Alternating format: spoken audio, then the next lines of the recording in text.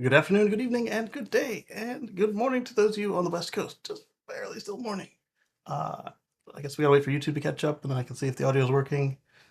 Not only did the camera die this morning, well, earlier in the week, but I just realized it, so did the microphone interface. So let's see if you can hear me now that this thing is caught up. Let's see, let's unmute it. It is working, but instead of coming through here, it's coming through there. So we'll work on that in just a moment.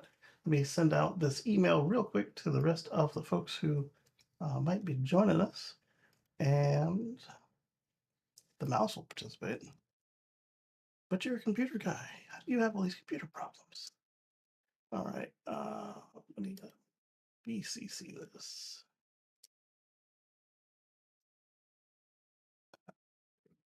Okay. And yep. Yep. And this guy. And go. All right. Back to you guys. Let me fix this sound real quick. That's going to drive me nutty.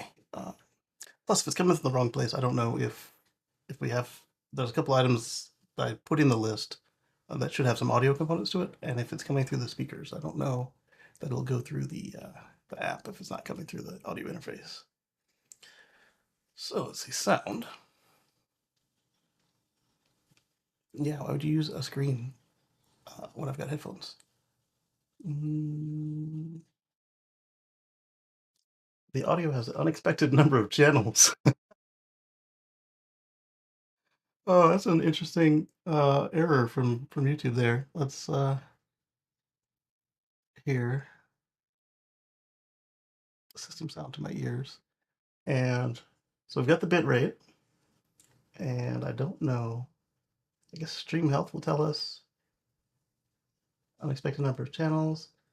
Stream is too high of a quality. We recommend that you lower it. When I turned it on, it was too low at 0 because it hadn't actually clicked in yet. And every other week, it's always told me, it said, "Oh yeah, the stream is low, but like you guys were fine with it. The recordings look good." So what I did was I flipped it over to on YouTube to do 4K. I don't know if X will accept a 4K stream, but it's receiving one. And the audio sounded good. Let me try again on the headphones. And well, now I don't hear anything. Oh, there we go. I muted it twice. Sounds fine. All right, so now we need us some Twitter X. Let's go there. And how is everyone this morning? I see Anders. Good evening. Good evening, Anders. That's one thing I'm missing is the projector. So I've got a camera, and instead of you guys or me, I see the Taj Mahal, which isn't even the desktop background for the day. Let's do not transform. I want a projector, an output projector, and I'm going to drag that over in front of the camera lens. Come on. Come on, because after that I need to check Twitter X, but if you put it behind the window, I won't be able to pull you back. X is not so good? All right, let me head over there and take a look as soon as this thing comes back. Right. This over there. There we go. Make it bigger. And now let's find a window we can cannibalize for using X. I guess the window I've used for X already, because it's not like I'm going to be opening tweets while we May have to kill the feed. I hear a streaker's about. Um, the the window I use for X right now, I'm not opening fresh tweets from the notifications, so we can use that. Let's go and look at ourselves here. Okay. Yeah, it's a little buffery, isn't it? Is it taking 4K? Is that our problem? Okay, so it's taking full HD as an option for me. I don't know if that's just my connection or no, just full HD. But like Andrew said, it is a stuttery mess. How do I fix that? Mm, let's see. I might not be able to fix it for today, but I should be able to. Whoa, that's a giant mouse. I should be able to fix it. Live dashboard, I guess. Yeah. Oh well, not like that. Damn it. And oh wow, it took me to the YouTube control panel. We definitely don't need that because I've already got it up. Go back to Twitter. Yep. Close the extra copy of. Like, I don't need 8 of me. I've actually got some stuff ready to go. I don't have the browser plumbed into this thing yet, but it's open. Let me. I'll just leave it where it is. Come on, come on.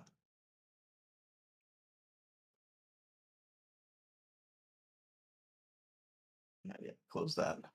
And then stream health is here. Yeah, here. Why is X losing frames? Am I sending it too much data? 0 drop frames on the computer. 30% CPU. Lock solid at 30 frames per second. Oh, minor issues, it says. All right, it says good now. But still no drop frames. Okay, let's close that down. And I don't know what to do to fix X while we're online. After this, we'll work on what's going on with X. But YouTube's working. That's where most of you are anyway. So let's get started. Let's go to our presentation. Excuse me, presentation view. Okay, where do you think I'm typing at? Because that ain't it, boss. It buffers all the time. Yeah, I don't know what's up with that. I might be sending it too high quality of data. Uh, Anders, does it show you the 4K option on YouTube? Because if it doesn't, then none of the buffering is worth it at that point. And then I'll figure out why it's being weird for the next one. I need. All right, so you're in presentation view, right? Where is the web browser? Come on. It's still moving about. It's got the wrong options.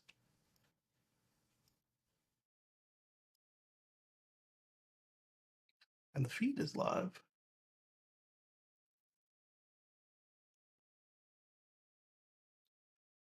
I can replace my face with a web browser, but I don't want to do that either. Oh boy, come back to me. Okay, good. It's come back. Gone to the view, and we have a friend over here, which is interesting. I want the presentation view. That's what I clicked on. That's what you showed me, and then you went to collab view. Okay, yes. Now, here's where the news is. Happy Sunday, Lee. Good to see you. All right, we're gonna go to settings. The mouse is jumping all over the place. 4K, sweet. All right, so I got to figure out why X is taking a 4K feed if they can only do 1080, and see how to only give them a 1080, and I think that will fix our X problem. But because it's a multi-stream, I don't want to break the Facebook and the YouTube trying to fix X. Unlike last week where they were all broken except for, what was it, the one. where I had to reset it. So we have Microsoft Edge. Yeah, that's us, but that's the tweets. I need.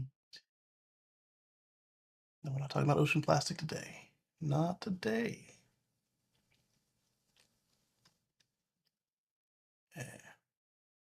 There we go. This'll work. And I've almost got it the right size. Look at that. Just come out just a little bit more on. I think that's now perfect. I think I might be missing like 15 pixels on the right. I did that by eye without the app running. Oh, I see what I did. It doesn't matter what size I make it. That's even cooler. So I can make this easier for me to read. And oh, there we go. No, I do see what they did. It is cropping it, but it's doing it differently. Let's keep it above the title because when we have white screens, the title being white goes away. Unless, bear with me. Let's go to title settings and we're gonna give it a stroke if that's an option. I don't want a Google font. I don't want to change the size of the font.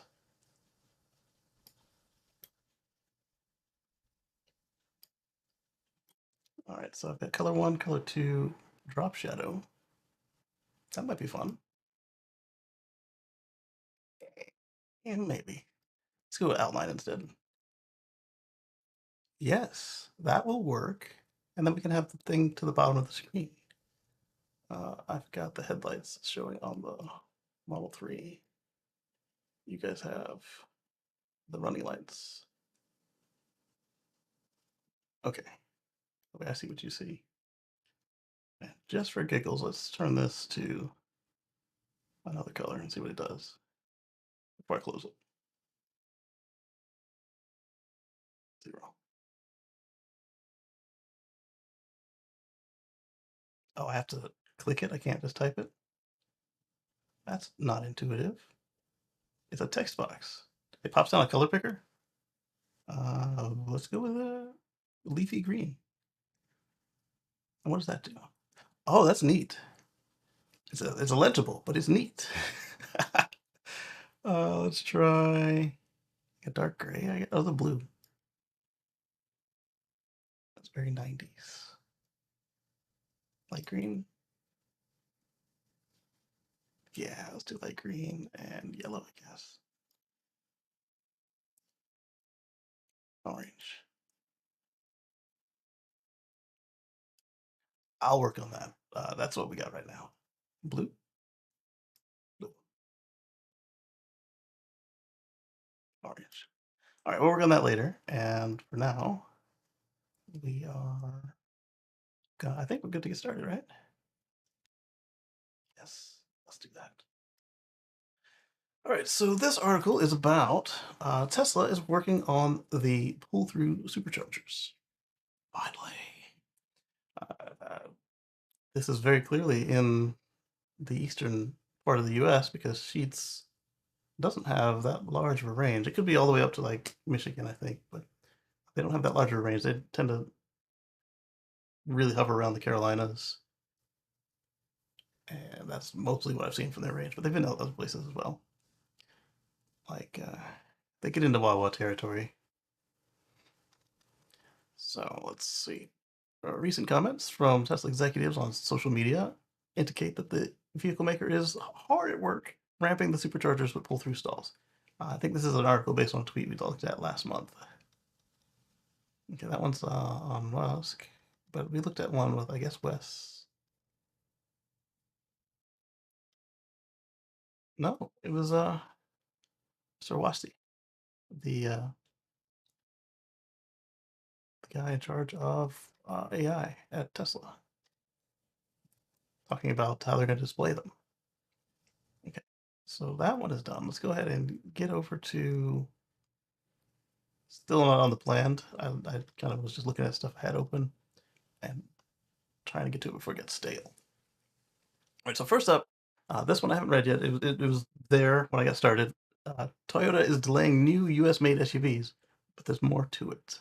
U.S. made electric SUVs, and I still got an open letter to write to them. I've got like a framework and a lot of words. I need to kind of get into a cohesive stream of thought that I'm going to go ahead and put out there for an open letter to Mr. Toyota and or say Mr. Toyota-san. And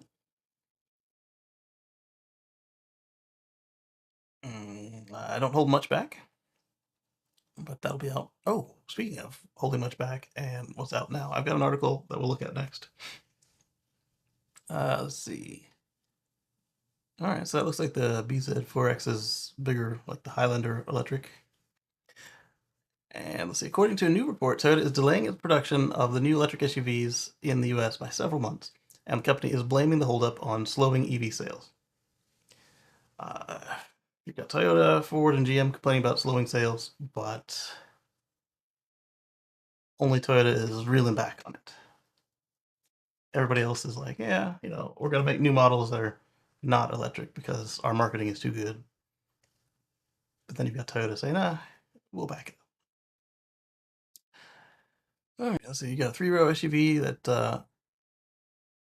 that's now waiting until 2026 instead of 2025. So 2 more years. I'm going to save this, keep it open. I'm going to put this in the letter as well. So yeah, Toyota, don't call us anti-EV, pushing back EVs yet again. That's all I'm going to say on that, unless you guys have some comments on it. And then we contrast it with this one. Even Toyota knows the end of the internal combustion is near. Another one of those ones that was just there when I opened the browser. And so it's not that they're pushing EVs at all. They are looking at ending their pure gas cars because now they've got everything available as a hybrid. At least this way, when the Reaper comes knocking, they can just switch out the gas engine for more battery packs. Or if some magical fairy comes through and makes that hydrogen stuff works, they can then swap out the engine for a few undersized gas tanks. But just like you want your EV to be a purpose-built EV, so it works well as it's designed to.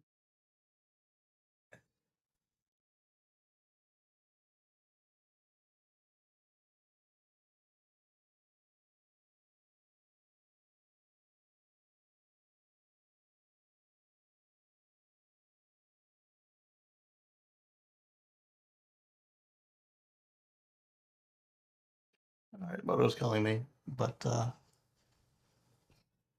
hang on, I'll be right back.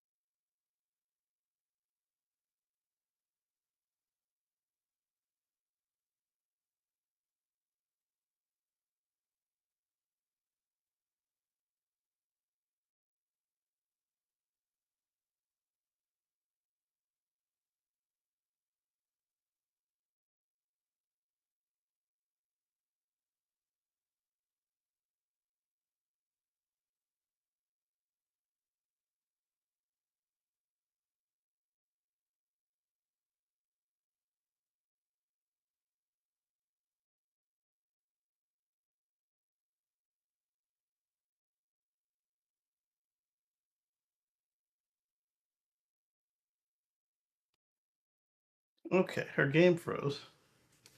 We're just sitting in the living room in the dark. It's an overcast day.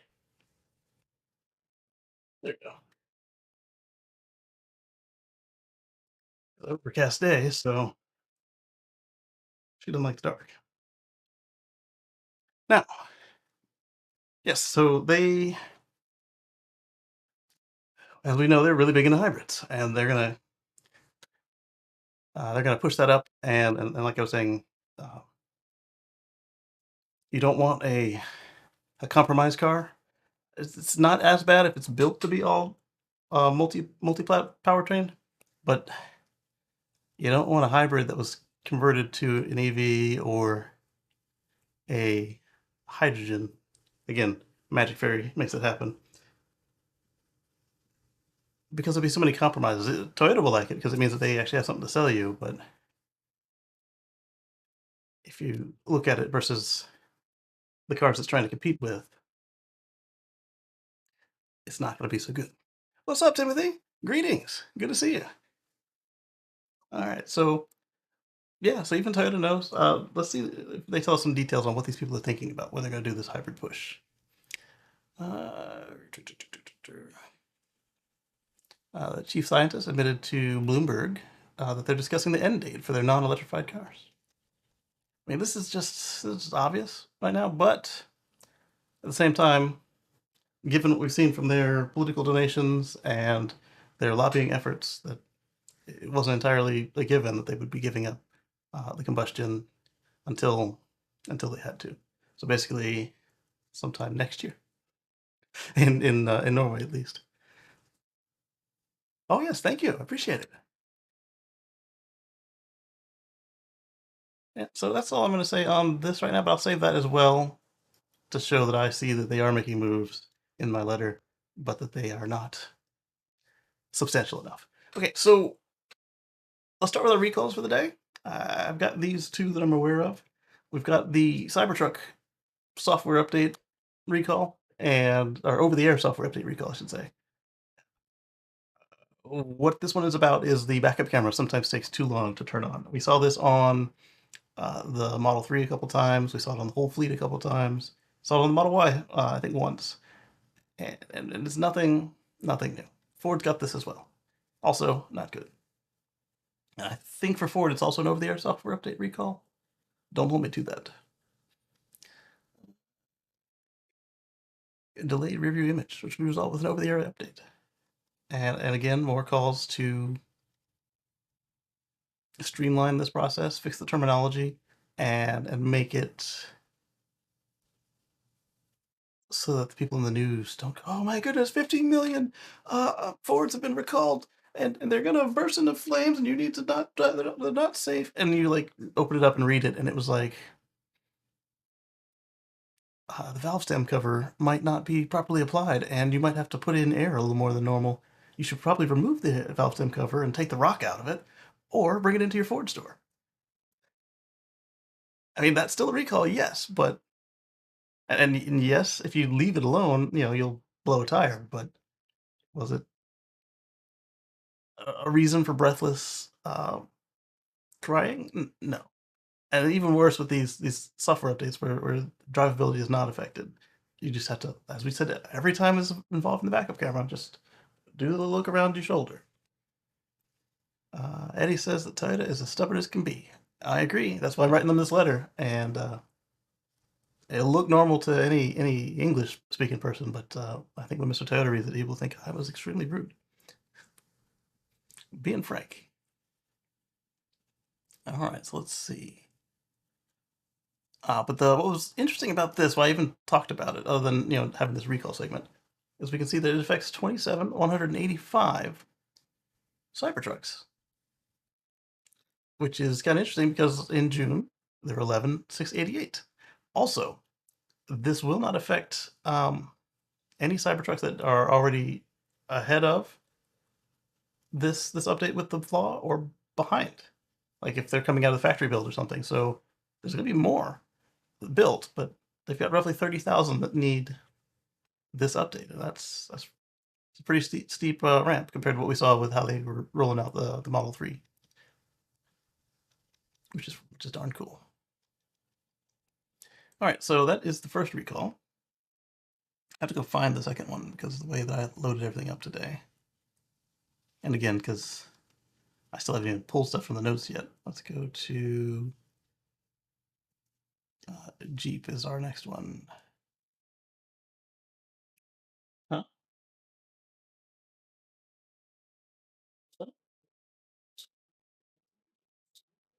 Oh, you want a bear?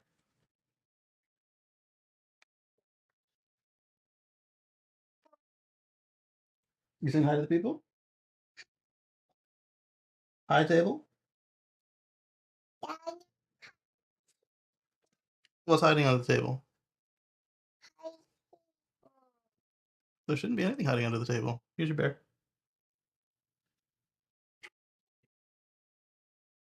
We'll take it out. Pick it up. Hi, table. Oh, a cookie from the floor. You might want to throw that in the trash. There you go.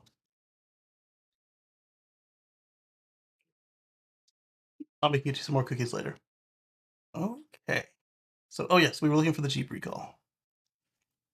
And why am I talking about a Jeep recall? You'll see. There we go. So, Jeep recalls 194,000 plug-in hybrid SUVs over a battery fire risk. And this is very similar to the one they had last time, where what I'm doing is turning on my fan. They it went very much like the Bolt and the Kia Hyundai Twins, with the situation where park your car away from everything else, and it turned out to be battery contaminants on those vehicles, on the Bolt and the Kia Hyundais, but we don't know for sure what's going on these Chryslers. I doubt it's still battery contaminants, because if they're still making that mistake, then LG Chem, LG Energy, LG Battery, whatever they call themselves, they deserve to not be in business. That's not just poor quality control; it's safety risk. I'm still looking for the fan. It moved on me. Garage, front yard, living room, server room, studio or studio. Live and studio move. Samsung.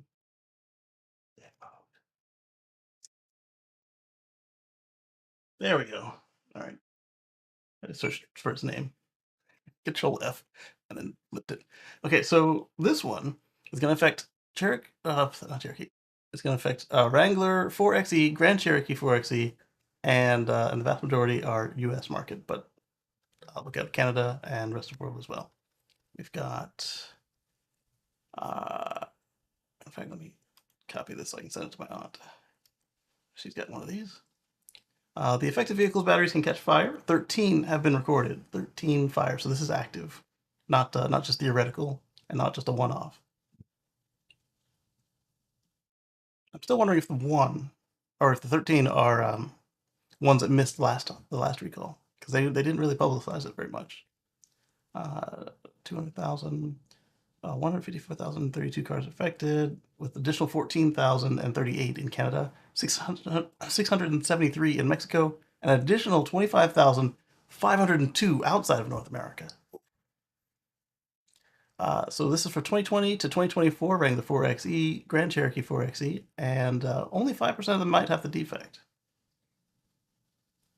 That's still a lot. The company stated after started the recall after a routine review of customer data led to an internal investigation that discovered 13 fires. All the cars were parked and turned off, and the cause of the fires is still unknown. The recall has not been published yet, and on the NHTSA website. That's not good. Stellantis says that a remedy is imminent. So the recall is probably not published because they don't have a solution yet, but they think they will. Versus the other types of recalls we see where they're, hey, don't drive this thing. We'll get back to you. Like we saw with the Volkswagen door handle situation on the ID4. Or like we talked about last week or the week before on the Kia parking brake on the remote park situation. Ooh, ouch. I guess while we're talking about recalls, we'll move on to Fisker after this. And we talked about the ID4.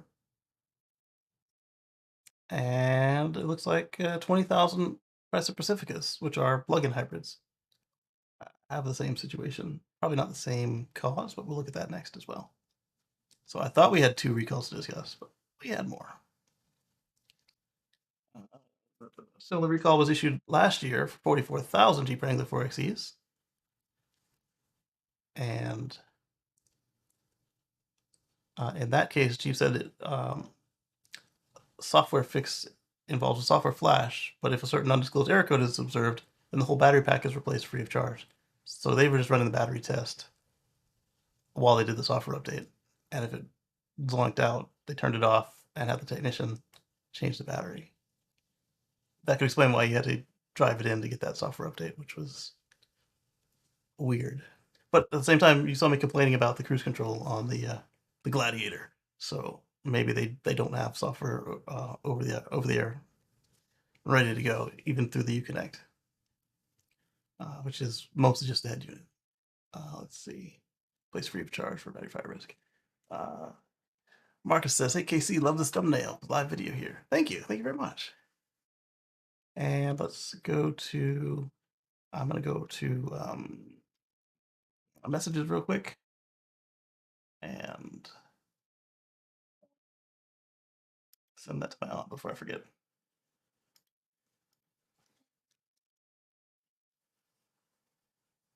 Well, not her, my aunt. They have the same first name.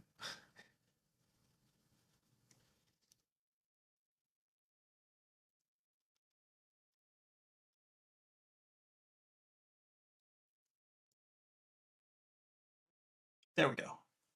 I had to put her last name in. They have the same first name. That's crazy.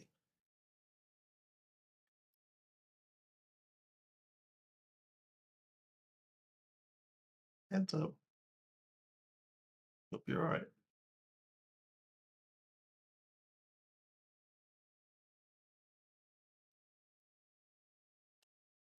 Okay. Next recall we're going to discuss is this one here. I'm going to bring back the monitor so I can see if anything's up. What's up, baby? You want M&Ms? We'll have M&Ms after the show, okay?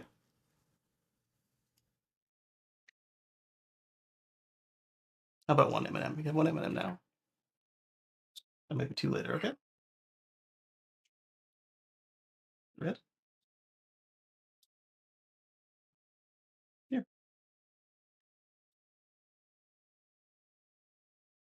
What are you doing with Elmo over there? You playing photo album with Elmo? Okay. He's a cowboy and a monster zombie? Yeah, you need one. No. Yes. Her mom offered a bath. She said no. Here, I'll charge this for you, okay?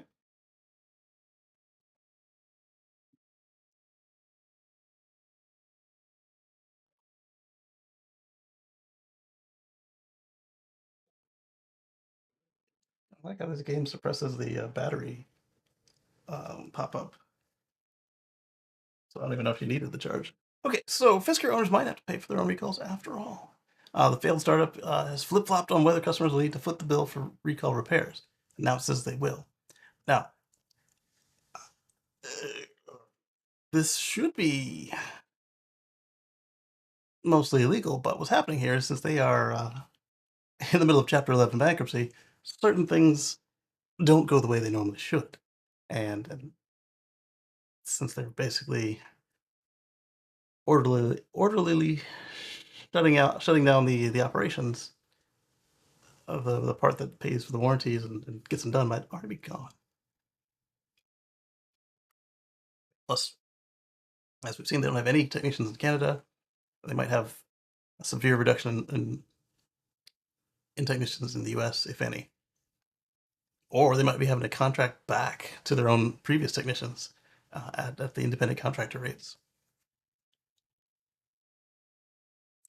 And over here, trending is giving away one of the stories. So we'll go there after we get done with um, the recalls.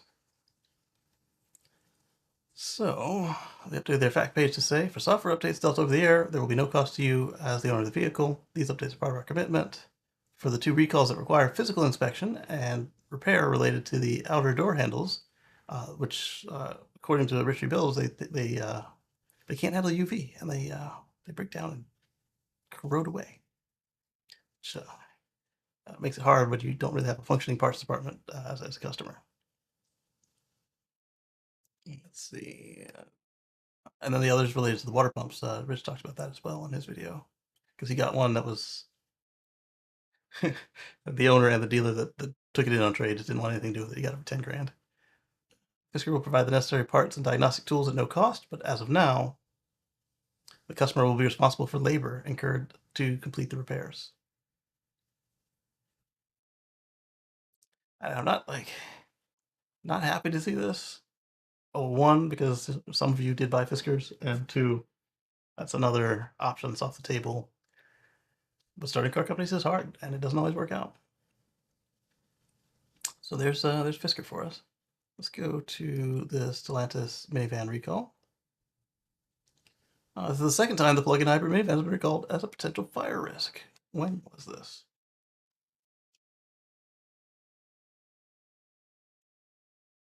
That was earlier this summer. I guess midsummer.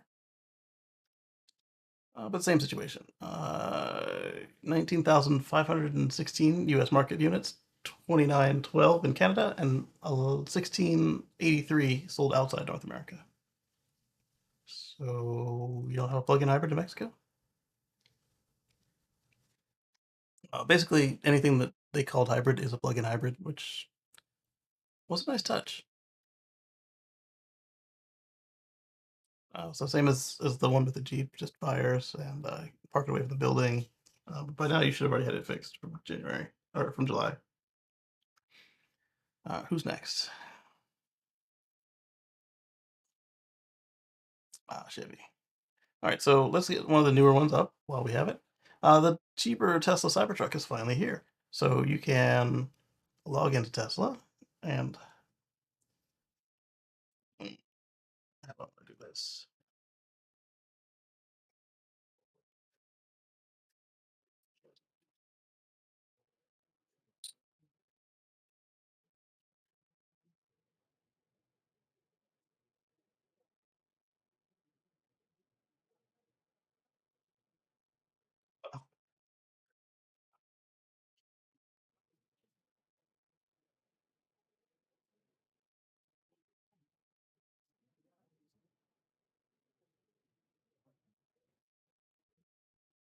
All right, we got ourselves a USB-C to HDMI cable,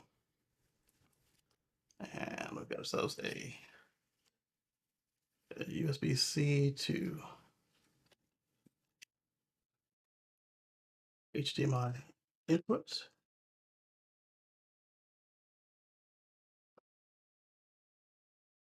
All right, it lit up. It's blinking. I don't know if that means it's updating or launching software. While we wait on that, I'll go ahead and launch my Tesla app.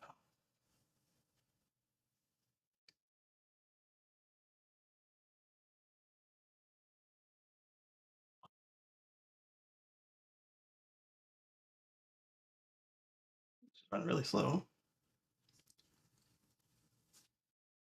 Okay, I'll change this back to YouTube so I can see because it's on the fan control. All right, all right.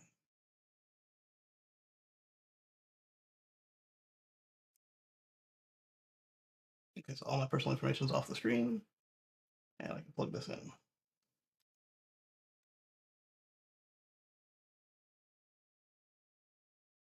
It lit up. No, I don't want Dex. I just want you to mirror my screen. Dex is cool, but uh, I don't need it right now. And trying to operate it in a window like this big is just not helpful. So now I need to add a source here. So we're going to add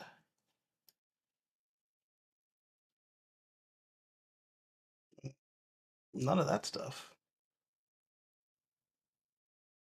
A video capture device?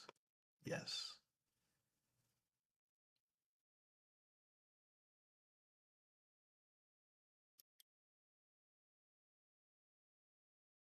Mm, that's just this camera that we're already on. Add a new source. We're going to say HDMI.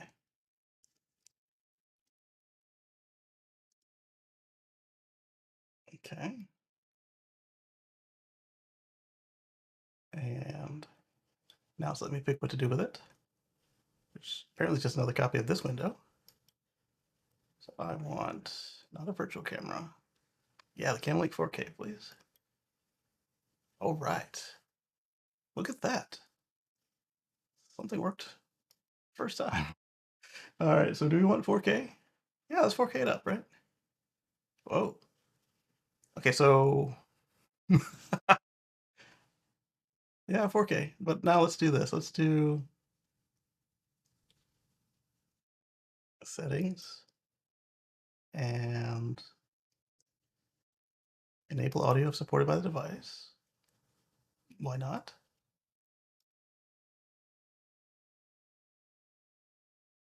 It's lit up. I guess that means it worked. And we're gonna scroll down, or not scroll down. We're gonna put this underneath you guys and any friends that we have on, and I'm gonna put me over it as well. There we go. Got it. Almost.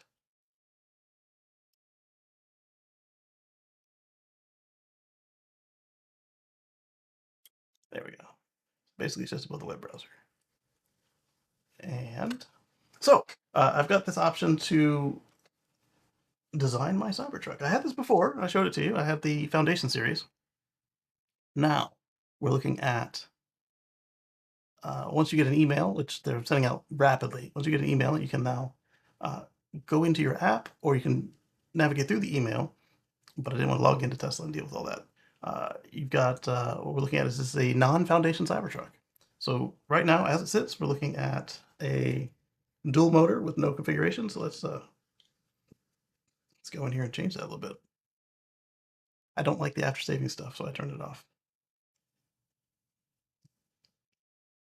All right, so we're looking at 79,990, respectable. Still got the 11,000 pounds of towing. We got 325 miles of range, which is nice, and we've got 0 to 60 in 4.1 seconds. Unless we go to the Cyber Beast, which now is instead of being 120,000 is 100,000 at 99,990. And there's a button to turn on the gas savings again after I turn it off. So if we change it to the Cyber Beast, it automatically changes the wheels, and our range drops to 301, mostly because of the wheels, but also the extra motor does have some weight to it. It says the same 11,000 pounds of towing capacity, but if you read the manual, that doesn't include the extra weight of the truck. So it actually has less payload capacity and less towing capacity than the dual motor, which is why I was looking at the all-wheel drive to begin with. But you get a respectable 0 to 60 in 2.6 seconds. So it's actually faster than my P100D, which was it was like 3.2 when I bought it, and then they increased it or decreased it down to like 2.8, 2.9. It's really just a hair behind the Plaid Model X. Okay, so let's go back. Let's explore our features. We've got the depth-resistant design. Whoa! I don't know if I'm scrolling wrong or if it wasn't expecting me to be duplicating the display.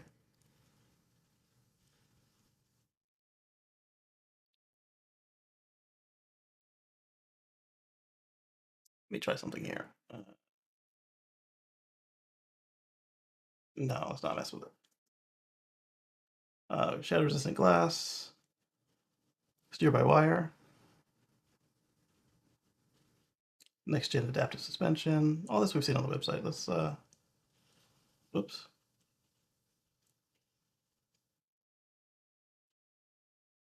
Okay, we can reserve it today for 2,000 if we get the range extender. Okay, so it does actually save your config. That's the only thing I clicked on. So let's learn more about the range extender, which is enables more than 445 miles of range without impacting accessory compatibility. You'll be notified when range extender is ready for installation after production begins, which is planned for mid-2025. And it takes up a good chunk of your bed, and that's annoying. Oh, did we lose the caption? It's like frozen on my screen. Maybe it doesn't like all the flashing.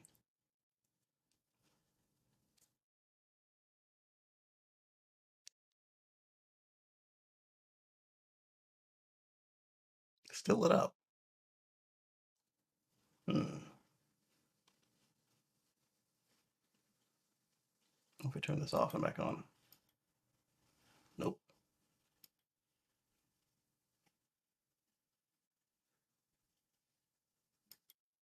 All right, what if we turn it off and unplug it and plug it back in?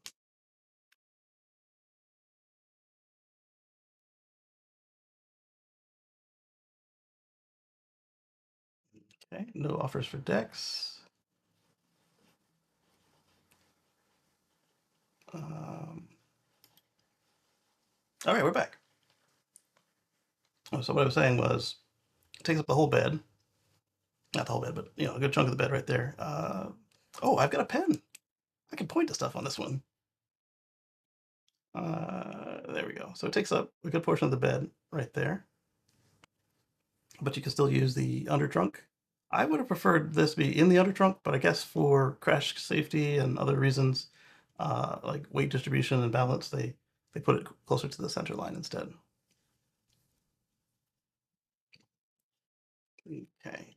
Uh, and then you can get your Cyber Core wheels are included.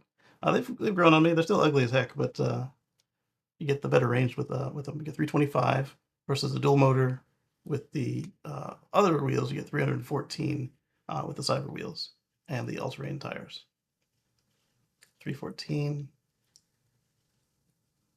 versus 325. It's not as bad as you would expect. I wonder if you can downgrade them like you can on the Model X. You couldn't downgrade on the Model S, I don't believe, at the time that I was in there. All right, so 301, 320. So you can have a Cyber Beast and have it shipped with the core wheels and get 320 miles of range on the Cyber Beast. 320 versus 325. So you only lose 5 miles by going to the Cyber Beast. That's better than anticipated. It's also, I think it's better than when they launched the thing where you only have the all-terrain tires on dual motor or Cyber Beast. So if I had the extra money, I don't have any money right now. That's why you don't see one sitting in the driveway. But if I had the extra money, I might consider a Cyber Beast with the small wheels because that will restore some of the towing and payload capacity. All right, so then you've got your interior. So we can look at tactical gray as the default. And I haven't seen it in person yet, but it's kind of growing on me like this because with the white interior, you don't get white seats. You just get these white panels. And it does help open up the interior, make it feel less cave-like. But I think that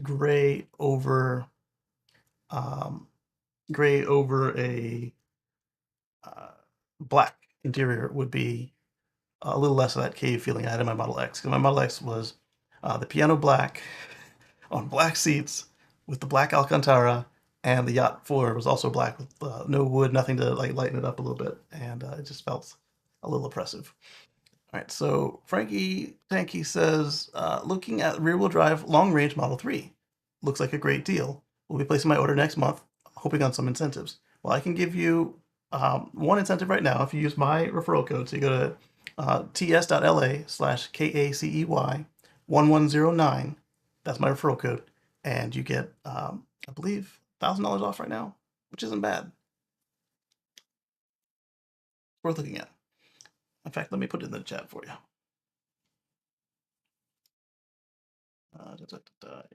bs:/ts.la/kc1109. There you go.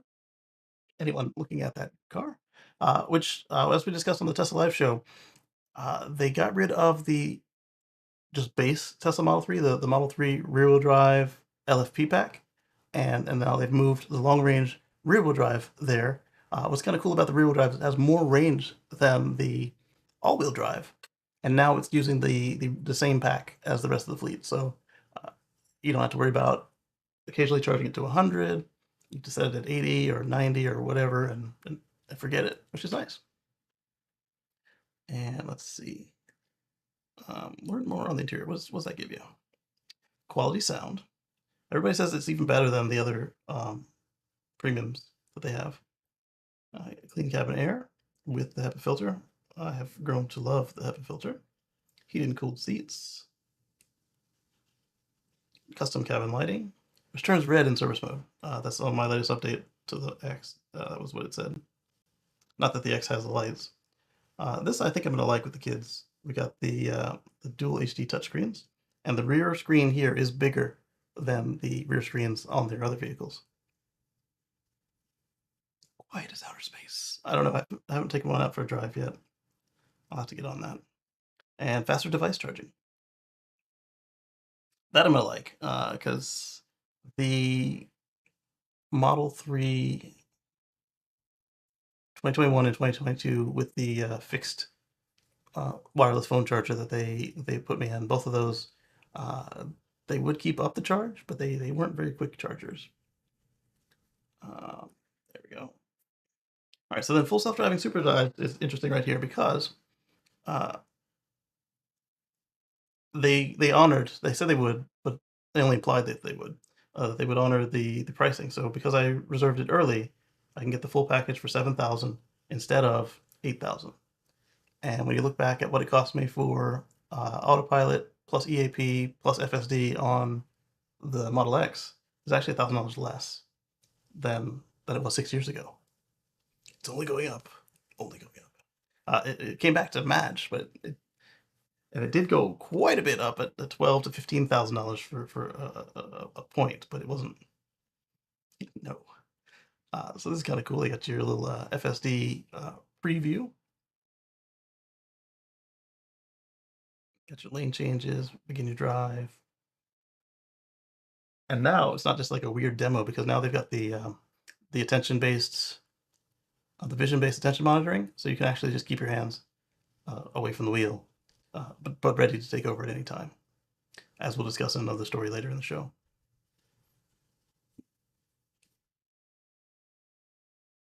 Interesting that they use that old wheel though. I think they might have updated it for a Highland. And I get why they didn't do it on a Cybertruck because that just got FSD, but you're trying to sell it. Maybe show the Cybertruck doing this stuff. And they've got the inputs from the Model 3. So they could take this video feed from the Model 3, assuming they had a camera on top at the right height, lift it up, paste that feed into the interface of a Cybertruck, and then make a Cybertruck repeat. Just run the program, whatever they were capturing, just make it do it again for their marketing video. All right, so then it comes with no charging because it's not a Foundation series. You can get the universal home charger, or you can get the mobile charger, and they don't have the it's just a regular mobile charger. It's not the PowerShare mobile charger that's all black. And then the universal home charger was all it was to begin with on the other one. It's got the little PowerShare icon right there at the bottom. I was hoping I could click it. There we go. So right there you get the little lightning bolt, the PowerShare icon. So that way you can use it with PowerShare. But with the right setup, you could use even the Gen 1 wall connector with PowerShare. It doesn't do it so nicely. Basically, you need a power wall. You couldn't just expect it to work. I've got my charging bag back there, so I can remember to check my pigtails to see that if it's one of the ones that's recalled or not. All right, so we're not going to get any charging from them. So then here we go. So you can get the PlugShare from the accessory store, available in Tesla Shop. PowerShare Home Backup Bundle. Power your home for up to 3 days, off grid for up to 3 days with Cybertruck. Installation required. It's going to take an electrician, of course. And then this is just what we looked at years ago, or not years ago, months ago on the Cybertruck. And then I looked at accessories, so it's stored in my settings. I wanted the underseat storage bin, and I wanted the all-weather liners, and the cargo vault divider. Just because with the kids, it's a little messy. All right, so glass sunshade, we didn't get that on the X. We have it. It came with it. Oh, sorry. it came with a cover for the big sky window on us, and we had some points left over with Tesla where they were expiring one of their programs, so we got the expandable ones to go in the wing doors, but I've never used them. They're still in the bag, I believe, unless my wife opened them. The under seat storage bin is nice because the rear seats fold up, so why not uh, have something nice and organized underneath them? I've got all weather mats on every car I've owned. I've had all weather mats, except the driver's seat because I take that out and I switch it back for the cloth mat because I drive with a sock and the hard, cold, sometimes wet all weather mats. Uh, the wet is the worst. The wet socks. Ugh. I can feel the more of the pedal and manipulate it better. So I drive in a sock. And then the cargo divider, just to help organize that under trunk area. And it looks like we lost the cam link again.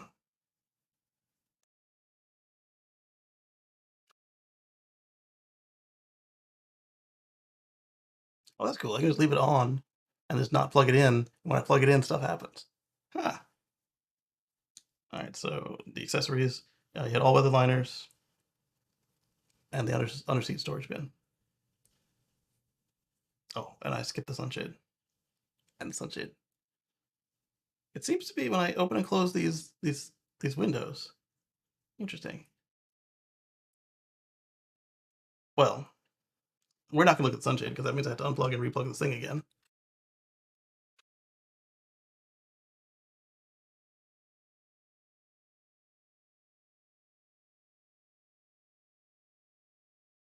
All right. So then for this one, with just those handful of accessories, with leaving everything stock, but picking the $2,000 deposit on the extended battery, we're looking at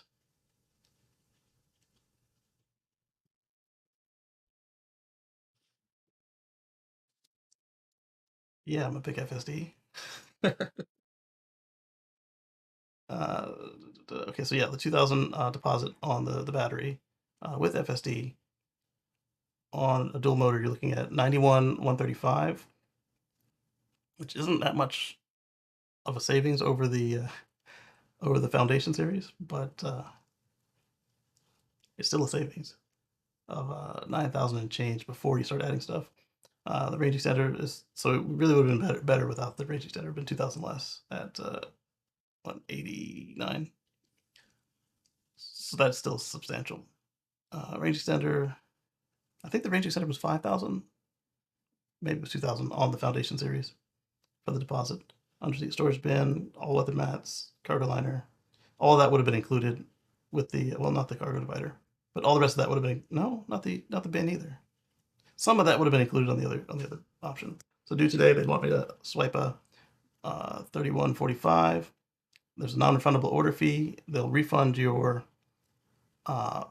reservation of $100, and then once you've done that, you should just wait for them to call you with a VIN. But again, if you were not getting the range extender, then it would only be 11.45 today. So that's not bad.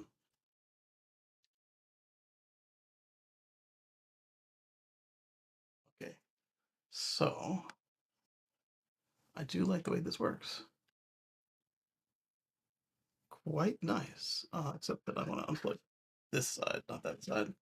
But I always have the right cable, extension cable to go with this thing. There we go. All right, and then we'll delete this on my laptop. There we go. So yeah, so Cybertruck is finally here. Let's get back to where we were. All right, we talked about the Cybertruck recall. Did we? Yeah, we did. And then Toyota.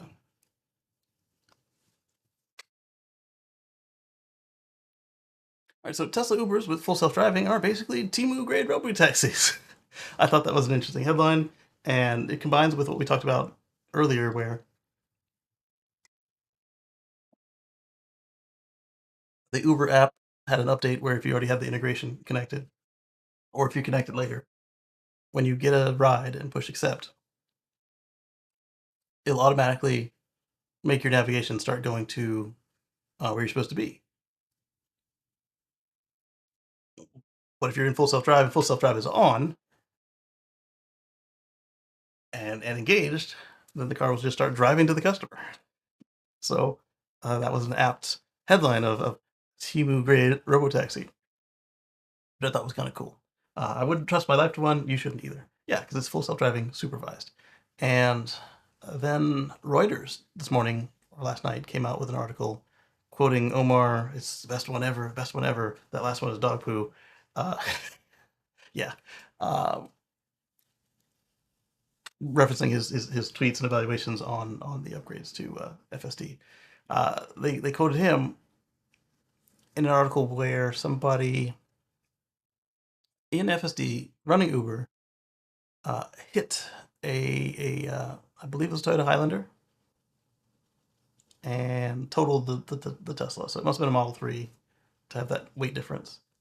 And they made it seem like it was the driver's fault for all of this occurring.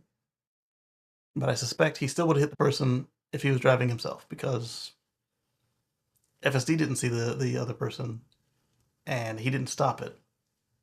And I'm hoping the reason he didn't stop it is because he didn't see it. Because if he saw it and let the car run into the other car while having an active fare in the car, that's pretty stupid. But if it is as I interpreted it, then this was not really avoidable if somebody's just being a jackleg and just driving all the road outside of the realm that any human or computer would be like, oh, that makes sense that they might try that. Uh, I'm guessing something like you guys might have seen a video on my feed where I watched a crash of somebody making a blind left turn from a business across multiple lanes. They should not, as if somebody waved them on, but nobody did. Uh, that's also why you don't jump out just because somebody waved you on. They can see, but they might not be good at knowing that you've got room to get out there. So that was a humorous headline, and it's true, and that's why I picked this one up. Let's go to let me look at the battery real quick. It's a foggy day, not foggy, cloudy. Uh, Let me show you this.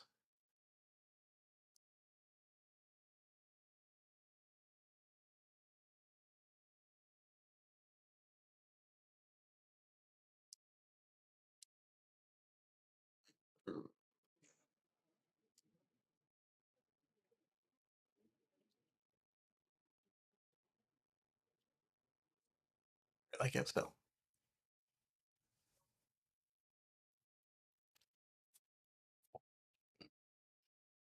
or the shortcut's broken today. So let's just do this.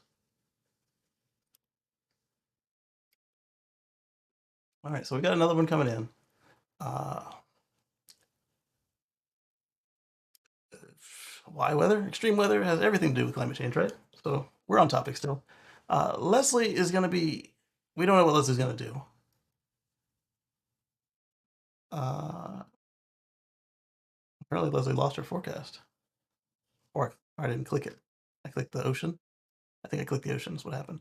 We don't know what Leslie's doing, uh, but it's not going to peter out like they were originally suggesting.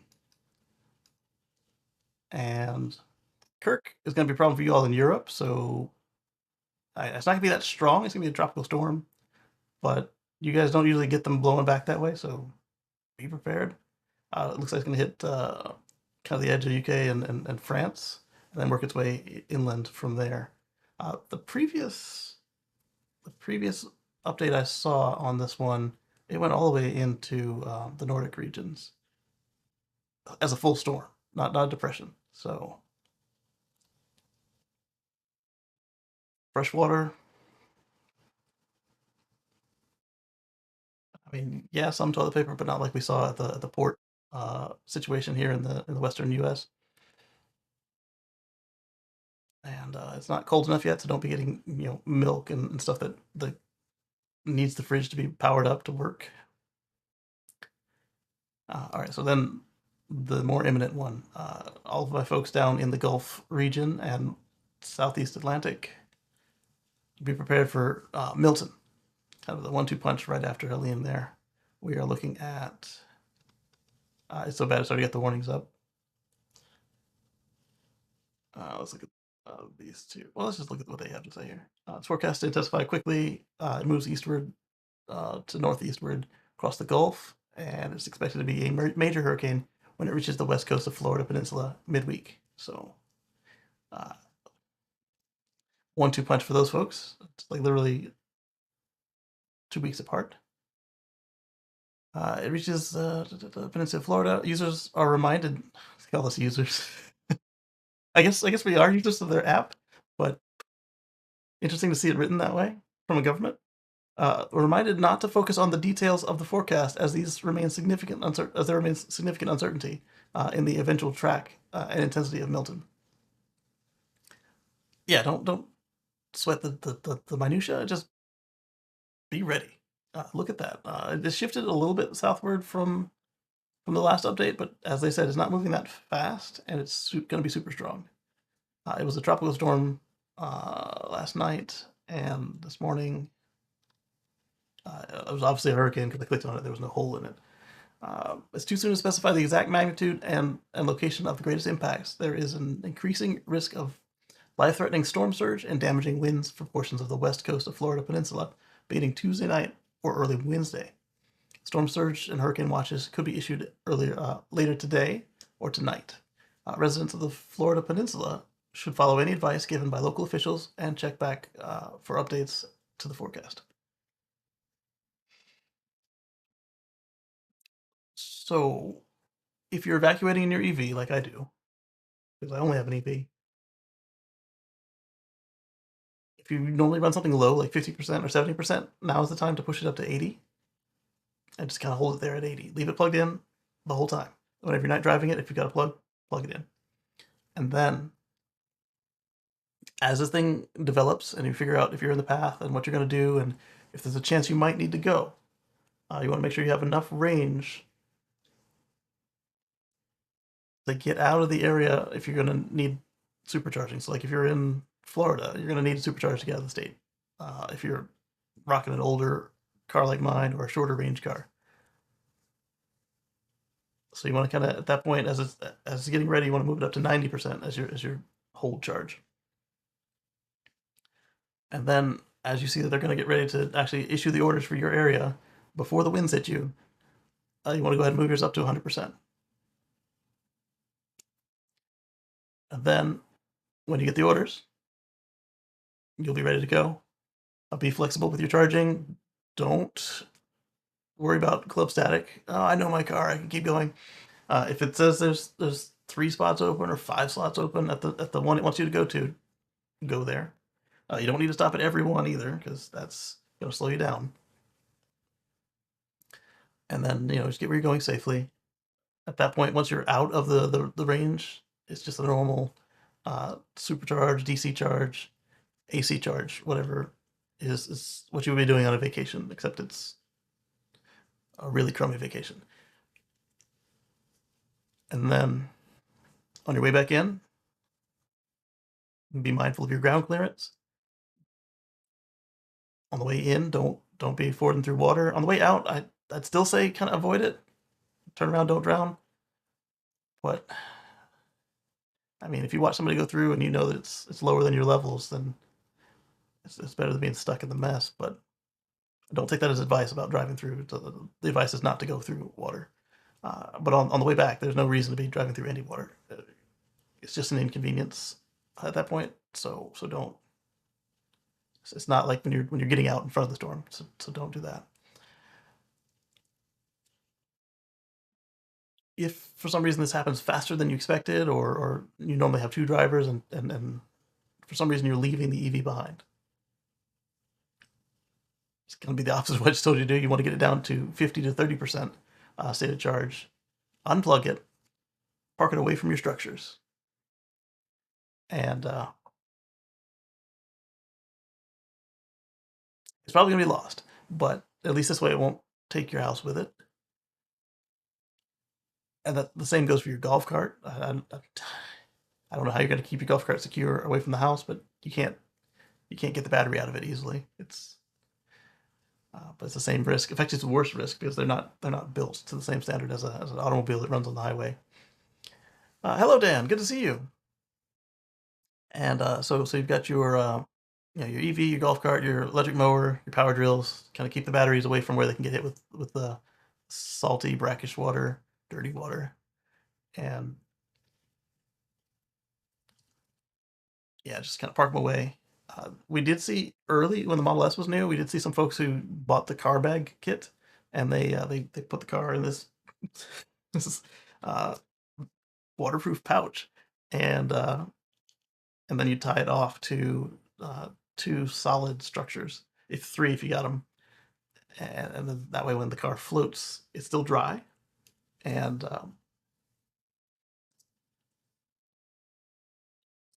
people use them for the gas cars too. A little safer on a gas car though.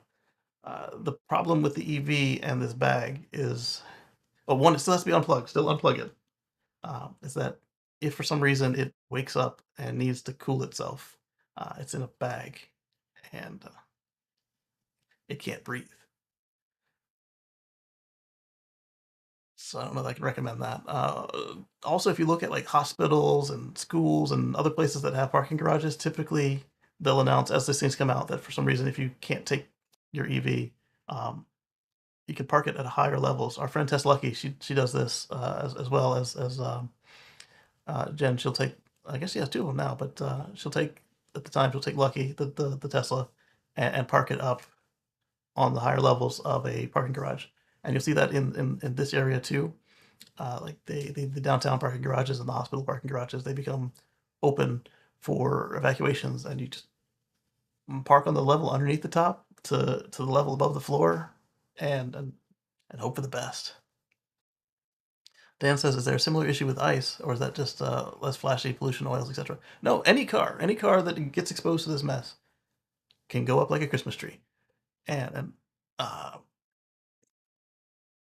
it's just like the regular fire stats. The EVs will do it less than you might expect, and hybrids will do it more than would be expected. But just because it's a fossil doesn't mean it's safe from this. If it gets connected just right before it floods to death and dies, especially if it's salty water or just the right chemistry, uh, it can cause a short and just light up. So once you get back, if you didn't evacuate in your EV, you want to have somebody to find out if it flooded. I don't know if you want to get like the little wet detectors that you find in the phones, or if you got a camera on it, but your camera's gonna have to need to keep charged the whole time. So I don't know.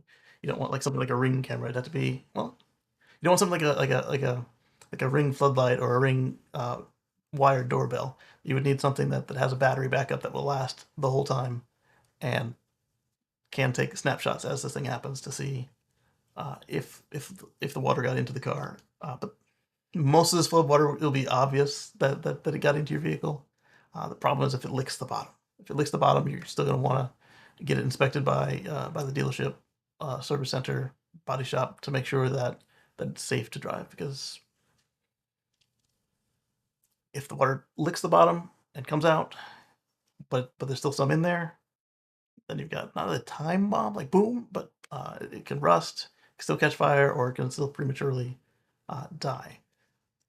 And again, as I was talking about the golf carts not being built to the robustness of an automobile, I haven't seen any of these automobiles not tested in a water trough test.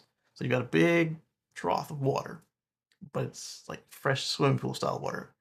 Uh, and then they drive the car in up to, I've got a model car somewhere. We got an e-tron today. So they drive the car in up to the fender, and then they just push the water all the way through, and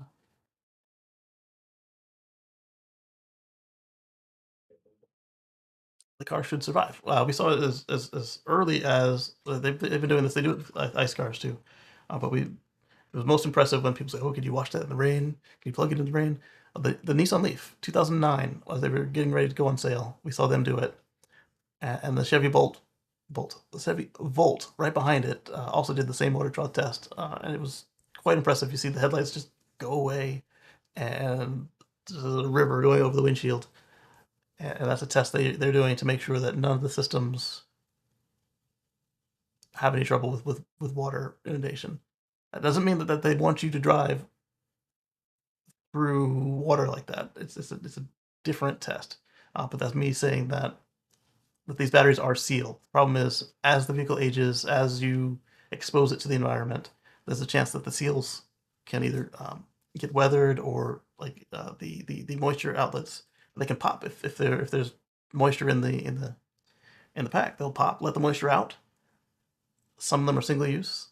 Some of them are not single use, but they don't suck back up in there correctly. And if they're stuck out, then the water leaking at the bottom of the pack will be enough to be a concern. So that's why when you come back, you want to make sure that the car is checked out before you start using it again as a regular car. If you have a plug-in charger, you can go ahead and depending on where you plug in. If you plug in like at waist height, go ahead and just toss it up. You can leave it plugged in. If it plugs in lower to the ground, like at your shin or your foot, go ahead and unplug it and set it someplace safe. If it's hardwired, that's fine. Uh, but again, if you're leaving the car, it's not going to be plugged in because it's not even going to be in the building or next to the building. Because remember, these types of batteries, not so much the LFP, but these types of batteries, they make their own oxidizer. They carry their own air. That's why when you see a Model X in a lake, first thing it does is it opens the doors so you can get out, and then it catches fire underwater. Typically, when you see it, and then you have the firemen standing around the lake looking like we were going to put water on it. That's what we were going to do, and that's also why it takes so much water to put out a lithium fire because again, it's making its own oxygen, and what's happening is it's called thermal runaway. That happens when you have a short or just a internal failure that allows the heat to get so high that the chemistry is able to catch fire, and it's called thermal runaway because there's so many cells, either the cylindrical cells, thousands of them, or hundreds of the pouch cells, and each one gets its neighbor hot enough to catch fire, hot enough to catch fire, and then they keep on going. And that's why they say don't waste any money on foam as a fire department because the foam isn't going to help it cool down. And then when the next one catches fire again, the property of the foam to keep the oxygen out doesn't matter because it brought a scuba tank. And foam doesn't cool as well as water does. So just keep soaking it. What was that? I guess that was Courage the dog. Just keep soaking it. And they have these nice dumpsters full of water basically in Europe, and they could pick your car up and just dunk it in the tank, and then they set the tank off to at the fire department for a couple of days, and then they tell you to come get your mess. I don't know if they use it actively that much, but it's a cool idea.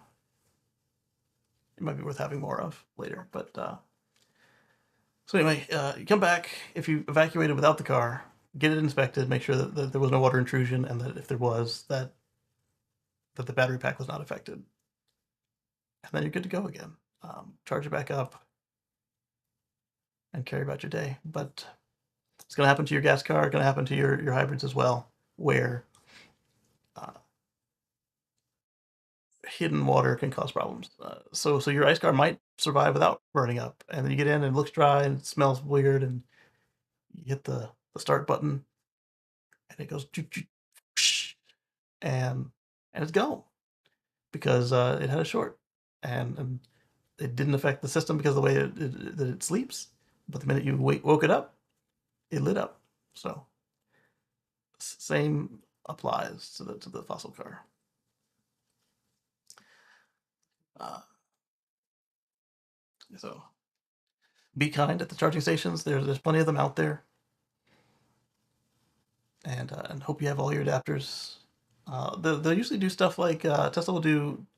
They haven't always done it, but they'll do free supercharging, and they'll unlock range if you have a locked pack. So if you have a 200-mile range vehicle, but you have a 300-mile pack for about a week or a month after the incident, and before it, they'll open it up so you have the full 300 miles to get to safety.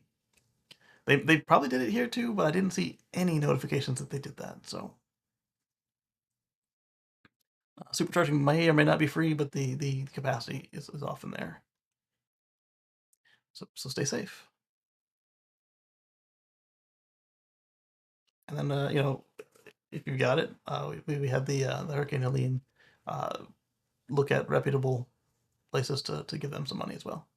This one was interesting to me just from the title. I didn't read it, so let's look at it. It looks like they're going to commoditize the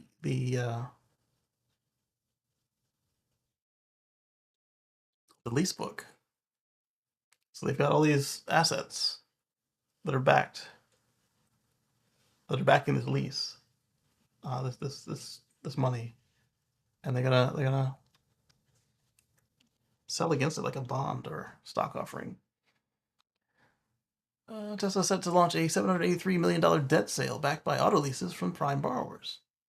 Okay, so that's cool. It's not just the all of their leases. They've gone through and looked for who's prime.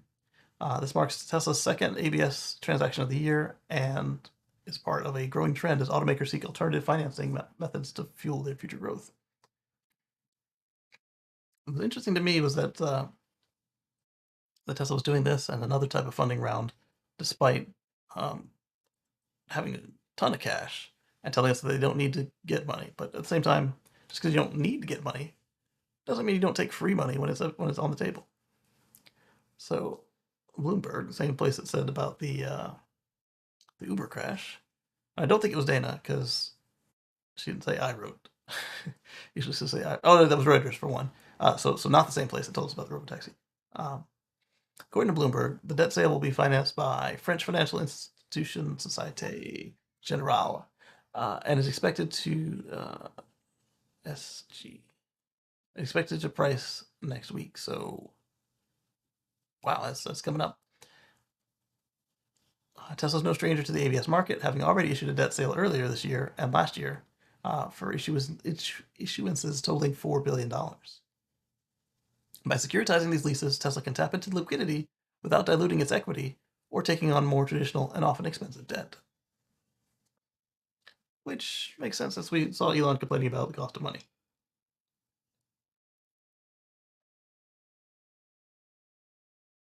The first ABS deal occurred in 2024 in March, raising $750 million. So this one they expect to actually be a little bit higher than the old one at 783. The use of leaseback securities allows it to raise capital while continuing to focus on scaling production and expanding the product lineup.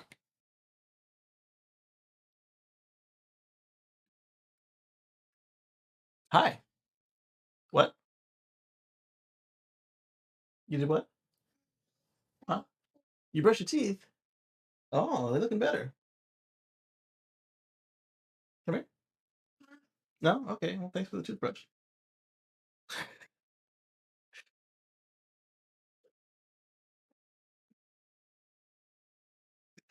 This child has like 8 toothbrushes. I guess there are less healthy things that she could be collecting than lots of toothbrushes. Okay. So Tesla's going to sell some debt. That's not exactly on topic because I don't really do the money stuff here. 24M has shared their test data for a new Impervio separator that helps reduce EV battery fires. Again, they're not common, but when they happen, they are impressive to look at. So, one, if we can make them less damaging when they do occur, and two, if we can make them occur less, then we're going to be doing well for ourselves. Dan says, yeah, the media makes it seem like it's only EV issue. Yeah, the EVs aren't the only ones going up, and they are still the ones doing it the least. It's just all the more impressive when they take a lot of water to put out, and the thing that you used to put them out is also the thing that made them catch fire in the first place. Volkswagen-backed battery developer 24M Technologies has shared test data showcasing their Impervio separator, which helps to reduce the risk of EV battery fires. The video footage below shows a side-by-side comparison of conventional cells overcharged and without an Impervio separator in real time, demonstrating the technology's potential into the future. So it sounds like they removed the BMS and charge controller that prevents it from overcharging to get this impressive result.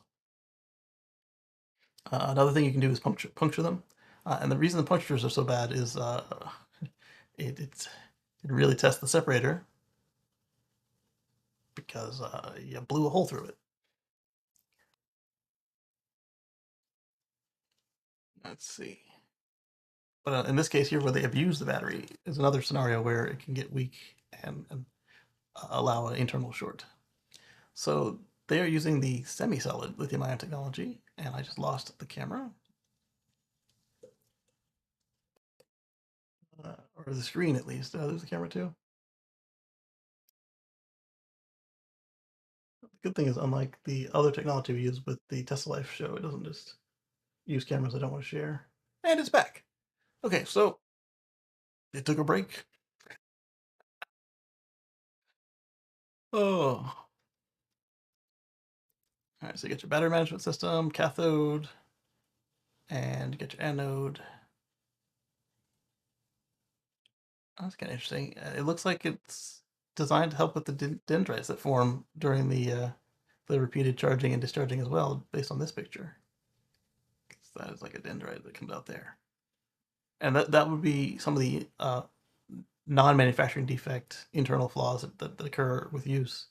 If these penetrate the separator, then they form an internal short, and all the energy crosses the barrier, and all that energy letting go real fast makes heat, which makes fire, which makes runaway fire because the neighbors, again, they go at the same temperatures. So that's kind of cool. I like that. This will be helpful. Okay, let's look at the video. No video, huh?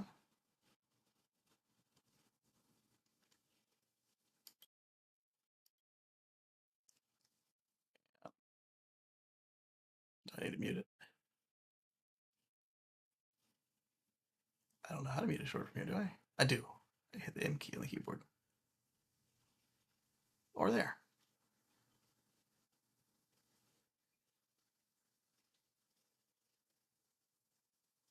Okay. There you go. So this is overcharged without the protection that they offer in their product. And again, your car won't let you overcharge its batteries like this. This is a raw cell, and they've removed the protection that comes with. Okay. That was a long intro and outro. All right, so now let's move on to 1010. Robotaxi is coming up in 4 days. The Tesla Life Show will be changing our schedule for the Robotaxi event. Stand by on the YouTube. Well, not the YouTube. Well, yeah, YouTube, but stand by on the X feed for the Tesla Life Show and Facebook if you got it. So Tesla Robotaxi commercial introduction could be late 2025 or 2026, according to Morgan Stanley. It's a matter then of, what do you think? Could they do it? Yeah, they can physically do it. Will they do it? I don't know. Uh,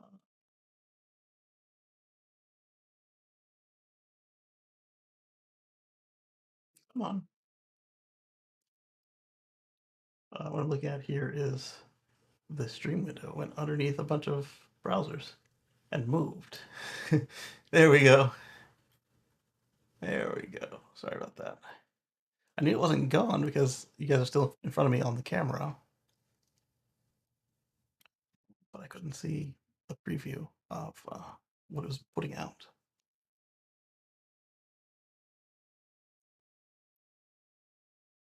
Okay, so YouTube is no longer complaining about the audio. They're just saying I'm sending them too much data. I'll have to adjust that. Right, let me take a screenshot. Let me take a selfie. That way, later on, I'll be able to deal with it correctly and set the settings the way they want. And it looks like X still just hating what I'm doing to it. So we'll also dumb it down for X, which appears a little smoother than it did at the beginning of the show, but it's still spinning. I apologize for that. What if I lower it down instead of 1080? What if I give it like 480? To get better? Not really. What if I do potato quality? Still spinning on potato. So let's go back to 1080. And we'll continue.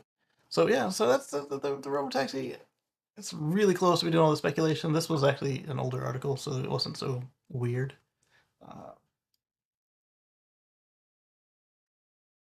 say older, 4 days ago. Uh, we'll see. I'm excited to see what's going on. So for Hurricane Helene, SpaceX has offered a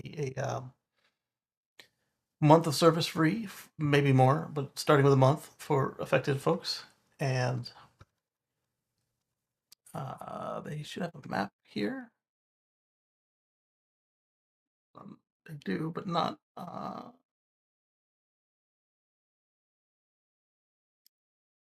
in that copy of the article there. So they're telling you how to do it, and if you live in the blue zone, the light blue zone, not the dark blue zone, they will offer you 30 days of coverage. And if you're a new customer, they'll let you know before they transition you to a residential plan. If you're an existing customer, just get in touch with just open a ticket to SpaceX Starlink, and let them know that you're in the path. They'll verify your dish GPS, or if you have GPS broken or turned off, they'll verify your Starlink mesh location, and they'll then issue the credit at that point. Uh, oh no, the Mac reversal thing is happening again. So what they'll do at that point is it's a good way to get people back on their feet, get you some communication. There's an option on most phones to do Wi-Fi calling, so that you can, even if the cell towers are down in your area, if you're connected to Starlink, you can then uh, use Wi-Fi calling to get your calls. And depending on your carrier, you can do texts and other options through that as well. Others only support Wi-Fi calling, so your texts are going to be hanging out in nowhere. And we've got another article that I'm going to pull forward about Starlink and and this. I think it's we got a couple Starlink articles, so we'll stand by.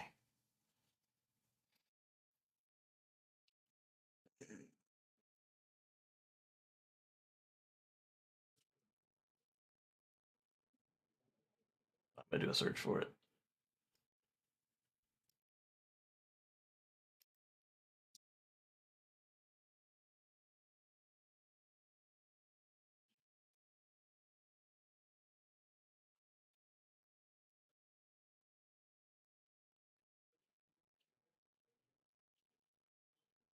August. Oh, my scrolls are messed up. Let me fix my scroll reverser real quick. Enable. Enable again. It was off, or it was on. I turned it off, and now it's working. Okay, I thought I had to quit it. Uh,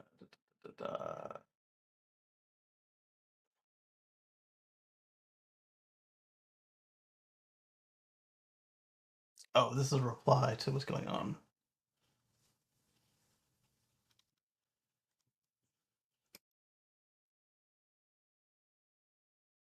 Okay, there, right from the horse's mouth. All right, let's copy this message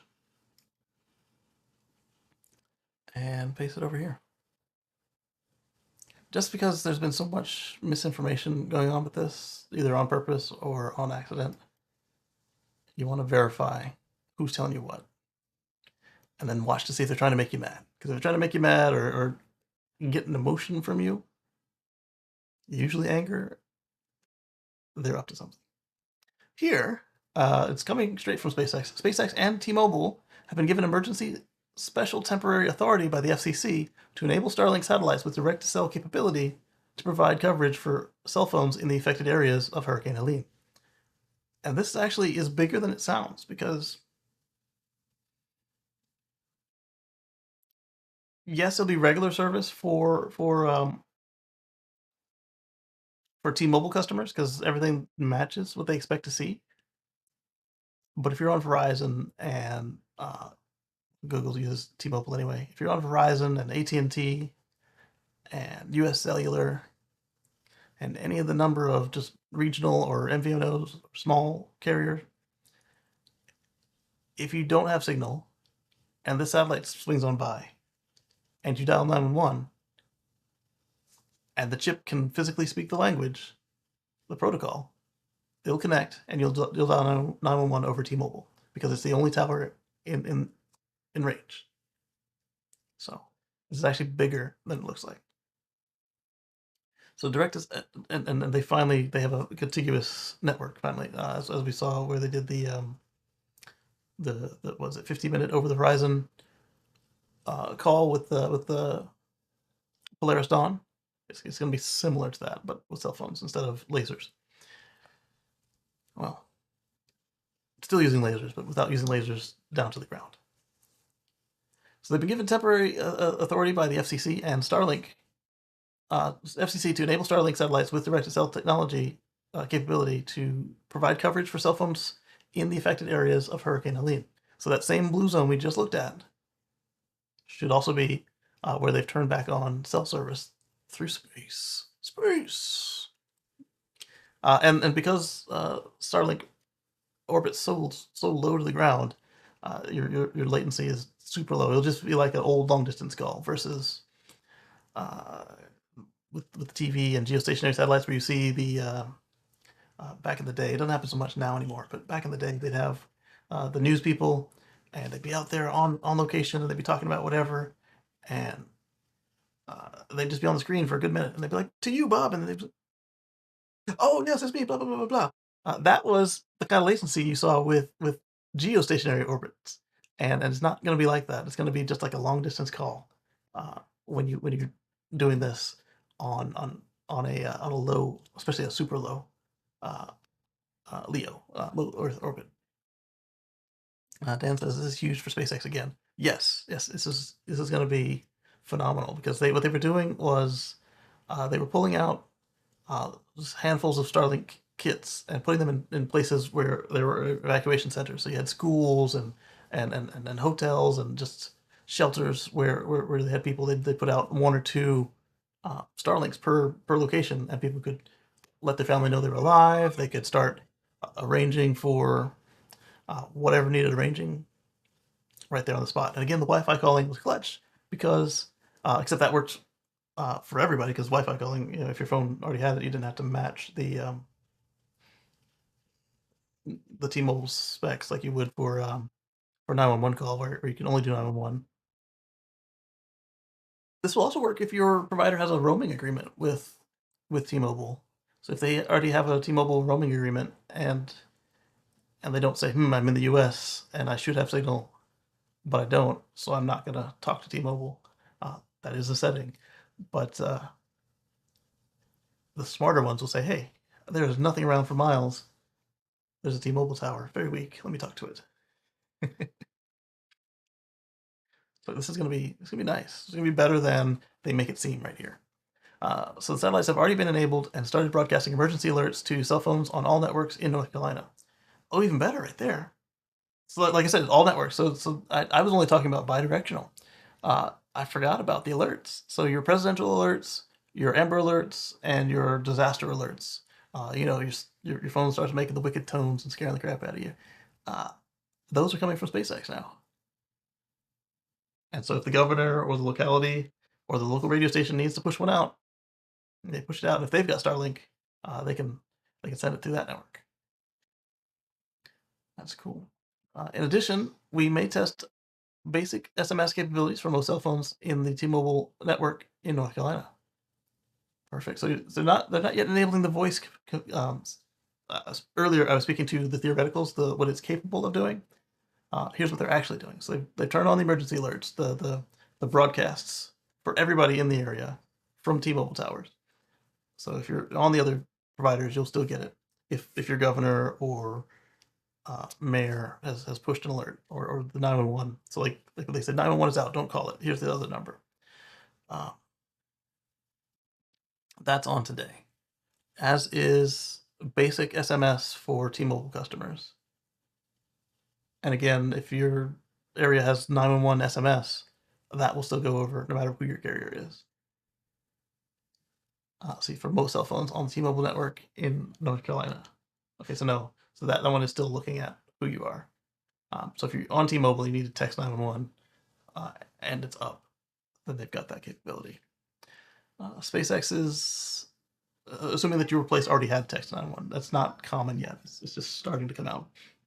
SpaceX's direct-to-cell constellation has not been fully deployed yet, so all services will be delivered at best effort basis.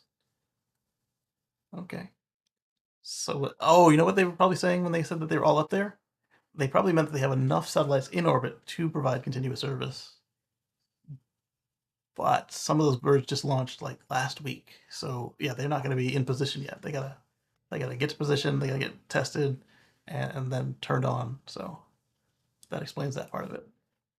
Joe says, "Thanks for working so hard to get those in need, even using a system you have not fully built out yet. Great work." Let's get that out there. Just straight repost. I'm not gonna comment on it. I mean, we did, but we're not gonna risk getting filtered out with all the people making extravagant claims. Oh, there goes the camera again. Or at least the monitor for the camera.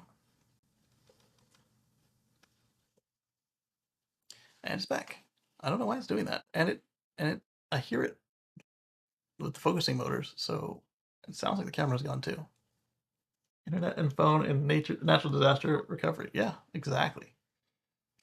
All right, so let's go back on schedule. And we haven't even opened the notebook yet. I'm going to filter through and speed through some other parts as we get there. This one we discussed on the Tesla Life show. The Q3 delivery numbers rose 6% year over year. So compared to this quarter last year, well, this quarter ended last year, 6% more cars at 46,890 delivered, and 43,975 of them were Model 3s and Model Ys, with 22,915 of them as Model Other, Cybertruck, SX, and Semi, possibly. They made 469,796 of them last quarter, and of those 443,668 were Model 3 and Y, with 26,128 other. And that doesn't look good, because if you had, and the math is wrong on that, if you had 30,000 Cybertrucks, which they were not all built in the same quarter, then that was mostly Cybertruck, which it can't be, because that's more than other. So that argument there about how bad off it is for SNX is not quite fleshed out. But somebody else with better data was actually similarly making a similar argument. What they were saying was that they were looking at registrations for and insurance for a certain region, and then extrapolating. It's higher than you'd expect for that number. That used to have just been SNX. They could do 20,000 day in, day out. So if they're still doing 20,000 and they added 6,000 Cybertrucks, that's pretty cool. But it appears that Cybertruck is eating into the number. Excuse me. And they're not made on the same line, so there's no reason for it to do that except sales.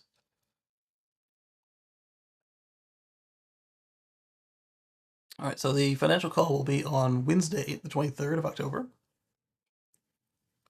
And okay, so they're back to Wednesday again. They've been doing Tuesdays, which I really enjoyed because there was no overlap with our Tesla Life show.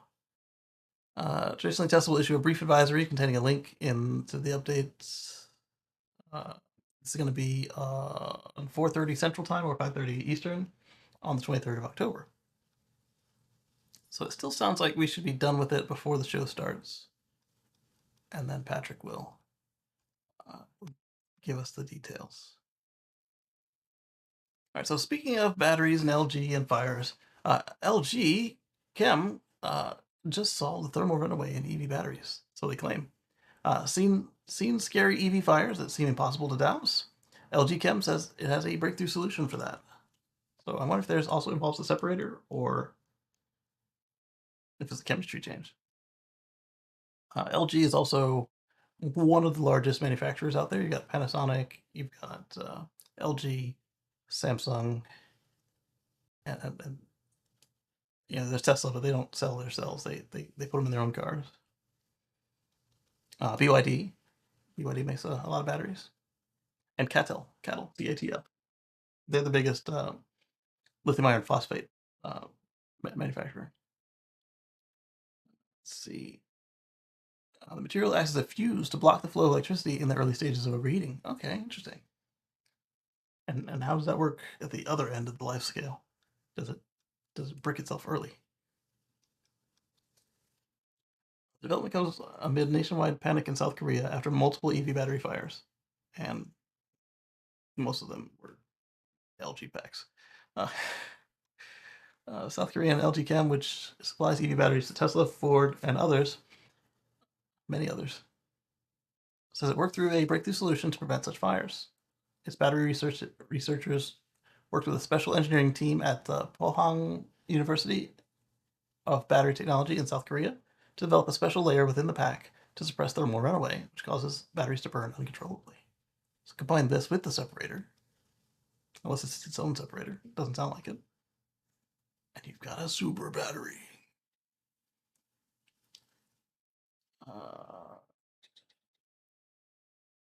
Starters EV battery fires can cause cell damage, prolonged flooding, short circuits, crashes, a few other reasons.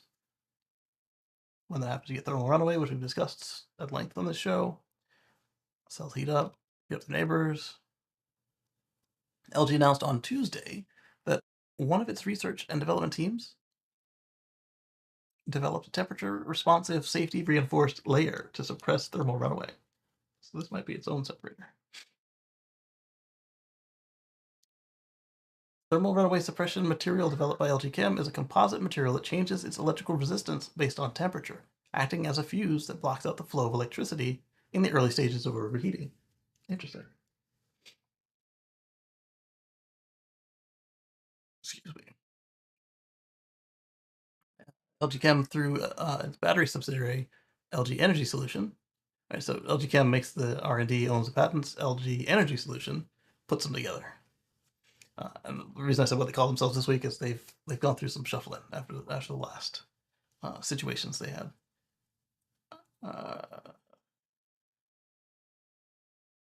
Battery suppliers, several EV makers, LG ES, are used in Shanghai-made Model 3, some Mach-E's and E-Transits, the VW ID4, and the discontinued Chevy Bolt and Bolt EV, Bolt EUV, among others.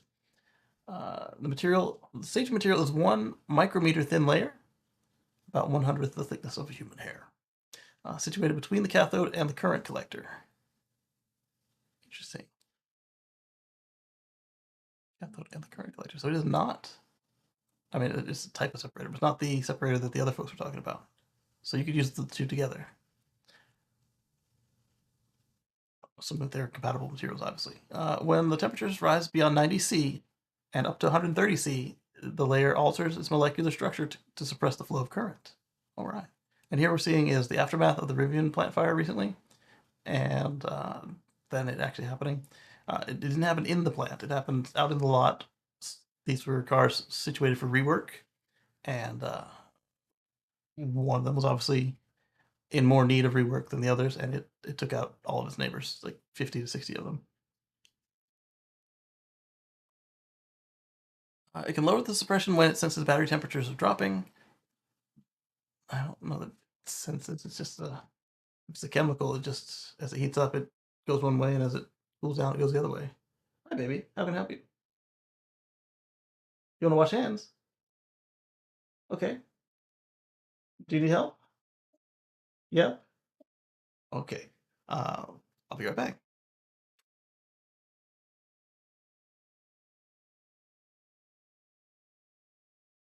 Because who knows why she needs to wash hands? She can get into some messy stuff.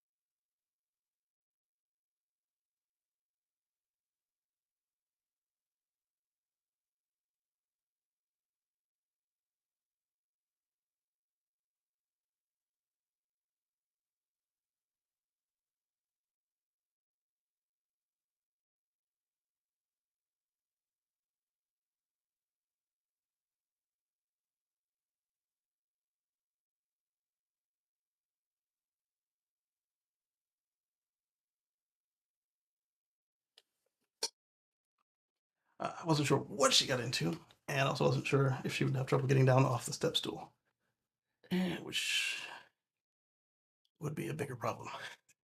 So, yeah, so we'll see if LG is able to make this thing commercialized, and hopefully they also sell it to their competitors so they can make some extra revenue and make the industry safer, or pull a Volvo or inventor of insulin and inventor of discover insulin and share that with the world for free or low cost. Yeah, so we looked at this Model X that got wet and caught fire. That's why we're talking about where the battery gets kissed with water and it's already damaged, and so the water gets in and. Chevy's training its dealers to be better at selling electric cars. About dang gum time. Not every store has a Kacey, so uh, yeah, they hope to train 7,000 salespeople, and the training focuses on EV basics such as regen, cold weather range. I mean, cold weather range isn't as big a deal as people make it out to be. I mean, it is lower, but so same as on a gas car.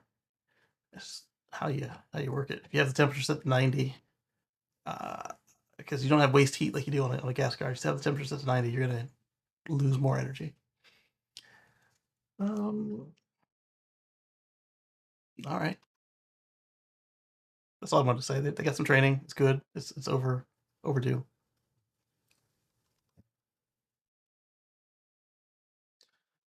Just a Giga Berlin worker absences caught Musk's attention. Let's see what's going on with that. Local German news reported recently that the managers at Berlin have started visiting employees' homes when they're on sick leave. Whoa! You do that here as a checkup, like depending on how you do it, like you're bringing them some like chicken soup for the soul or whatever. That might work out, but if you just show up at people's houses to see if they're really sick, U.S. Tesla managers, be careful following this example. I'm pretty sure it's even worse in Germany. Uh, 'cause, you can't even record people without a notice somewhere. Giga Berlin's manufacturing director, Andre Thierig, says, responded to comments about the home visits, explaining that they were common practice in the industry. Just because everybody else is doing it, make sure it's not against the law. Consult with counsel before you do some stuff like this in whatever region you're living in and working in. That's some 1984 stuff, Elon. Big Brother's watching. Uh, he added that Tesla was trying to appeal to the employees' work ethic. Yeah, you called it immoral to work from home, Elon. Oh my goodness, you're not working in solidarity with the groundskeeper. The only way you're getting me working in solidarity with the groundskeeper is in the union. So, not that I don't appreciate his work.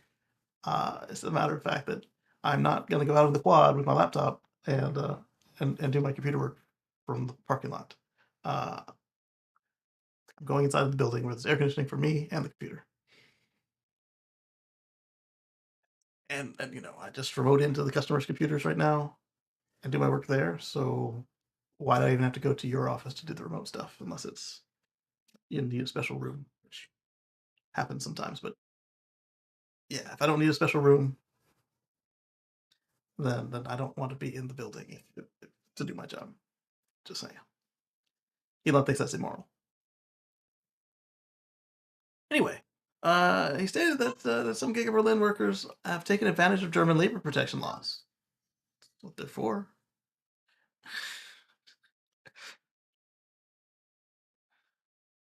I don't like that statement. I'm not going to comment on it, but it doesn't sound good on the face of it. The Giga Berlin directors added that Tesla has identified 200 staff members who have not shown up for work all year but are still being paid.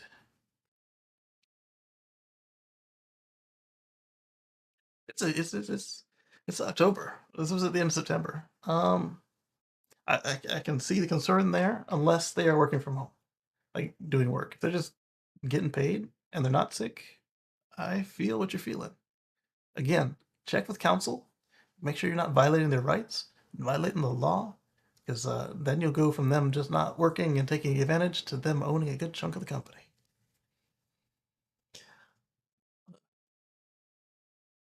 He noted that the absence rates due to illness is 2%. That sounds reasonable, given that we have allergies, flu season, cold season, a rampant virus that's still circling the globe that people pretend doesn't exist anymore. Uh, Lisa is still getting posts.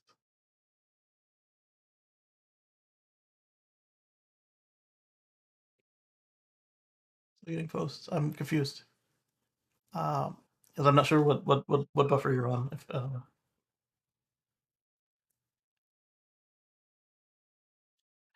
um, in our analyses of the attendance to work, some phenomena have become obvious. On Fridays and late shifts, about 5% more employees take sick leave over than other days or weekends.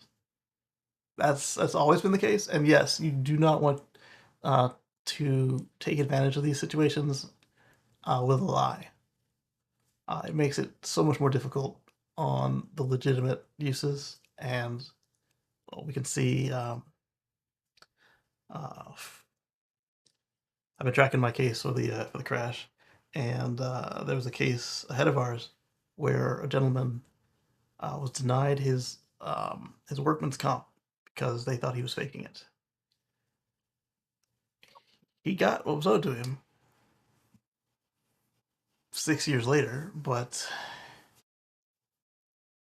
he shouldn't have had to wait 6 years for what was due. So yeah, we gotta not be the people calling out on Fridays and weekends. Oh, still getting paid? Yeah, exactly, Lee. Like what? 10 months? And none of it was vacation apparently because they said sick. Oh man, yes. Oof. So that is not an indicator of bad working conditions because of the working conditions are the same on all other days and across all the shifts. It suggests that the German social system is exploited to some extent. He says, "Dude, dude, Elon might not believe in PR, but you run your statements by somebody. You are asking for trouble with some of these raw statements, and I realize some of them have been translated back to work this way. But if they come that way after translation, there's a strong chance they were not delivered tactfully in their native German. We already know that Elon doesn't deliver them tactfully in English.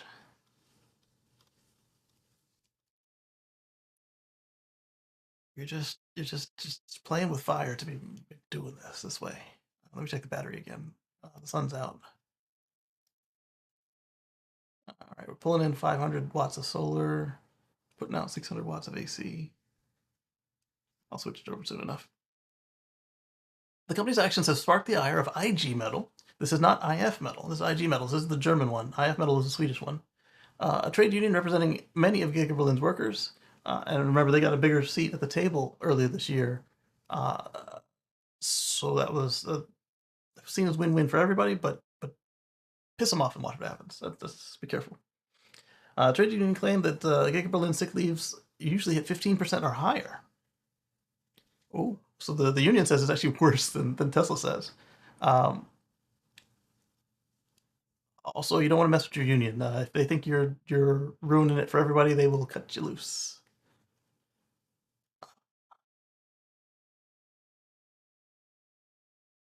or fine you. But it won't be pretty for you if the union thinks you screwed up. So they say their absences are 15% for sick leave, 15% and up at Giga Berlin because Tesla operates with a culture of fear. Well, sounds like the fear is working if they have a 13% lower incident rate than you do. Employees from almost all areas of the factory have reported an extremely high workload when there are staff shortages. And this is another reason you want to really be sick before you. And I don't mean like deathly sick, just mean actually sick before you do this, because what happens is your coworkers have to pick up the slack. So the employees for almost all areas of the factory reported extremely high workload and when there are staff shortages. The ill workers are put under pressure, and those who remain healthy are overburdened with additional work. Which can then, if you're actually sick, which can then also make them sick because now they have stressed and overworked in the same conditions. So part of this is on the company to hire more staff, but at the same time, I get that they don't want to be overstaffed when nobody's sick. But it sounds like they're going to need a little more redundancy. Not too much to the point where you're starting to have to just do an Elon haircut and cut the company again, but it sounds like they're not at balance yet. If the factory's overseers really want to reduce the level of sickness, they should break this vicious circle, says Dirk Schultz, regional director for IG Metal. And I can't argue with that. Elon recently learned about the absences at Giga Berlin, stating he would look into the matter. It'll be interesting to see Musk's response after he dives deeper into the matter. I'm curious. I'm curious what he sees and what he focuses on here, because if he sees something like the union's 15%, that is high. But if he sees 2%, then it might actually be a waste of his time. Let's open this up and see if it's a tweet. I live and work in Germany for a car manufacturer. This does not surprise me in the least. There are a lot of friendly. Again, like I said, be really sick. There are a lot of friendly doctors who will just sign sick notes without even bothering to examine the patient. I know people who were sick for weeks on end. A fellow worker in my department knew the rules and was off sick each time for as long as possible. They would come back to work just before things could get difficult. So, like, where they could start to get them replaced, I guess. Work and then get sick again. Germans are lazy. This guy says, not me. There are many who know exactly how to play the system and are not shy. I can still call my doctor on the phone, tell him I have COVID, and then I can pick up a note for a week. Easy. I mean, COVID's legit. Don't use it as an excuse unless it's real. If you got it, stay at home. Easy. I wrote when Musk announced that Tesla would build a factory in Germany that he will regret it, and I'm still convinced. Um, thing to remember here is these are anecdotes, but they aren't based on nothing. Although, as we've seen here recently with the fake news around the hurricanes, there might not actually be a full nugget of truth behind them. But once you start seeing these, you can start looking into them, I guess. No wonder German car quality is still in trouble. They used to be pretty good 20 years ago. This is definitely not the workforce who was able to compete with the Chinese. We talked about this last week, where cattle BYD is trying to buy one of the German plants that one of the Volkswagen plants in Germany.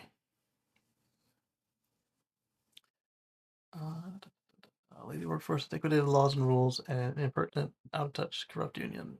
Perfect brew for Chinese invasion. Interesting. German reliability as well as Japanese has been overrated for 50 years. Not about 50 years on the Japanese. They've had some solid stuff through the 2000s. But they got kind of tech heavy. Not that I don't appreciate tech in my car, but it brought them down to the level. In Germany's case, their cartel structure to make money off the parts, thus deliberately made on make cars designed to fail after so many years. They know the mean time between failure of various parts, so they choose not to improve on this in order to ensure continued revenue. If you must buy a German car lease, don't buy. I've been seeing that last part, again, anecdotally, but yeah, it seems easier to lease a German car than own one. I don't know that the MTBFs are a case of planned obsolescence. I mean, if you make it only as resilient as you need, it's cheaper. It's cheaper. You can either make more profit or sell it for less. Although 6 to 12 years would be nice instead of 3 or 4 or whatever they're selling the leases for. Yep, German car peak was the 1970s. Since then, their quality and build quality have been steadily in decline. All right, let's before we get into the rumor milk, let's continue on. So it was an Elon tweet. It sounds crazy. Looking into it. Uh, News. Giga Berlin apparently is not uncommon for more than 15% of the plant's workforce to be absent because of illness, and on occasion, the rate has been about 30%. Yeah, if you got 30% of the people out at once and there's not like a micro pandemic running through your factory, that would draw attention. 2%, no big deal.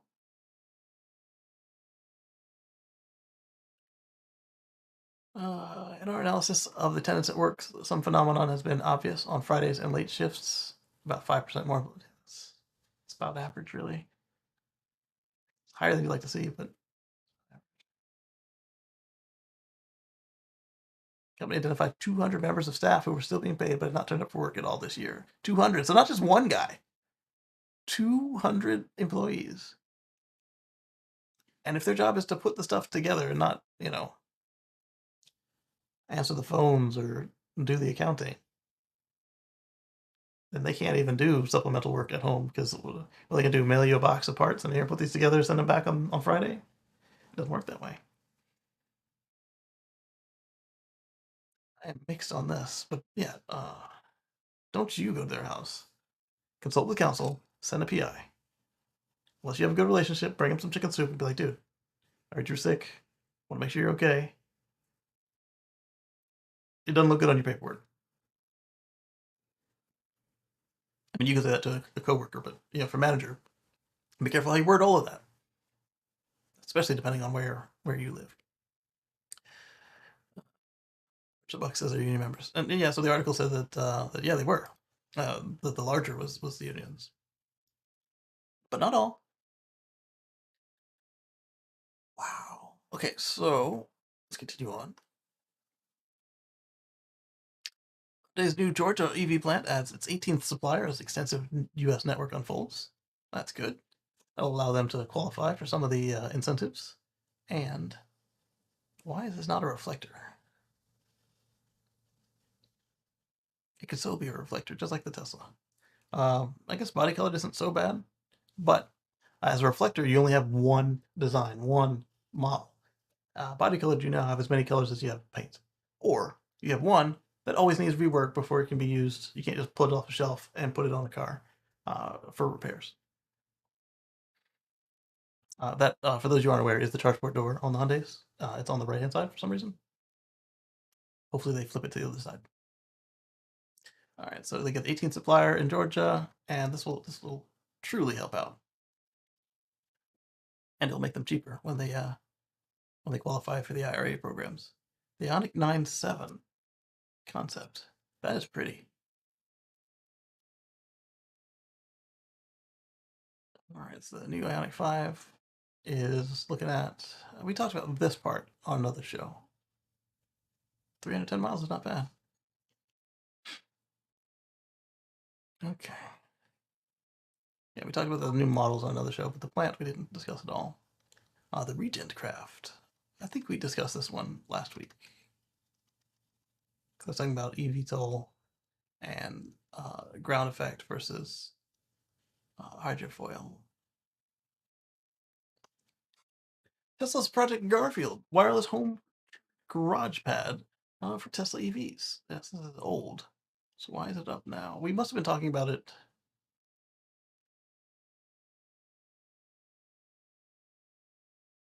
on the Tesla Live show. So watch that. Continuing on. Oh, you know what? It's open so I could read it. That's why. It wasn't for me to share. Kia EVs will get Tesla Supercharger access early next year. We're looking at some Kia EV6 and EV9 buyers will get a free adapter. Others will have to pay for it. So this is a interesting middle ground between what we saw with Chevrolet, where everybody has to pay for it, Ford and Rivian, where everybody gets it free, or at least if you follow the instructions, and BMW, where we don't know what the plan is. They will have access, but we don't know about the old people. So, interesting.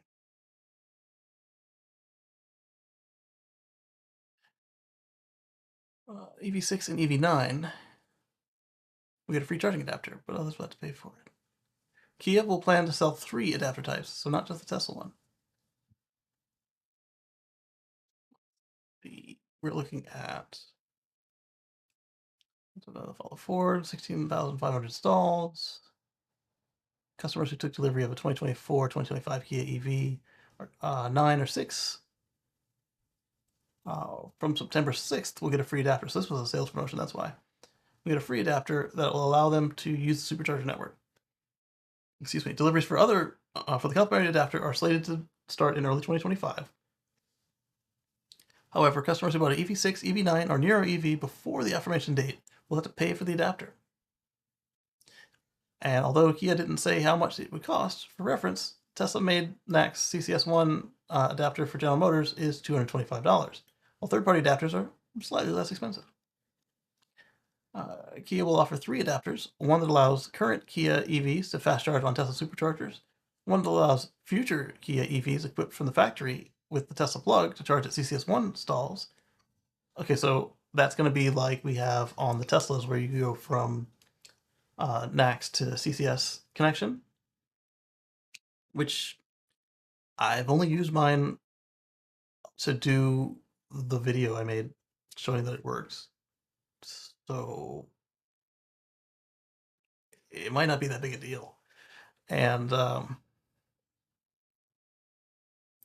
but you know, that'll be a thing for peace of mind. You can know that you can travel the country and plug into whatever. I have that same peace of mind. I just don't really use it.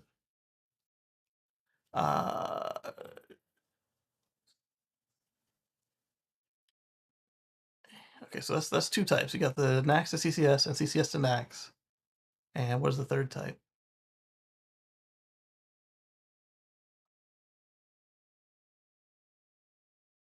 Okay. So then the other one is the J1772 adapter that we see that already in the Teslas forever from the Roadster to today. In other words, there'll be a NACS to CCS1, CCS1 to NACS, and J1772 to NACS starting next year. As a reminder, current Kia electric vehicles come from the factory with CCS1, which includes J1772 native, And while Tesla Supercharger Network uses the so-called NACS, it is called the NACS, the J3400. Look it up. All right, I've got to see my capture device. Where is my camera? Why is it acting like this?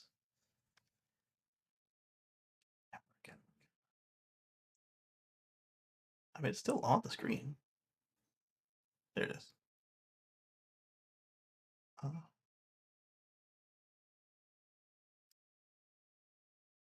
No, don't change it.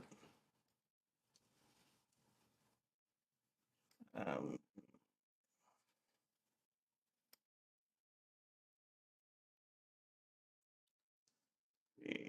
what do I want to do with it?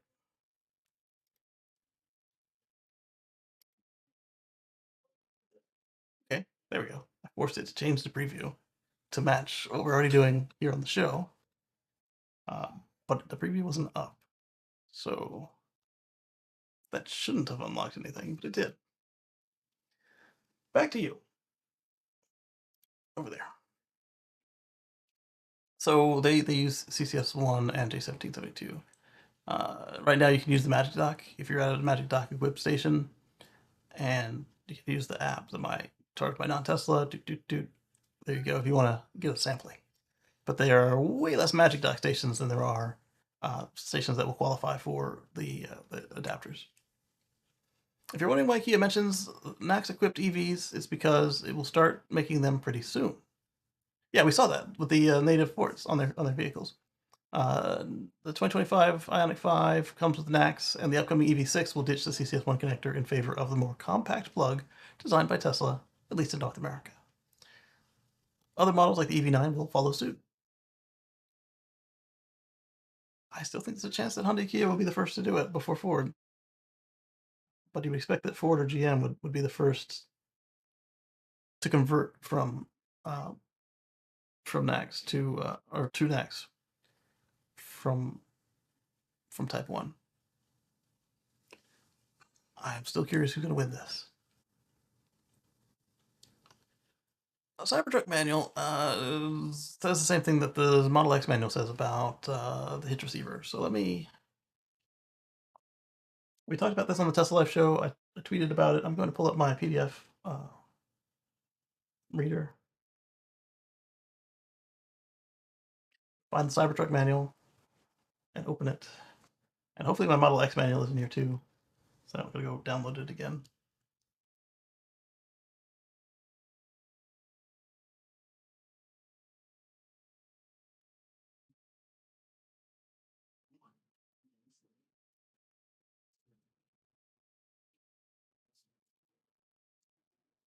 Cybertruck manual, it didn't find anything. So I'm just trying Cybertruck now.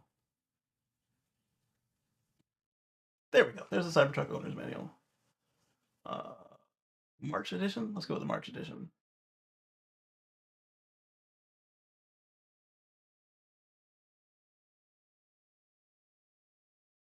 Okay. Now I'm going to move that to your guys' screen. And now I'm going to type in. I'm hesitant to type in Model X because that should have all my service documents, among other things, in there.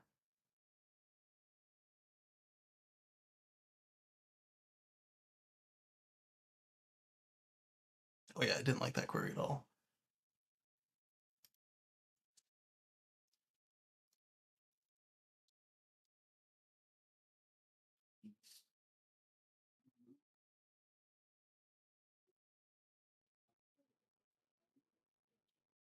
A lot of manuals.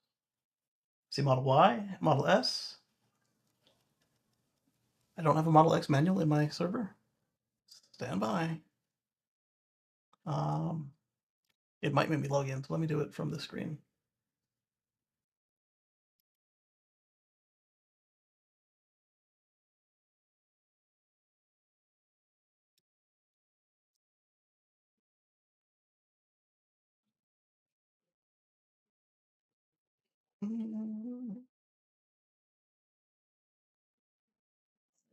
My 21 plus. I need legacy.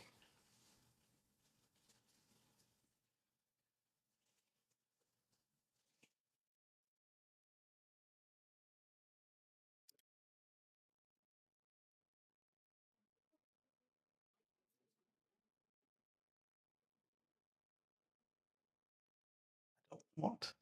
Model X Plaid manual, actually. Okay, I'll put it in the server. Save.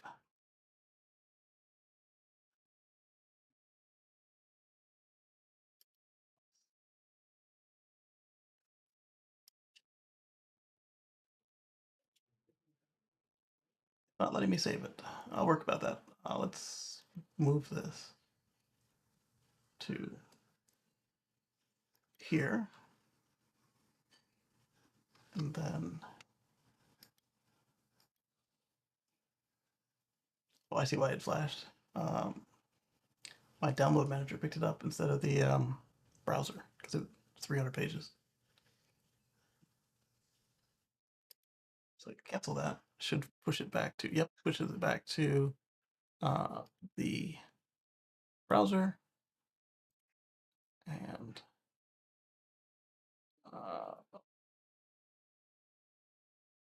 server. Sorry, everything's running slow today.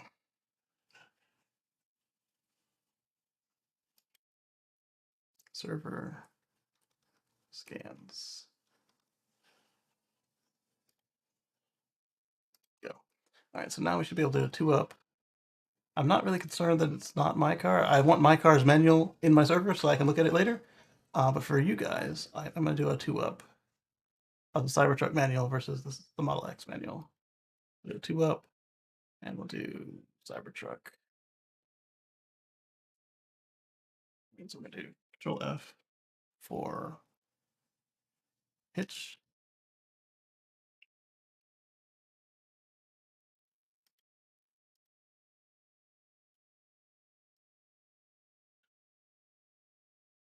There you go, carrying accessories. And so we're going to do the same thing on the Cybertruck, and we're going to look for accessories.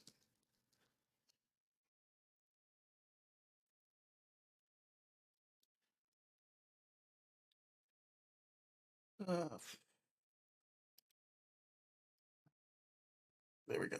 So carrying accessories on Model X and Model S. X, sorry. The S in North America, I don't believe has towing yet. Or it might be the only sedan that has it. Model 3 doesn't. Okay, but we're not carrying them on the roof. We are carrying them on the tow hitch. There we go. The accessory receiver, let's highlight it.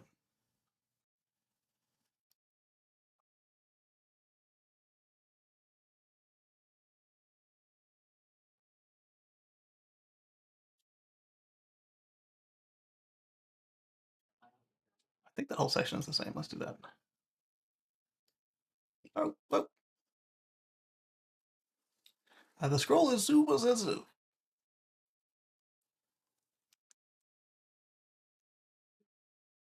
Yeah, so it's got a much higher tongue weight allowed.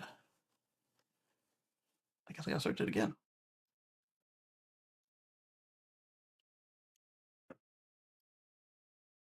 There we go.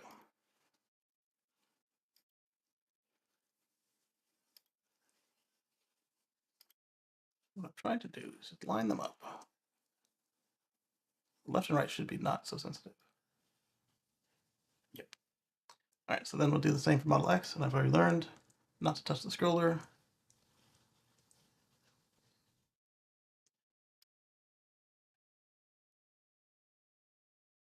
Close this disclaimer. I think the reason mine doesn't have it is because I pulled it from the server rather than from Tesla server. Close enough. Okay, so 2-inch receiver. The hitch receiver is designed to support a vertical load of up to 160 pounds or 72 kilograms. And the hitch receiver is designed to support vertical loads of up to 120 pounds or 54 kilograms. So even the Model X, even the Cybertruck has more than the Model X in this capacity as well, but not much. So we're looking at 72 kilograms versus 54 kilograms. And on the Tesla bike rack accessory, that's 2 adult bikes. So on Cybertruck, weight is not to exceed the carrier, which weighs 40 pounds. Then the weight threshold is sufficient for carrying 2 bicycles weighing approximately 60 pounds each, or 4 items weighing approximately 30 pounds each. And it's got 4 slots on the Tesla tow hitch bicycle carrier. So on the Model X, when the load is cantilevered rearward within 24 inches of the hitch receiver, such as when carrying bikes or on an accessory rack. I think that also might be part of why there's a weight difference here, 54 versus 72. On Model X, they expect it to be tipped back a little bit, and on Cybertruck, they said vertical. But they previously described it as vertical on Model X as well. So let's see. 40 pounds, 30 pounds each. All right, so when carrying other items, the Model X hitch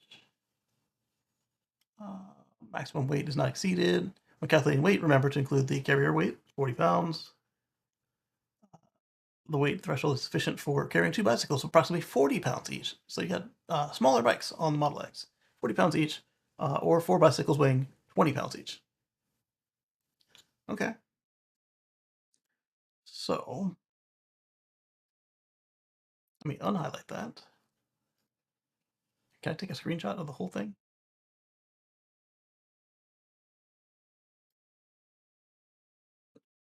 Let's cancel the screenshot. Close the Finder window. Try to take a screenshot of the whole window. I cannot. So what I will do is I'll take a screenshot of everything. Well, not that stupid flyout. Control Shift 4.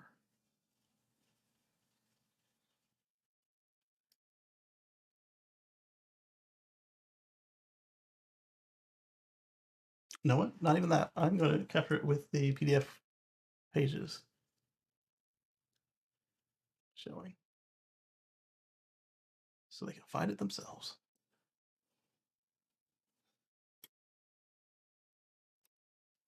You know what? I will let this save to desktop in case I need it later, but I'm also going to. Oh, it's finally saving the manual. This is going to be Model X Palladium. I can't type. I'm not allowed to type. Oh, I'm allowed to type now. Model X Palladium. Owner's manual. But it needs to go into scans. It cannot go into my downloads. I don't want it in my downloads.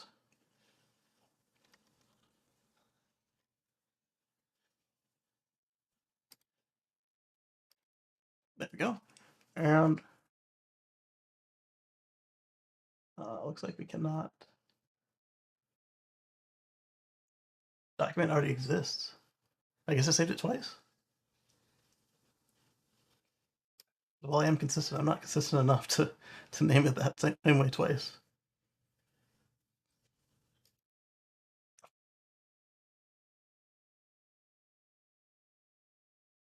How do I save the screenshot now that I've messed with it? All right, I'm gonna leave this up. Well, no, I can't leave this up because if I do, it's gonna. So do it again just in case.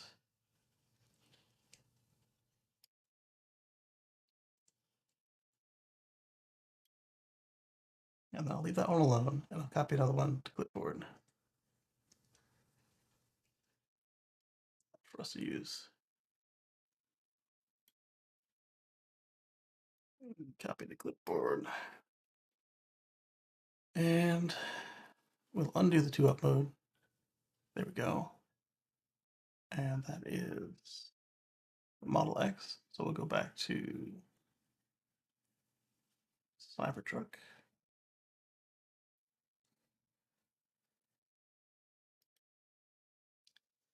All right.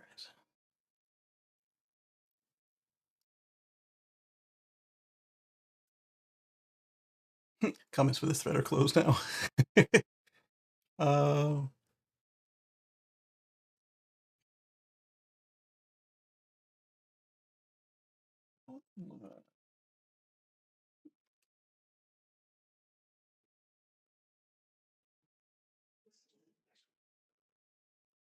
okay, so that was 13 days ago. I'm going to find the tweet. I know this is a distraction, but I think it's kind of necessary because if you tow that way with your Model X, you're doing it wrong. Oh, thank you. If you tow that way with your Model X, you're doing wrong, and there's nothing wrong with the Cybertruck because of that. So let's go to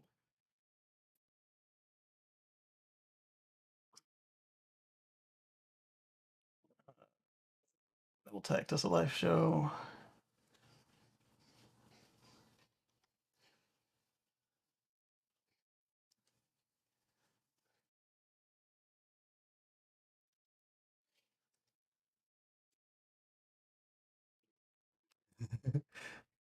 She says, my husband, poor Dweeb, is trying to carry bicycles on his Cybertruck and probably exceeding his capacity. No. Isn't it adorable that they think they can pull something on the trailer hitch? Uh, my girl. My girl. Here is the manuals of both. And it says Model X and Cybertruck all over it. I am looking for one by somebody.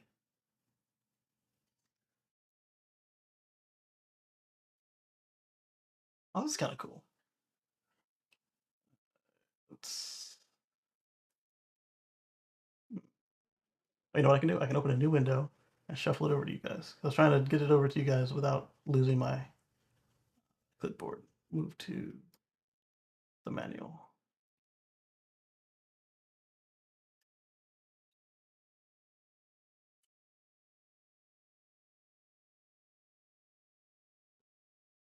Oh, Drive Tesla Canada had a look at the crash tested Cybertruck, and they got a copyright strike on X. I didn't know X cared about that. Viral.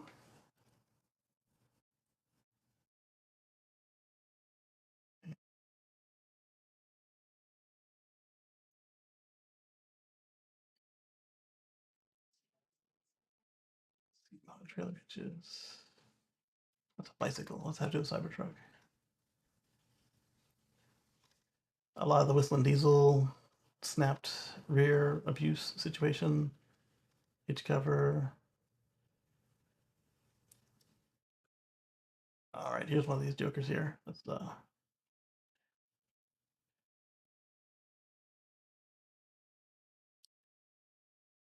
uh, get a couple of these.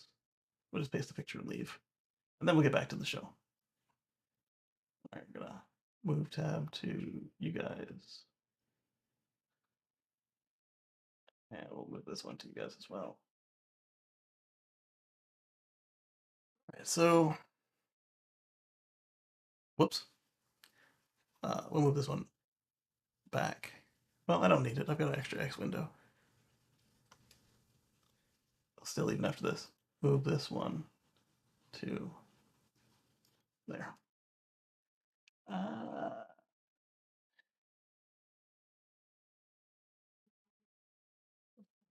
Bike racks. It's very similar to Model X manual. I now wonder if my Model X has a different number than the new Model X.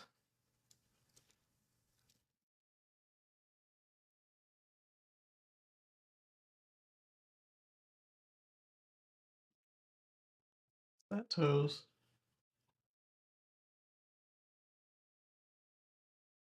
5,000 pounds.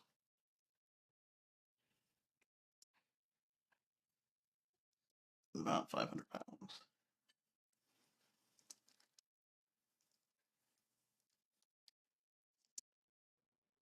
Yeah, I can't spell. Oop. And that's a way.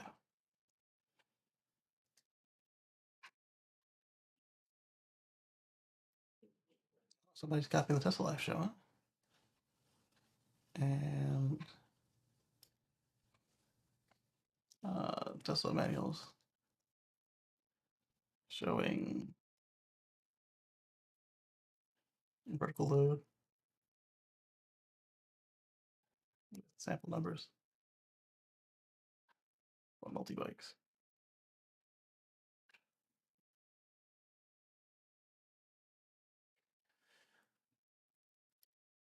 Okay. And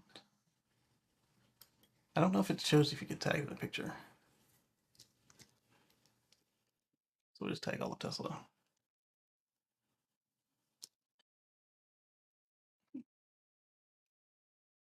You can't tag Tesla charging.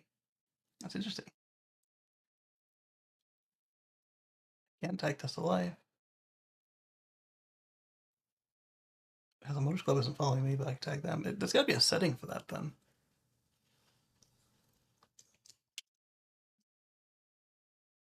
You can tag Tesla, which I will.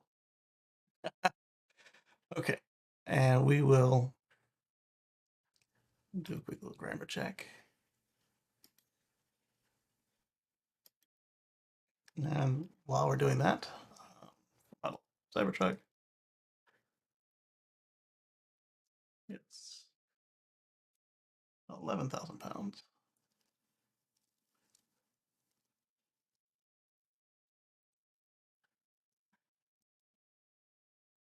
And 1,100.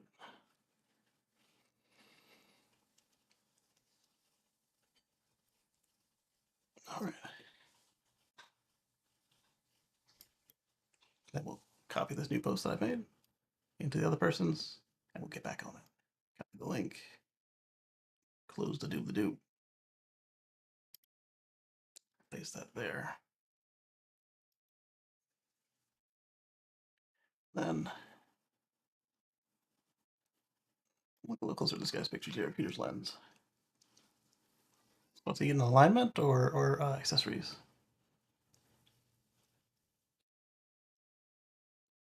I mean, you need big brakes for a big vehicle, right? And that's what we're looking at. Oh, some people.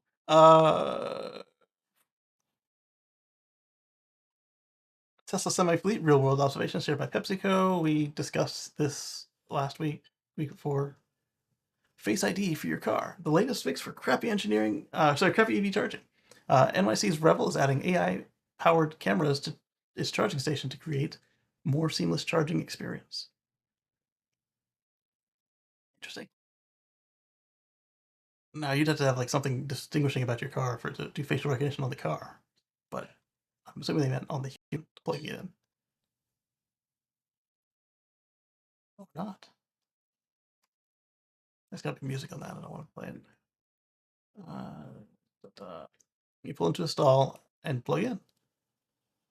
Choose recognize your car. So I guess it is looking at your car. That'll be interesting if you've got like. That'll be interesting. Unless you're putting a QR code on your car, it's just reading that. Is there any reason for conceptually far simpler idea of putting sensors so they can see both the front and back of the vehicle and just reading the license plate? Yes, LPRs, which toll booths do automatically all the time with license plate readers. They wouldn't be able to market it using the magical term AI. Yeah, because you can run a license plate reader on a Raspberry Pi, like 3 from years ago, and all the modern tech can handle it. Not all. Like this watch probably wouldn't do a good job of it, but it could do it too, if it had the right inputs and outputs. Or tap to pay that works on 99% of the terminals. Yeah, but tap to pay is not frictionless as being just recognized walking up.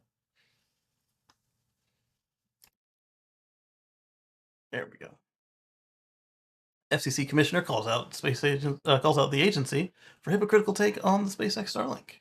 Interesting. I think that's one we talked about earlier.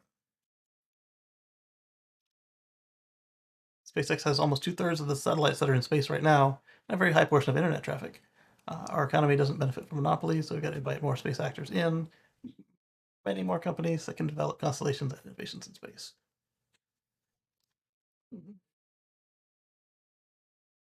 I mean, yeah, we don't like monopolies, but that was a really awkward way to word that. Brings up an interesting point. Last year, Starlink was not reasonably capable of internet. Now they're a monopoly. Okay. So yeah, we discussed the fallout from the statement, but not the statement itself.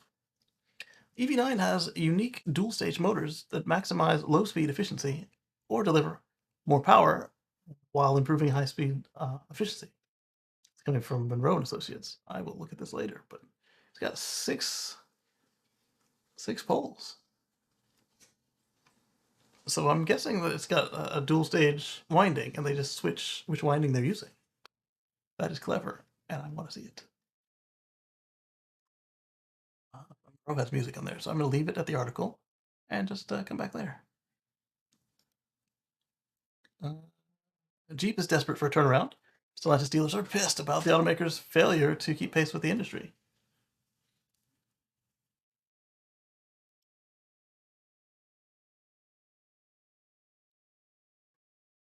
Uh, my dad, I'll get with him in a minute.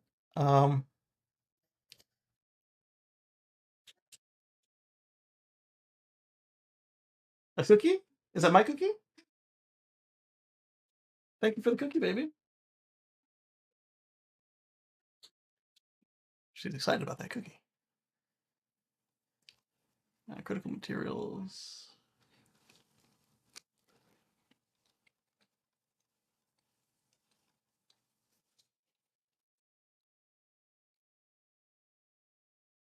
%. Jeep wants to come back.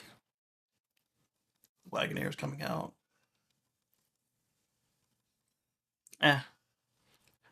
They're pissed. Well, we'll see what they come up with. All right, I'll close these two manuals because I don't need them anymore.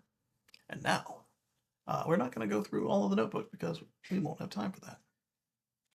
But we are going to open the notebook and look at some of the stuff.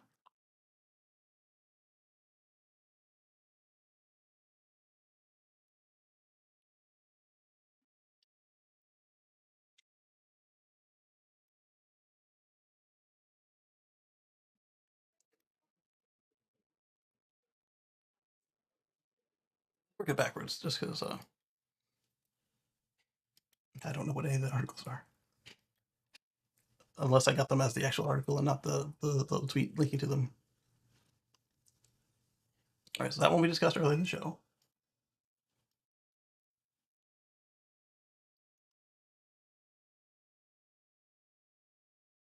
Rivian has revealed in a new filing that its Georgia plant will resume production in late 2027.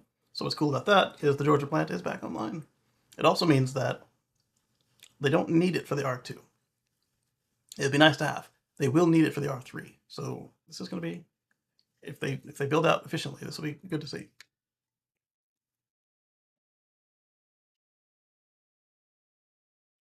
But they get that money from VW. I think that they're more experienced than they were. I think this will work out for them.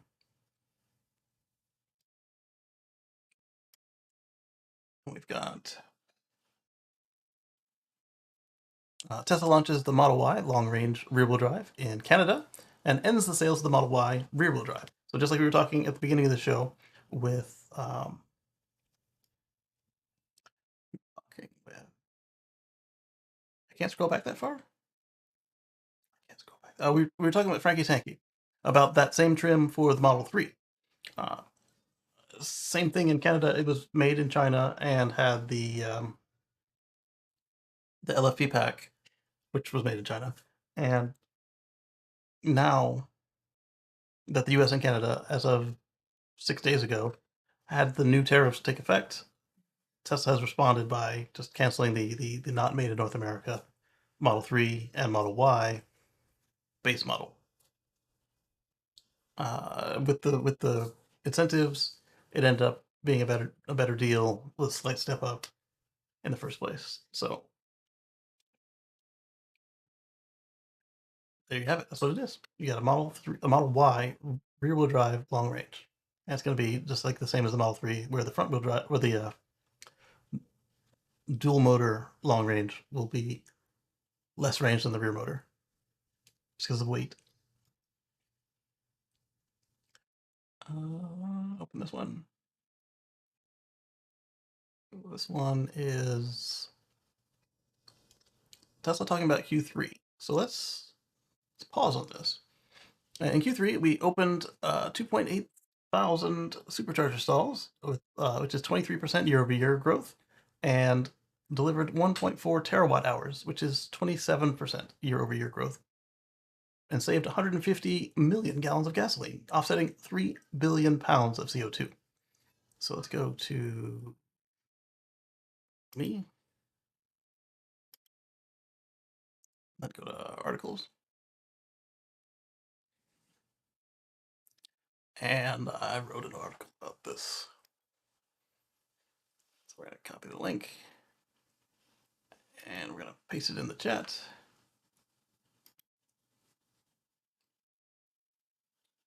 That's not the chat. That's the chat. And then we're going to find an X window. I guess I could use the one that we're looking at right here. This other one goes to the same article.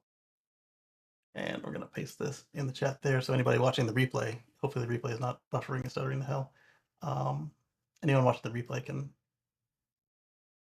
I can't even get the chat to load here on X.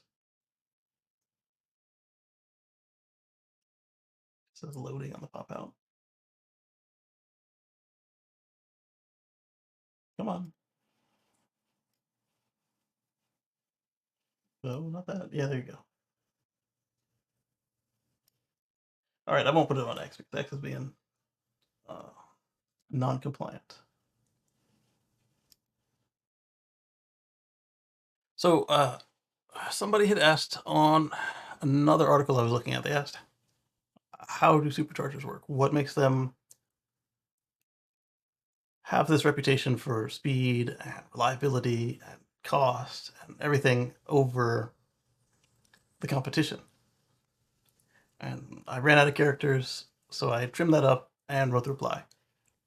But before I trimmed the characters, I lifted them and put them in a Word document and ended up making a really involved piece on not just how does the supercharger work, why is it more efficient than the competition. I ended up also touching on points such as the folks who say, oh, the grid can't handle it. And I used numbers to show why the grid can handle it. And so if you like Sankey charts, I got some Sankey charts in here, which is amazing. I go on for a couple pages before our first visual, which is that same tweet we just looked at. And then we've got, this is interesting right here for those of you who aren't aware. I'm talking about transitions the grid has made before. And then we've got a hidden trick up our sleeves. The hidden truth about energy efficiency. Why EVs already have the edge. Huh? We've got a trick up our sleeves this time. Cue record scratch. Freeze frame. Yeah, that's me. You're probably wondering how we got here. Well, buckle up, because did you know that electric cars and gasoline cars use roughly the same amount of electricity per mile from the grid? So your gas car is an unplugged EV. It's burning just as much electricity plus gas as my EV is to go down the road. One chart right here that I pulled up is, this is coming from the EIA, and they looked at the electricity purchased from the grid, electricity purchased. So not electricity they made from burning oil or having solar on site. Part of the reason it went down as purchasing is the refinery started buying solar panels and installing them in fields next to their operation. But this is the amount of electricity purchased from the grid to run the oil refineries, and we got 42.23 terawatt hours as of 2022. The data goes to 2023, but the number was lower. And my little robot grammar checker there was insisting that I use the 2023, and I stopped fighting it because I was tired. And so yeah, so 40, 43.23 terawatt hours. And you might say, well, Tesla just said 1.3 terawatt hours, right? That was 1/4 of 1 year. And not everybody charges on the superchargers for all their charging. So I go into the math in here. But it's not just graphs. I've got Sankey graphs. Sankey charts. So it's a long read. If you don't mind, if you've got some some break time at work or something to scroll through on your phone in the small office sort of situation, or I'd appreciate some input on this. I put some effort into it. You want this one? What toy? I don't have a toy. I don't have toys. Here. So, why are you wearing that big sweatshirt? Because you want to.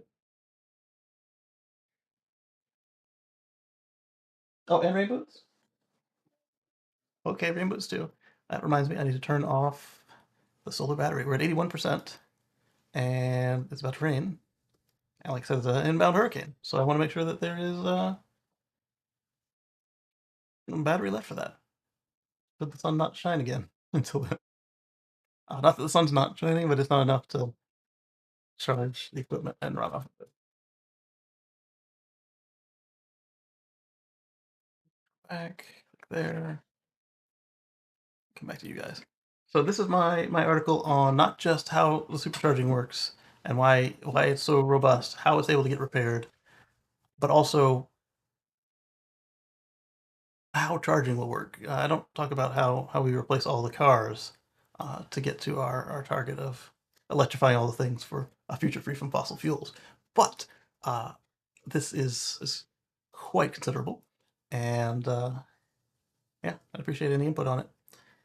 As you see, I read my notifications in batches simply because opening them on the computer doesn't always show me the whole list of what's new. Like they just kind of like freeze, and then it also clears out any notifications on mobile. So uh, I actually check them from mobile, which does a better job of saying, "Hey, this is new," and um,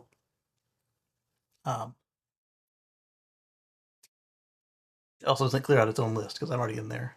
Well, it does still, but I've already cleared it out to click on it. So continuing on, let's look at the rest of these. Click here so it opens the right window, just to be sure. All right, so that was from Tesla Charging to me to Tesla Truck Club. This one is the wheel upgrade is $3,500 and interior is $2,000. I was clicking in there showing you guys, but I didn't actually pay attention to the prices. So to go from the dual motor efficiency wheels to the dual motor Cybertruck wheels, you're looking at $3,500. And I did not check to see if it gave you the money back if you went down to the efficiency wheels from the Cyber Beast. Let's assume it did. That's what they did in the past. But let's also verify because Tesla's done this in the past too, where they just kept the money. So uh, it'll be up to you how you want to handle it. Especially if these are less than $3,500 in the accessory store. Then you take off your old wheels, sell them as takeoffs, and and then you can make the profit instead of Tesla. Although, for those of you who are all about not having excess manufactured, that would mean an extra set of wheels was built. So something to keep in mind. And then the white panels is $2,000, and like I said, they make it more airy. But for $2,000 for 5 panels, I'm not sure I want to do that. I might because I do like the white interior, but it was a lot easier to sell when it was all of the panels and all of the seats, uh, which wasn't exactly true in my case either. In the current car, I still have a black dash, except it doesn't have Alcantara on it. It has either leather or faux leather, and then it has um, carbon fiber. But the carbon fiber's got a texture and it's more matte than gloss, like I had on the Model S, which is gloss black, piano black. So it's not still not as cave-like, and it's still got white everywhere.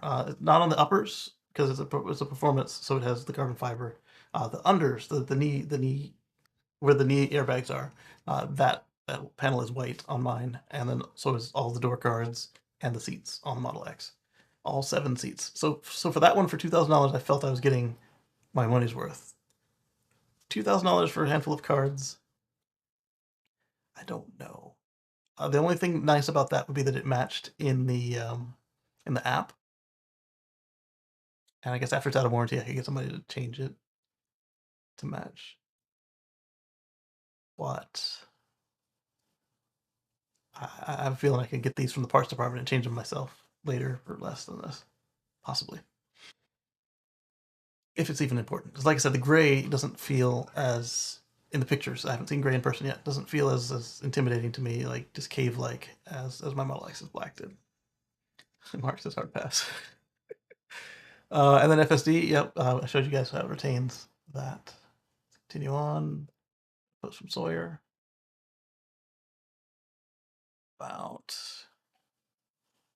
the Model X and Cybertruck now both start at $79,990 in the US.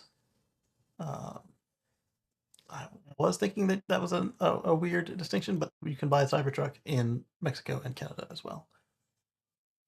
Looks like the foundation run was much shorter in Canada, and I don't know if they did a foundation run in Mexico. Uh, just announced it. Yeah, we just looked at that. Is that the one we just opened? Yep.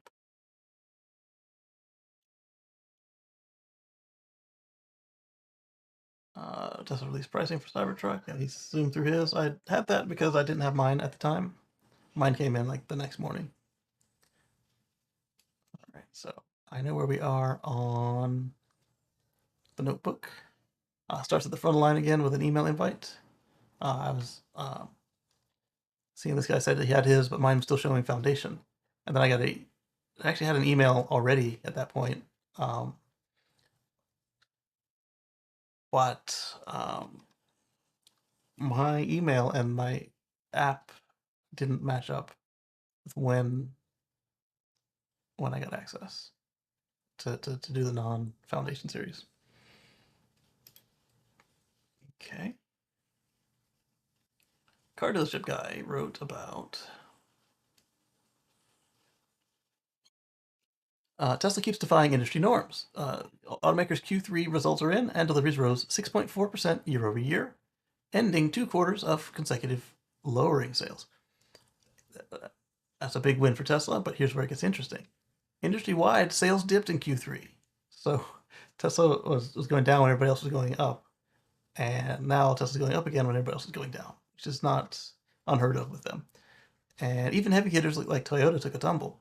This means that Tesla scored sizable victory during a downturn in the market, a huge for the EV sector. Still, that success doesn't come without a price. Tesla used last-minute promos and incentives to boost sales on top of discounts introduced earlier this year. I mean, so what on that part? They're still making a profit, which is all you can really complain about as a shareholder. Is like if they stop making a profit to chase the sales, it's like, eh. But and they're not alone. Every EV maker from Kia to BYD is slashing prices to drive demand. And again, as long as their prices or their costs are below their prices, so what? Bottom line, Tesla secured the as much needed win in Q3, but can the company keep up that momentum? Maybe. Read today's article here. And this guy's handle is unfamiliar to me. Says what? Oh, I didn't click. I click it twice? That's weird.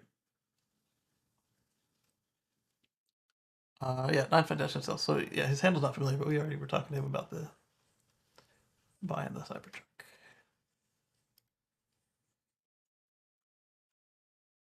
Okay, and now just scroll in the notes so I can have more click room.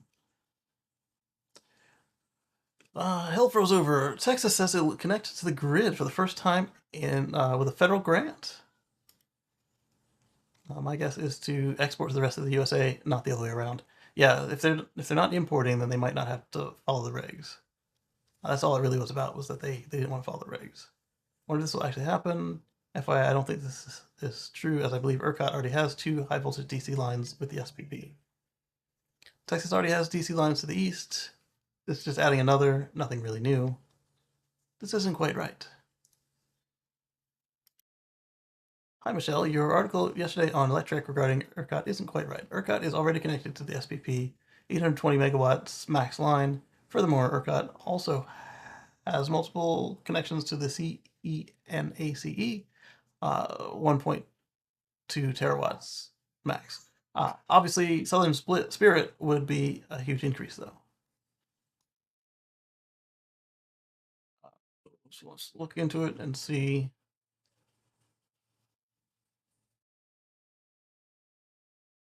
The broad strokes. 1.5 billion for transmission projects, including connecting the grid to the southeast. So that's what they're taking issue with. It's not for the first time ever. The first time ever would be if they were to join, like, fully. They're not doing that, apparently. These projects span multiple states, will add nearly 1,000 miles of new transmission lines and increase the capacity by 7.1 terawatts. That's impressive. And they'll boost grid capacity, lower energy costs, and support clean energy transition. Question is it in or out? Because clearly it's not both, or they'd be on the grid. The projects will improve transmission congestion resilience.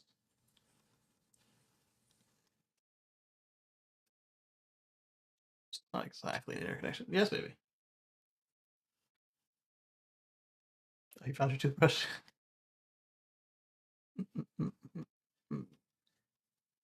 So it's not as big a deal as they were saying, but it will be needed. All right, so now let's continue on. We've got this, whatever this is. Close enough to the bottom of the screen that did the auto scroll crap. There we go. The Dodge Charger Deltona EV Chicago revs up part 2. The Deltonius Frasonius Wake the Neighbors Loud. Congrats to them for continuing. Spotted says, breaking. After more than a decade of production, the Leaf has its best quarter ever, thanks to its Kyle Connor. So our friend Kyle Connor exposed the world to the Colorado lease specials on the Leaf. Spotted has 5 Leafs for like $10 a piece for 3 years. Not a bad deal. And let's take a look. The Nissan Leaf was once the best-selling EV ever, but lost ground over the years as more advanced models hit the market. No, it's not just the advanced models. They just kind of sat there, not updating the vehicle, and then other more compelling stuff was coming in at better price with better range and a climate-controlled battery. Can they do leaf registrations by state? Colorado 99%, rest of the U.S. less than 1%. Yes, baby.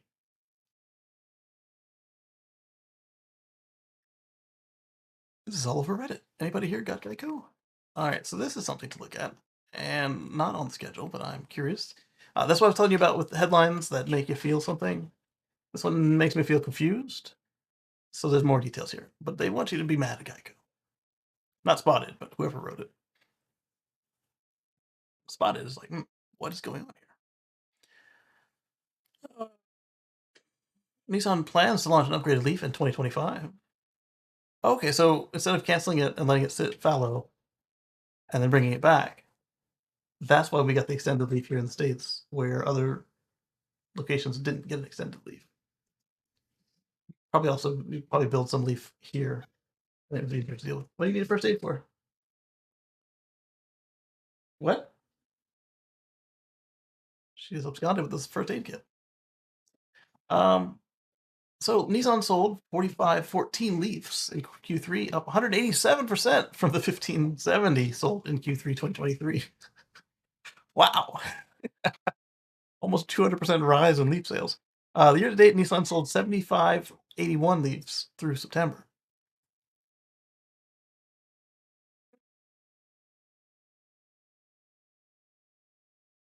Congratulations.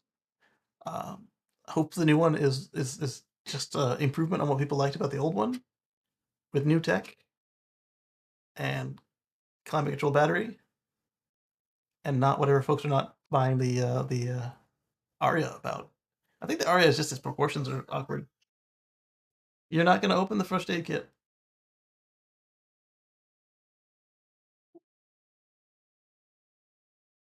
She didn't like that answer, but she didn't run away crying. At least she's going to ask mom and then cry. First aid kit's not a toy. All right, so we're going to check out that on Spotted later. Dodge Personius. Texas. Non-foundation, car dealerships, and okay, so yeah, if that was started the line over again with the Cybertruck, and I got it a day and a half in, then my waiting till the next morning was not a bad move back in 2019. Gecko terminating insurance. Please note this is a real problem, but not 100% consistent. Plastic stock is trying to find out. Thankfully, my insurer is not dog turd level. Geico told me they will not renew my CB. I'll be looking for new insurance as for all my cars. I guess that's CT instead of CB. Ask if I could just leave the other cars and move on the truck over to someone else. They said no. Uh, what? Where do you live? They said no. All the companies in New York require all vehicles to be on the same policy. That's some weirdness. I mean, here where I have my cars and where I'm currently garaging them, you can get them all in their own policies if you wanted to. Doesn't make sense to do that for the discount. What do they call it? Bundling. I think if I just leave the truck and So not happy. I only own my Cybertruck for a week. Geico sent me a letter informing me that the Cybertruck is a restricted vehicle and they won't insure it after all. I signed up just before taking delivery 2 weeks ago. Now I have until the 25th of October to find a new company. These insurance companies, man, they have been just ugh. Um, the building I'm in right now, we ended up getting it insured via a Florida company, and they dropped us like 6 times on the way to actually enforcing the coverage. They were just skittish. Oh, you've got solar panels. Oh, you've got this, that. Do you have proof of this and that? And the company that was doing it before wouldn't convert it from who's in it uh, between policies. They wouldn't switch it, so you had to go and then you could change it. And obviously, they weren't cost effective to change them back because my agent didn't do that. All right, so restricted vehicle. Yeah, Geico here, no issues. I just got 6 month renewal a couple days ago. So it's got to be a New York plus Geico plus the guy's credit history and claims history situation. Uh, Thank you for bringing to our attention. Every bit helps. Tesla recently hired Alan Laban, MBA, who was high level Geico executive with goal of easing Tesla's insurance concerns. But I think that'd be the prime reason prime person that can resolve this issue or at least provide further information. I sent him a LinkedIn invite, however, but not been successful yet in reaching him. Okay. Yeah, insurance has just been like, especially since Florida has been messing up all their stuff with insurance since politics between their last governor and their current one. Uh, it heavily favors the insurer and not the insured. Looks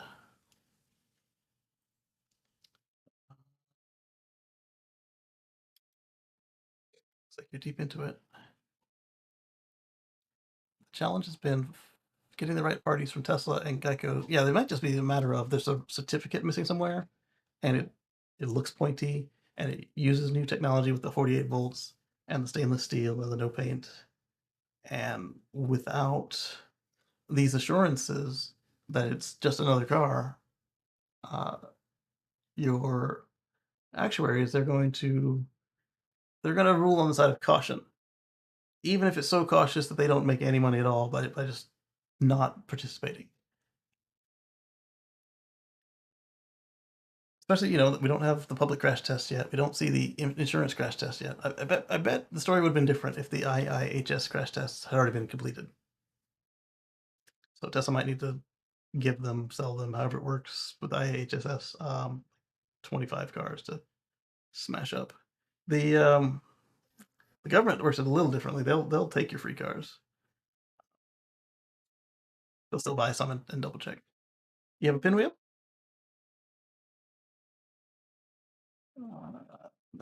My family used Geico about 1 to 2 years ago, but then switched because they started charging extraordinary amounts for coverage. So the customer service sucks too. Never again with those frauds.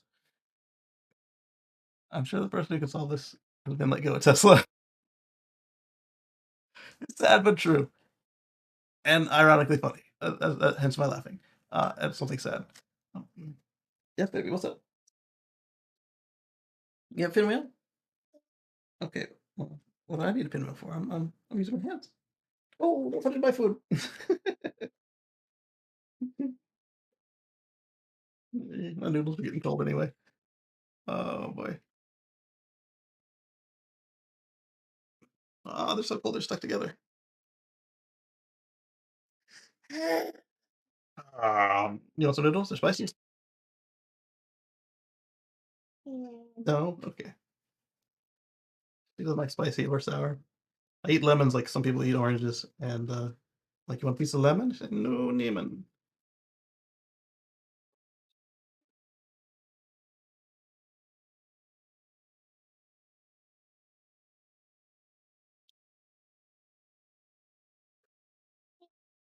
I kind of even get it. Bodywork is challenging and expensive. Not on Cybertruck. Unbolt the panel, put a new one on. Different, and not all shops can do it. Tesla should expand the Tesla insurance program and make it, and not make it dreadful to submit a claim and actually get speak to a human. So the speaking to a human part, I already don't like with the regular Tesla, so I would be not interested in doing that with my insurance. And last I checked, when I was in a state that they participated in, they wouldn't match the level of coverage that I enjoy. Um, we'll get off of that until we know more. We will watch it and find out more. Actually, got something from Inside EV. We got a lot of somethings from Inside EVs. Veterinarians, Ford F-150 Lightning and Kia EV9 helped her provide nearly uninterrupted critical care to her furry patients during Hurricane Helene. And we've seen this time and again with the Ford Lightning, as well as once with the well, not once, uh, once or twice with the Ford F-150 hybrid. We've covered it once, so that's cool stuff. I dig in deeper, but I'm trying to speed through these because although we started late, we are also still pushing along somehow. Somehow, I know how. The way I roll.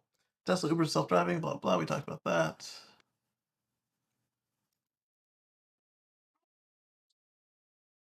Can do what?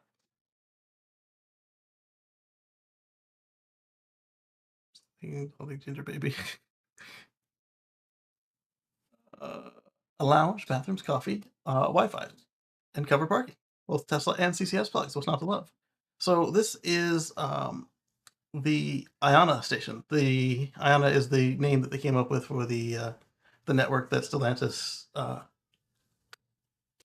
thumbed their nose at Tesla supercharging for when they put the CCS port as native in the future and started rolling out their program for adapters for CCS or for CCS to JNX adapters without mentioning Tesla at all. And then Toyota joined up eventually, months after all this was settled. And now it looks like they're finally ready to open up the first one. Uh, let's click on it and see if it's open or if this is a render before they put it together. Looks like a render already. So 30,000 more charging stations planned. The first one will open up near their Carolina HQ. Why not just in the HQ? Well, I guess you don't want just strangers in your building or in your parking lot, whatever.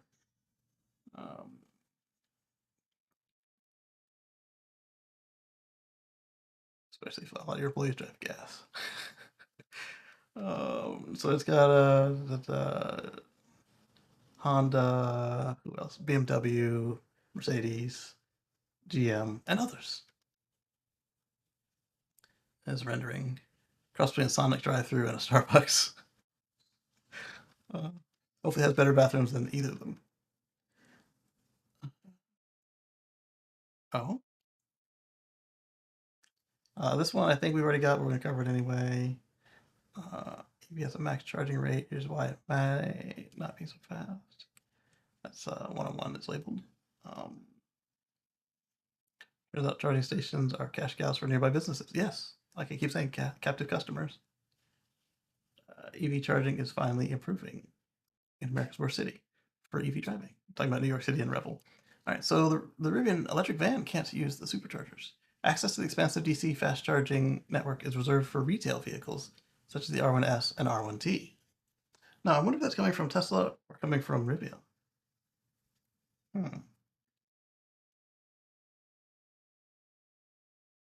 Because if you're on free charging, Tesla will not allow you to use commercial activities.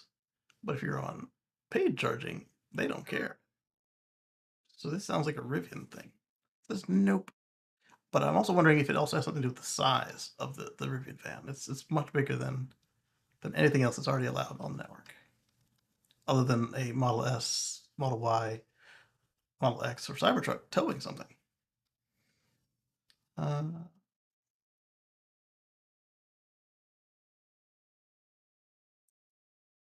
Top the batteries at supercharger. The van is not because only retail-oriented vehicles are part of the deal between companies.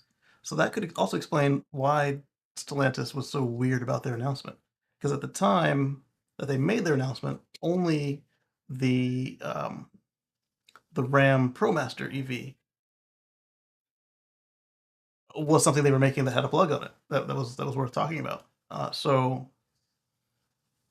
that is very clearly a commercial vehicle. Like they don't even have a passenger model. I mean, they do have them carrying passengers, but not from the factory. That is an upfit. Only retail-oriented vehicles are part of the deal between the two companies. No, that's just on Rivian then. But it might also be the deal on Stellantis, and everybody else doesn't make a. Well, no, the Mercedes does. Mercedes does. But other than that, most of the others don't make a commercial or business-oriented vehicle. So I'm curious to see what happens with the Sprinter, the e-Sprinter, and supercharging. But that one also does come in a passenger model. It'll be interesting to see. According to Rivian representative, the questions ask the questions over email. Yes, baby. General Motors, the fleet-oriented Silverado EV work truck, and BrightDrop can't use Tesla superchargers either. So that's telling us something right there. Not to say that Tesla doesn't want to work it, but that they were not included. Why are you shaking the desk? What are you doing down there?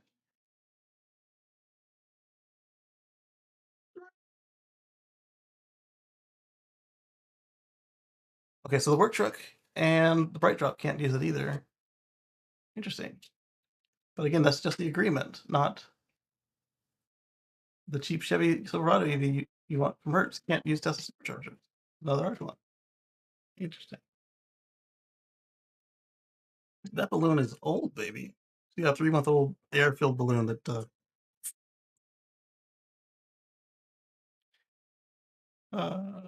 So 15,000 units on the road, 17,000 chargers.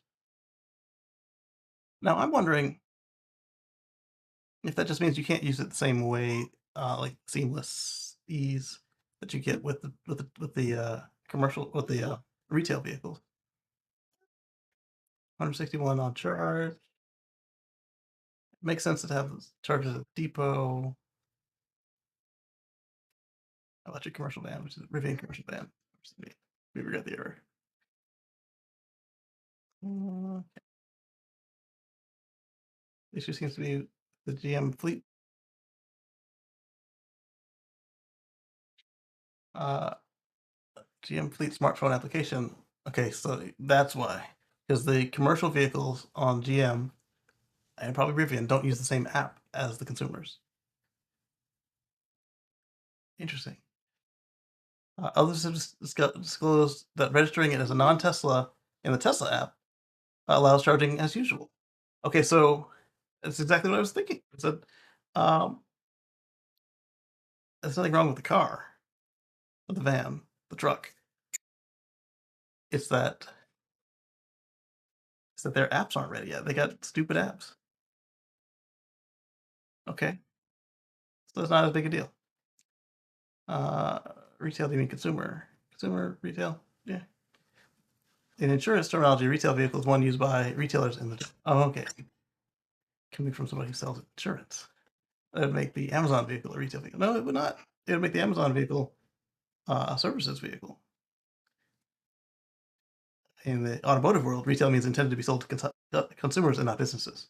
So, okay, so let's look at what they said about the work truck and um, the exit of a charging equipment provider, maybe also network, and see if they came to any similar conclusions. Electric vehicles made by GM can use the vehicle supercharged with adapter. Only applies to retail models. Fleet vehicles such as the EVWT and BrightShot van are not included. Update: General Motors clarified that retail customers who have a retail OnStar account will be able to order a charging adapter and charge their Silverado EV work trucks at superchargers. The original story has been modified to reflect this charge. So it's definitely on the end of these manufacturers and not anything to do with Tesla. Because again, as long as Tesla's getting paid, they don't care. If it's free electricity, you better be hauling yourself and your family around it, not anybody else. And that goes all the way back to the original when they first started advertising and selling the free supercharging.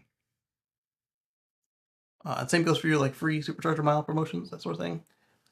Better make sure they count as dollars. Uh, Truck break drop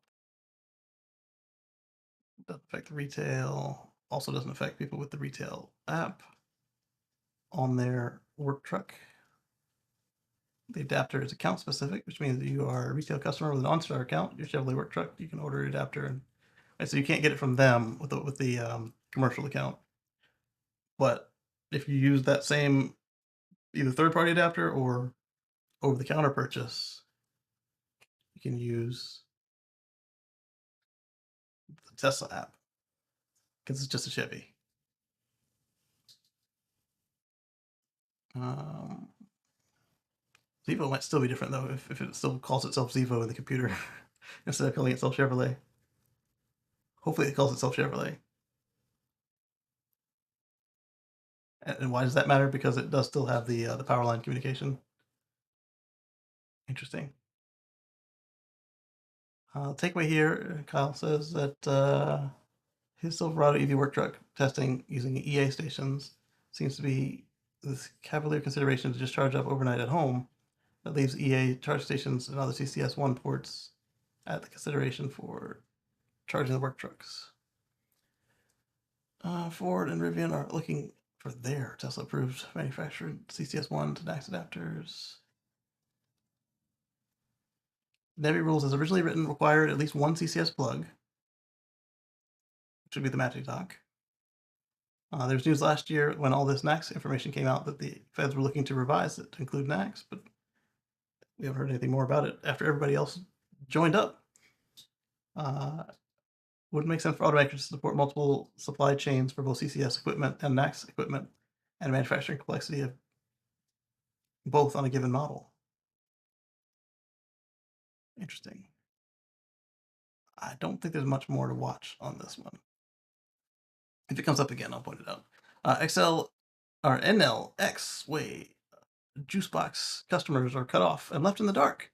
So we're talking both the juice box home units, the AC chargers, AC EVSEs really, the chargers on your car, and their DC equipment dead. Uh, NL X-Way North America, maker of the juice box connected charger, is shutting down. Owners of the charger got an abrupt notice when they found that they could not connect to their chargers. It's unclear what long-term support, if any, owners will get. Probably none. With the bankruptcy of Fisker and a prominent Chinese automaker, we've got a hint of what happens when an EV uh, to an EV when a company folds and potentially cuts off service. Plus Fisker 1.0 for those folks who are driving Karmas around. Uh, Not Karma Reveos, but Fisker Karmas. And well, it says, "Oh boy, thank you." um, she got the note about the recall. We've gotten a hint of what happens. NLXWay North America, the local subsidiary of the European energy giant, uh, abruptly announced that they are shutting down operations on the continent. I think the problem here is that Juicebox was either independent or open source or something to that effect, and then these people bought them. And if you listen to any of Nikki's updates over at Transport Evolved, they were not good at what they do, and so they had firmware that would lock you out and not work with her car and that sort of thing, hide your stats. So she's probably glad that one of hers doesn't connect now, assuming that it'll still charge when not connected. If it won't charge when not connected, then she's just as bad off as the rest of the fleet. Chargers will still currently charge the owner's cars, and software connected services were turned off on Wednesday. Uh, all NLXWay software will be discontinued. Wow, no rule down. See, if you go out like this, I'd like to see you come up with open source, just whatever you need, APIs, direct connect stuff for the community without using internet. You know, I can just have a beacon, like a small little computer on my network to talk to this equipment. And in fact, when I do my IoT stuff, I prefer stuff I can direct to talk without um, needing your cloud. I don't mind using your app, but without needing your cloud, so I can use my own home controllers and data collectors to do these things. So you can no longer schedule, set, monitor home charging. Ooh, that would suck if you had a setting that no longer works for you. Or you set it in for like a vacation and then they went out of business and now you're stuck with your vacation schedule. Eeh. Uh, again, being able to set stuff from home. And I don't know that resetting it would be a good answer because if the cloud's not there to turn it back on, uh, like this scanner I've got over here, they went out of business. Um, it stopped scanning like when I went to go do my taxes last year, and so I just did it another way. Came back to it. It still wasn't working. Turns out it's because I had OCR turned on and they had went out of business silently. Turned off OCR and it still sends everything to my server. And now my server does the OCR and puts it in my document manager. But I don't know what happens if you reset it because it logged in on the cloud. But that one I'm not as upset about because it's able to go over my network. I don't need them for any of that stuff. The OCR was nice, saving it in the cloud was nice, but most of the stuff I didn't want in the cloud anyway. And there are some things I could do like with USB, but all I wanted it for was the document feeder straight over the Ethernet. It's got Wi-Fi too, which is nice. It's actually how I've been using it because the cable failed and I've been too lazy to purchase one of the right size and length rather and install it. It's in a weird place. It's kind of like in between. Anyway, that's neither here nor there. That's similar, which is why I got off on that tangent. Oh, okay. So yeah, if you have a juice box, I'm so sorry. It's toast. I mean, according to this, if you didn't have anything programmed, it'll still charge. But be careful buying one for a fire sale.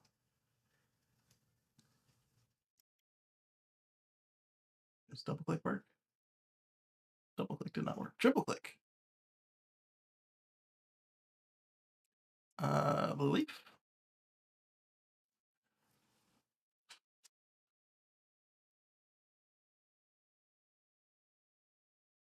Me. What did I say?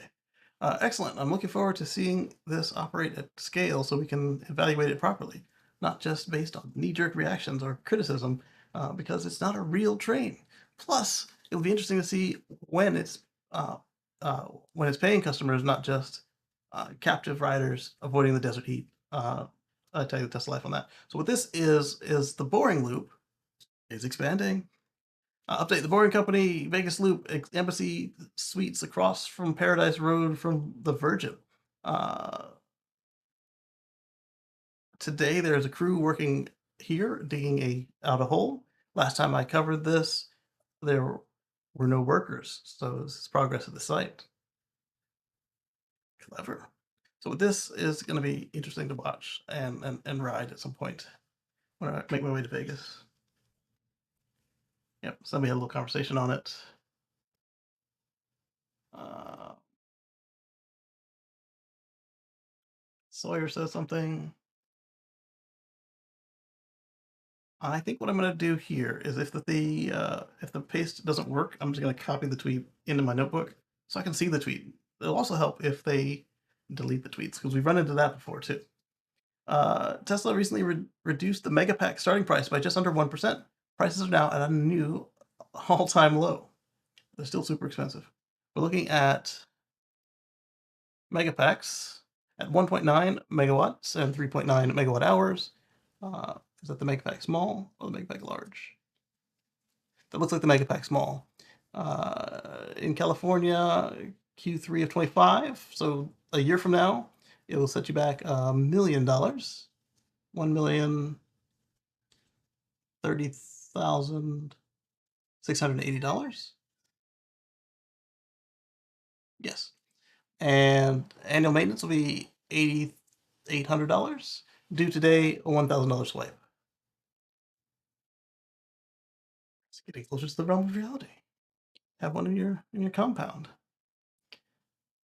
But for businesses, that's great. But at one point, I was looking at getting a power pack for the house. Not this house, because that would be ridiculous. But you know, power pack is gone, so it doesn't matter. It was a pie in the sky dream, but it would have worked. Volvo EX30 production zips past 100,000 units. Congrats to Volvo. As Canada says. Rivian announces the interior camera is back on the 2025 R1T and R1S. So congrats to the folks that needed that feature. You can now get it. I was going to click in and see if they use it the same way that Tesla does for attention monitoring, but because it's back, that's all that matters. The Swedish trade union IF Metal, which we've discussed at length over the year, has filed a lawsuit against Tesla, alleging that the company failed to inform employee representatives of workplace changes, which is mandatory under the company's labor law or under the country's labor laws. Union officials said on Thursday. So they're going to be deferential to this union. I don't mind being deferential to unions that people want to join.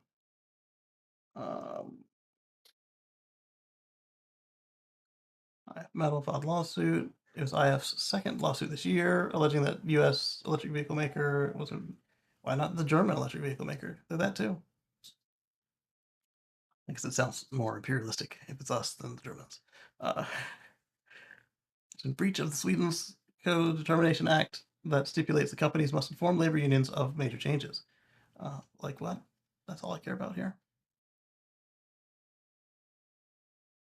Tesla didn't immediately respond to a comment. Yeah, you got a poop emoji. That's what happened.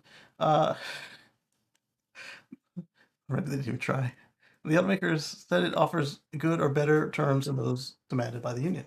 Okay. IF Metal's latest lawsuit had said Tesla reorganized its branch in Swedish unit of Umeå without informing the union, according to court documents. Why does it matter? If none of your union employees were affected, who cares?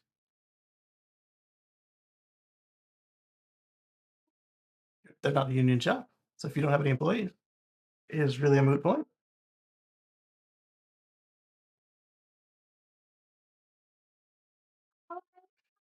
You want your pad? Yeah, it's probably full by now. Here you go. I thought it was something red on the screen, but it's food.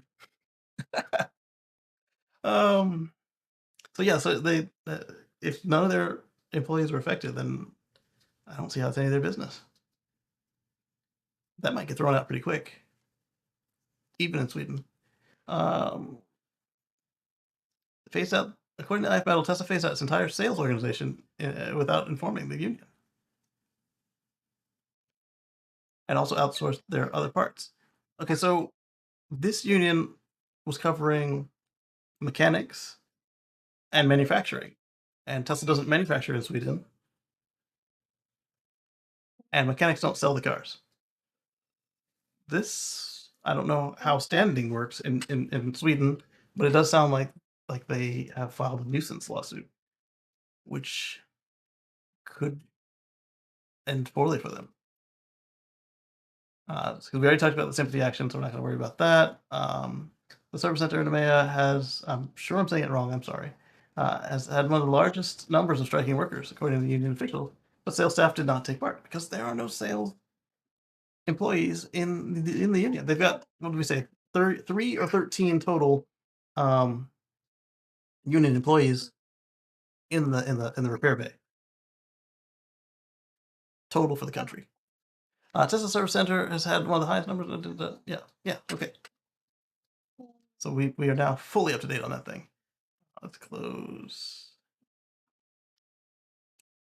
all this.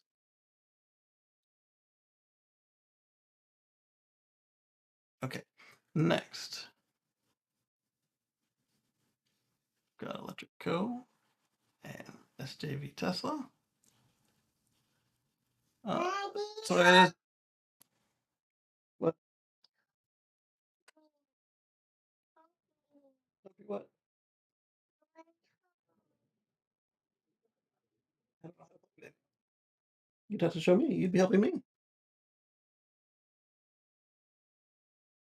Do you want it to go away? I can make it go away. They're telling you how to play, so you can skip it and just play by yourself, or you can listen to them. So yeah, we already talked about Toyota delaying till next year.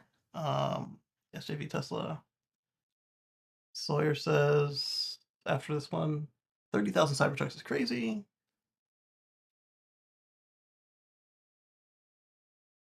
Talked about that. Sawyer says news: Toyota's delaying the production of their first. Yeah, yeah, yeah. We discussed that. And year to date, Ford is second only to Tesla in EV sales. Look at that progress. At the same time, though, we're also hearing that Hyundai is like super good at sales. So I don't know who is doing better. I guess it depends on how you measure it. Tesla Canada says something. Tesla Energy surpasses 2023 battery storage deployments with Q4 2024 still ahead. So this one was really cool.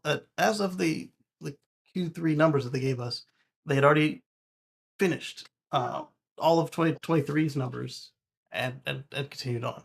And there's still another quarter to go. That's impressive. Then we've got another Sawyer post, another Drive Tesla Canada. The government has issued $2 billion in the point of sale consumer tax credit payments since January of 2024, covering some more than 300,000 vehicles, according to the Treasury. And that's just for people who qualified for this. So that's awesome. Talking about you have to be able to certify that your income is right, and then you can get the point of sale credit, which is phenomenal. 250,000 credits issued for new EVs, 50,000 credits for used EVs. That's really good. Drive Tesla Canada says maybe the same thing. No. NLXWay leaving North America. This is not just focusing on the juice box part. Like their commercial chargers are gone too.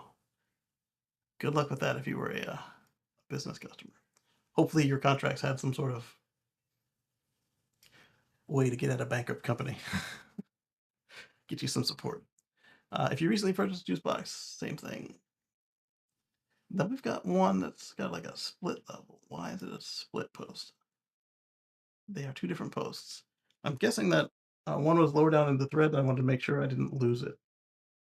So this Rivian was involved in Helene and got mud flooded. And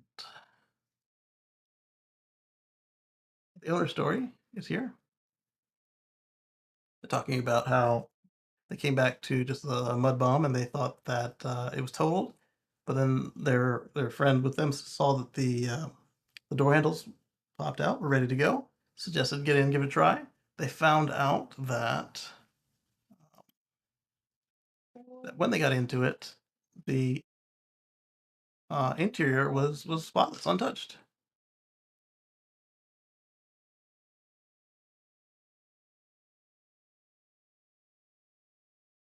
It doesn't like me random seeking their video, does it? Either way, they opened the door and there was no water in there, and they were very happy. Again, they had some not just flood water, they had mud water and mud enter the bottom of the vehicle. So what we're looking at here is the bed over the trunk. Um, in this case, you're going to want to take it to Rivian Service and make sure that it is truly good to go, and then also make sure you get some of that hundreds of pounds of just soil out of the little diaper catch that the Rivian R1T has back there.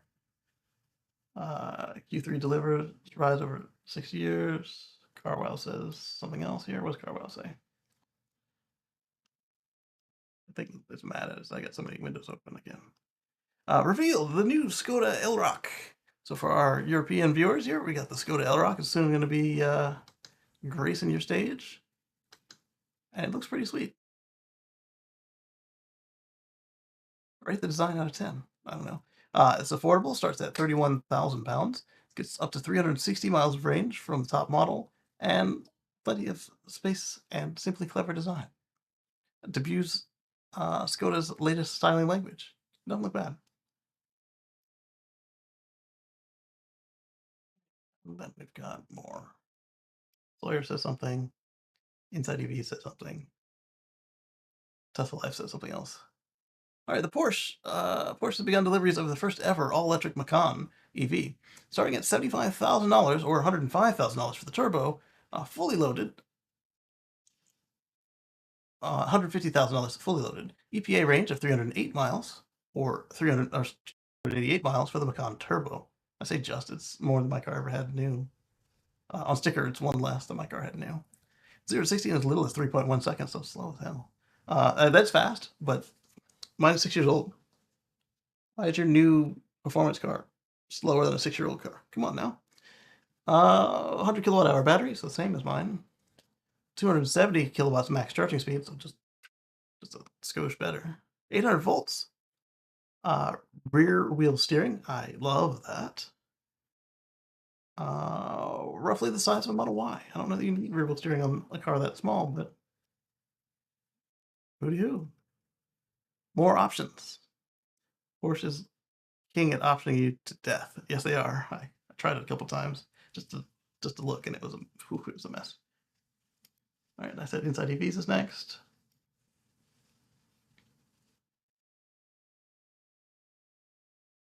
What's this? $24.95 one-time purchase will also be available to select 2025 model year vehicles when ordered new. This is coming for Ford Blue Cruise hands-free. ADAS is now cheaper.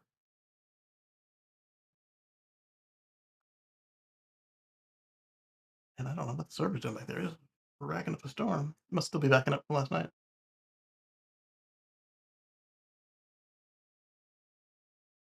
Yeah, she's just enjoying her pad there. This is from Inside EVs. No, we're not talking about Crisp. I was like, I didn't click Jack. It's because I didn't. But my cursor got snatched.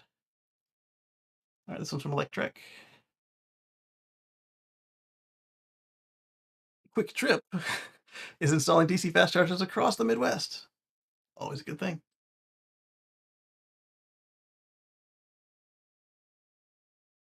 Tesla Life says a Tesla strike in Sweden didn't impact growth as market share increases. So we're talking there about the regular ongoing sympathy strikes and everything. They didn't stop the company from setting a record in Sweden. So you're handwriting license plates and sending them out so the customer can get their own because the mail won't go. And they managed to sell 16,478 vehicles with the country actively fighting against them to sell the cars. Obviously, not the literal country, but just like they don't have federal mail, obviously, and a couple other items like they can't get the shop clean, and Just a lot of petty crap for 3 to 13 employees that the rest of them aren't interested in. And why do I say petty crap? Because sympathy strikes. No, none of the people striking against them actually have a stake in this, other than they've been asked to do so by the representatives of the 3 to 13 people. Not like a strike anywhere else in the world.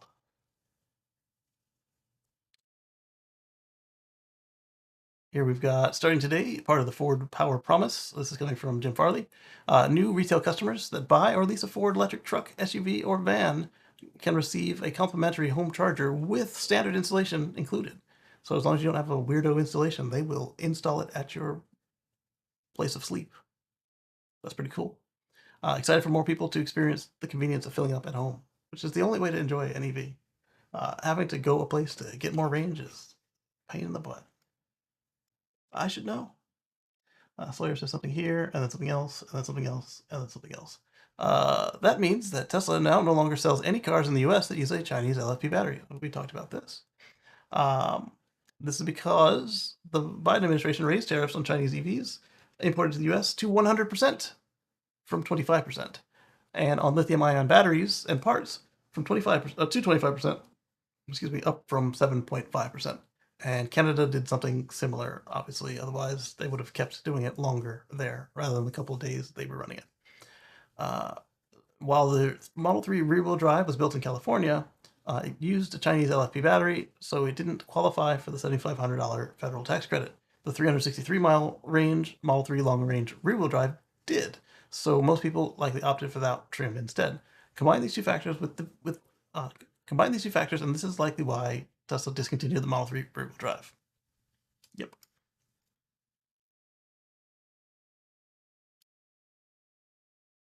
News! GM announced today that the company sold a record 32,195 EVs in Q3 from 2024, up 60% year over year and 46% quarter over quarter. Equinox EV set 9,700. Blazer EV almost 8,000. Lyric 7,200. Hummer 4,300. Silverado almost 2,000 at 1995. The Sierra 387. Bright Job Van moving record numbers now, 246. Bolt 168 for a total of 32,195. And again, I guess those bolts are just like leftovers at this point. The Bright Drop, looks like it was a good move to move them to Chevy, then let them do their own thing. And then he says this, and we've got some Tesserati and some more Sawyer. Electric cars recently overtook ICE cars in Norway. Now, another record has been set for new registrations. 96.4%, up from already impressive 90% of all new cars registered in Norway in September were purely electric. They're done. They're done. 2025 comes around and they say, oh, no more gas cars. People say, oh, okay, what's the problem? Well, I'm going to buy one of them anyway. Congrats to them. Tesserati says, BYD seeks EV tariff extension in Mexico. I was going to read into that and see what was going on, but now I'm not going to. Know it exists, especially if it matters to you.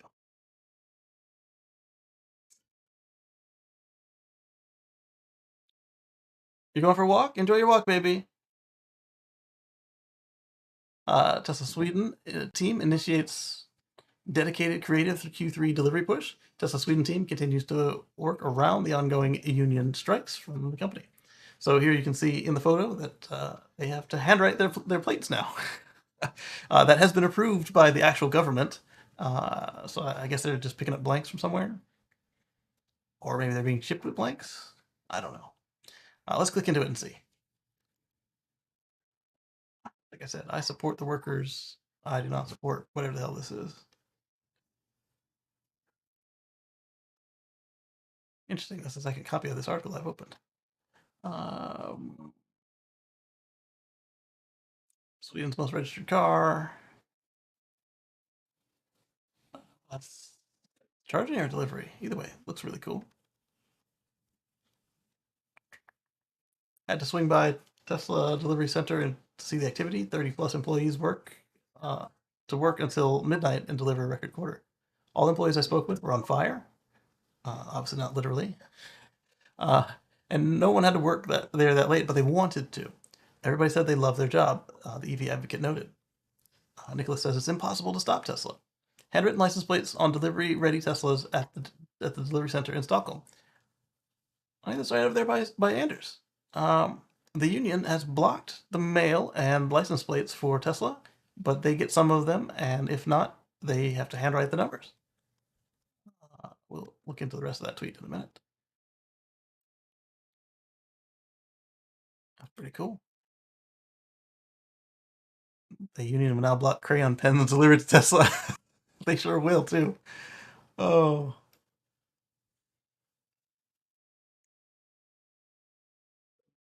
Right, coming up, they handwrite the numbers if they have to. They have been approved to do this by the police. The Tesla owner then gets their plates in their mailbox at home and then puts it on. Again, just like we talked about earlier, it's kind of the U.S. style. Like we do our own plates. We don't get them already on the car. There's a law. They do what they want. That's why they call it the mafia. So I guess that the police union is not in sympathy strike with this, or your guys that are smart enough not to have a police union, one or the other. I don't think there's anything wrong with the police union, except that the way that we've done them here, they have way too much power. Instead of just being a union, they get into stuff. GM has begun deliveries of the Chevrolet Equinox EV, making it the least expensive EV on sale in the US with over 300 miles of range. A lot of qualifiers there. They got it. It's like a JD Power Award.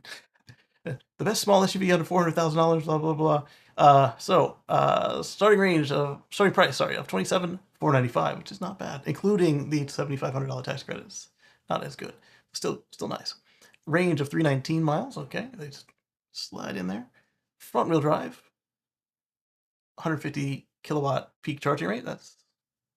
I can exceed that. My 6-year-old car. But again, mine is also not a cheap car. Well, they come a lot cheaper than I paid for it. 17.7-inch Google infotainment screen. Interesting. So they don't have CarPlay, but they do have Google. So this is a Google Auto, I'm assuming, not Google. What do they call the other one? The wireless or wired connection. It's not Google Auto. It's not CarPlay. Android Auto. So this is Google Auto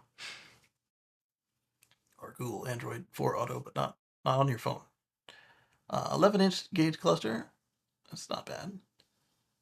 So this could work, the Google situation. So you may not have CarPlay and all that, but if it's an actual third-party computer that the company that knows how to make interfaces and stuff, it might be all right. 220 horsepower, not bad. I think it's the same as my front motor. I think it is. Fabric upholstery with a car length of 190 inches versus 187 for the Model Y. So you get a little bit more legroom in the back. Or overall, 1.5 and 1.5? Don't know. Where are you getting these prices? The prices on the website start at 44. And then Sawyer says, strip bound model, starting at 33.6, and then also shown 33.6, and then he takes off the federal credits.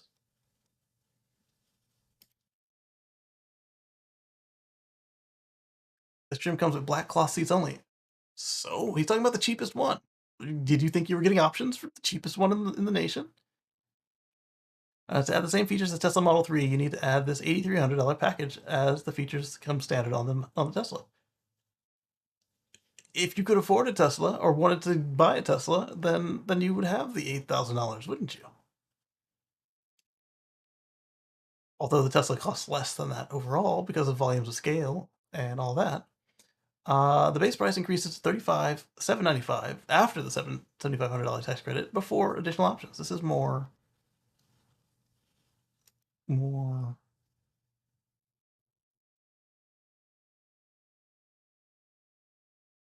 the Tesla Model 3 rear-wheel drive at $34,999. Yes, but the strip model is less than $34,999. And That's the point of advertising the cheapest SUV in North America. Cheapest EV SUV in North America. I repeat, nobody should buy this over the Tesla. Uh, I would definitely steer you towards the Tesla. If you just add this $8,300 accessory, it's more expensive.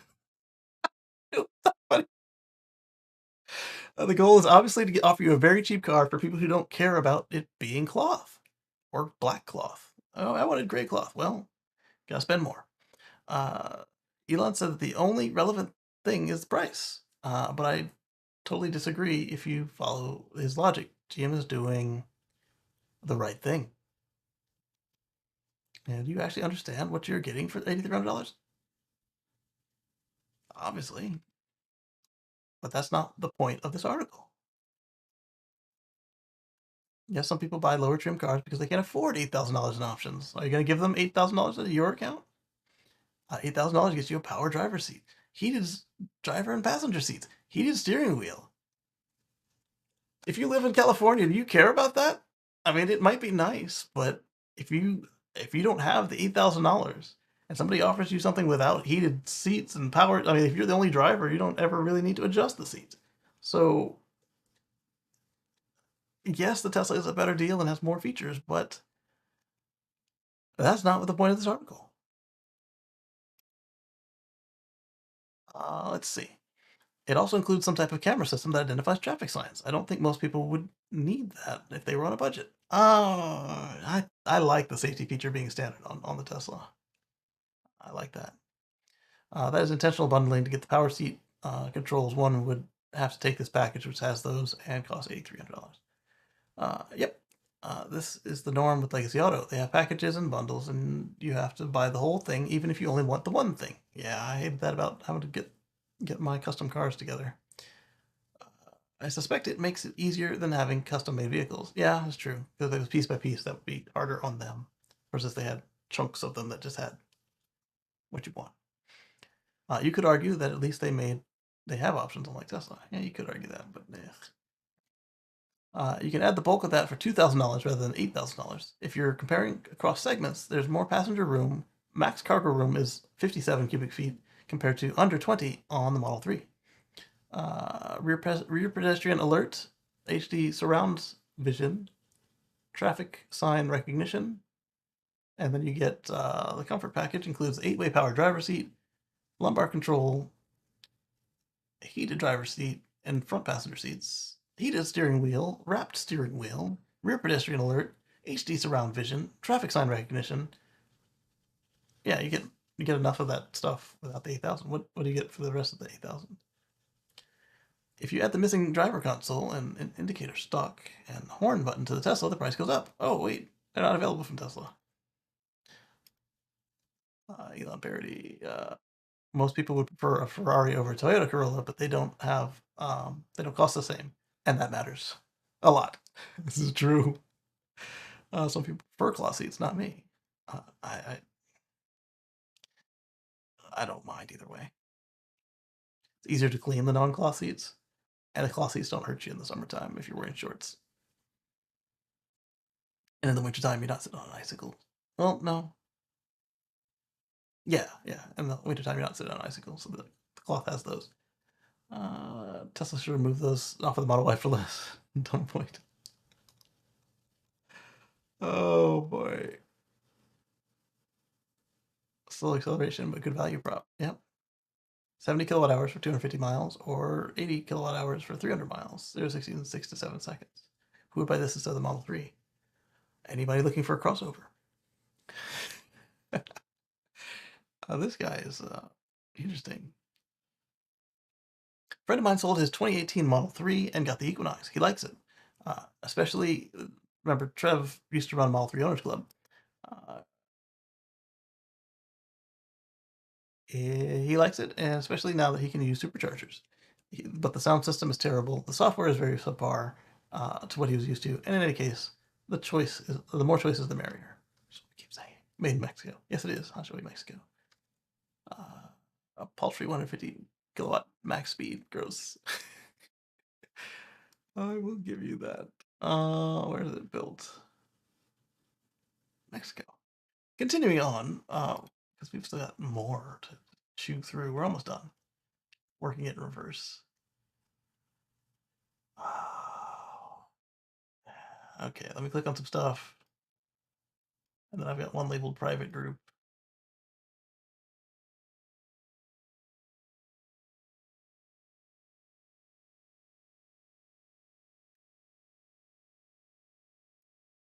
There we go. I'm sure I missed some because the way the thing was flashing and clicking. But it'll be all right.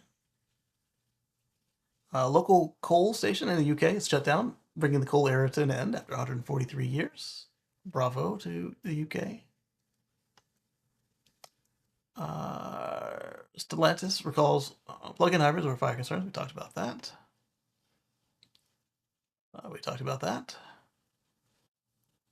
Jim Farley says we're getting out of the boring car business and into the iconic vehicle business. Put up or shut up. I know they will try. That's the important part. That's back to where we were with the guy arguing about the Model Y versus the Jeep GM. I need to take this one. We'll copy the link and bring it over here.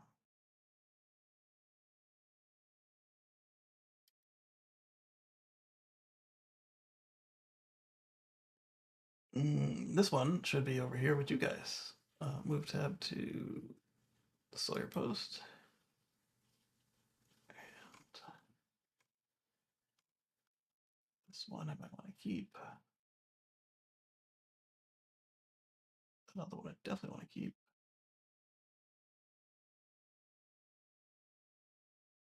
I guess I'm opening a new window. New tab at least. Paste and go. All right, so this is a private post. This is the VW ID Buzz to launch on Thanksgiving. Interesting. Oh.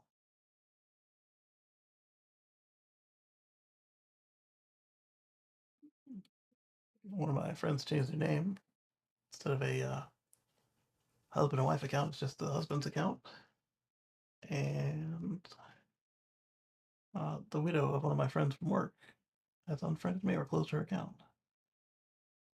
Anyway, Volkswagen ID Buzz will launch around Thanksgiving. And what we need to know about it is that the ID Buzz electric. Can I click on this without being in the. Here's what I can do. I have got a solution for this. I think. Let's do. Yeah, I got a screen clipper. Let's come here. Click here.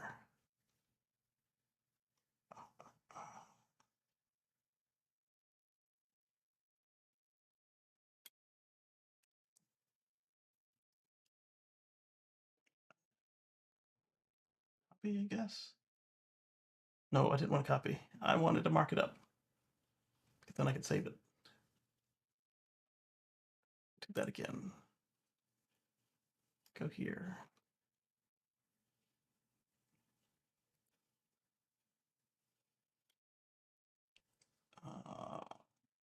Markup capture. I guess I could have just saved it as is. Oh, good thing I did though.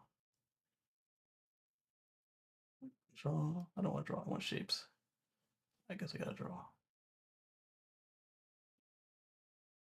Okay.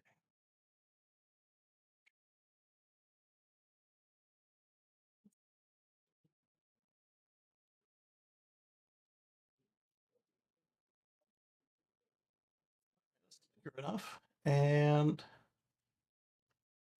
now to figure out how to get this in an Internet Explorer window for you to see. I think if I leave it like this, I might be able to move it. No.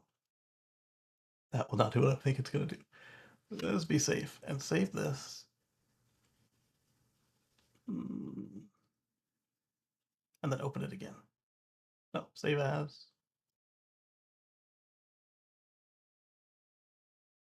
I don't want it in the scans folder. I'll never get it back out. It's a picture, so it'll get whisked away and stored. Store it in my video folder, and then open it.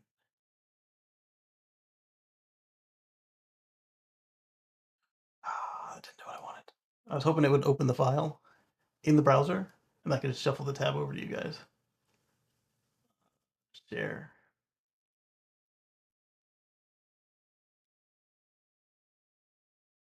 Oh, can't share it straight to the browser either.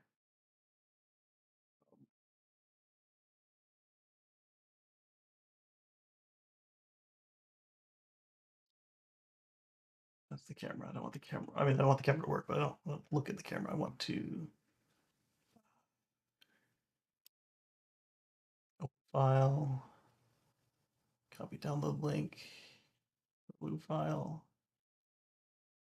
If I copy the download link, can I paste it over here? All right, so let's look at this, and then we will go from there. Gregor Truck says there have been some slight changes to the non-Foundation Series Cybertruck. The first landed non-Foundation Series Cybertruck fix here. Apparently, either his doesn't have this airbag indicator, or some of the Foundations is newer ones do. Squirrel says airbag next to the horn. Right here says airbag. That's gone. Or that's new from his. Silver is different on the Squirrel. The silver here. No Foundation badging, obviously. The lower center control lower center console has no longer has a silver inlay. I guess that's here. And no more bed rings. No more rubber mats. Well, the rubber mats are accessory. So were the bed rings. So they're saying it's different silver.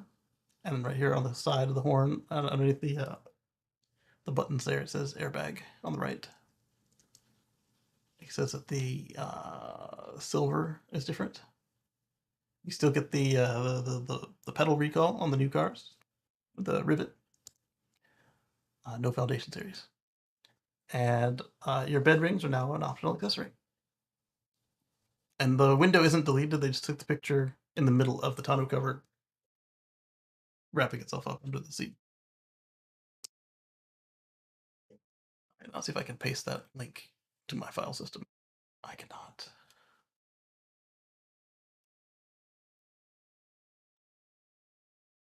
Okay, what if I show it in Finder?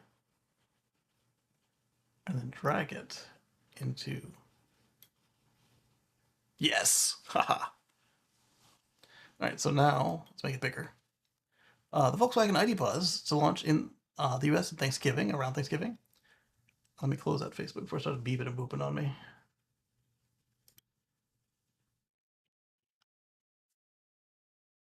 The ID Buzz will launch around Thanksgiving, and it's an electric van based on the dealerships. The electric van based on each dealership's ID4 sales performance. So if your dealership sucked at selling ID4s, they're not getting very many of these buzzes. If they did great, they're going to get more. It's not new in the way the dealerships and manufacturers work with each other. Each dealership is expected to receive 1 or 2 buzzes for the US around Thanksgiving, with VW's head of sales, US sales, stating that, or describing that, the initial rollout is quite tight. The ID4 is VW's first electric crossover. Oh, the ID4. I was supposed to say the ID Buzz is not. The ID4 was. Saw a sales increase of 84% in 2023 with 37,789 units sold. With the allocation formula was shared with dealers to ensure transparency and fairness. With positive feedback from most dealers, except the ones that wanted to sell the van and didn't sell the crossover. Volkswagen anticipates strong demand for the ID Buzz, which will help offset the temporary stop sale of the ID4 due to faulty door handles.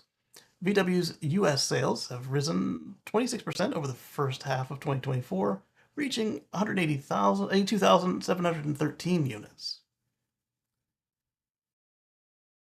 That's useless. Those are fossil cars mostly. US car sales. Yes, that's right. Tesla outsells all of VW with just Model 3 or Y. The largest growth among market brands. CEO Pablo D. Cease expects robust demand for the ID Buzz in the first 2 years and emphasized that the need for continuous innovation. The ID Buzz, built in Germany, will be offered in the US as a long wheelbase, 3-row model with rear or all-wheel drive. Pricing for the ID Buzz starts at $61,545, with higher trims exceeding $70,000, making it VW's most expensive US model in the US. As a VW. Sure, there's some Audis that hit that easily. Making VW's most expensive. Despite the higher price tag compared to traditional minivans, VW encourages dealers to respect the sticker price and maintain customer satisfaction. Good luck with that. Market adjustment fee, new car taking advantage of you. The ID Buzz will follow updates to the Jetta and Tout models. The Tiguan redesign arriving in 2025 is aimed at building momentum and brand growth. I just zoom in on the meat. All right then. Oh, I see. There's stuff at the top that's just gone. Okay, and it wouldn't zoom down anymore. It's at the bottom of the picture. So there we go. Let's look at notes.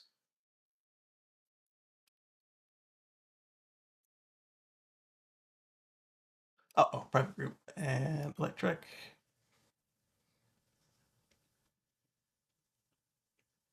Volvo's cheapest EV hit a major milestone, a sales surge. We talked about that briefly.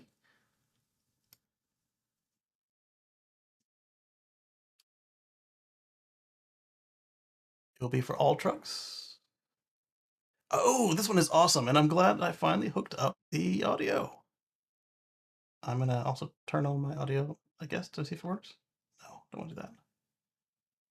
But what I do want to do, how do I want to do this? HDMI capture device, alert box.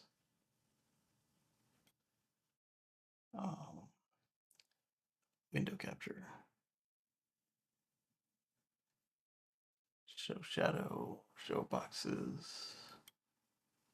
Nope, don't care about that. I want to capture the audio.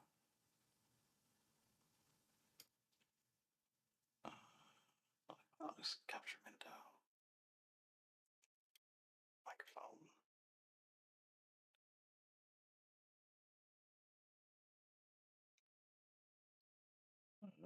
Cable.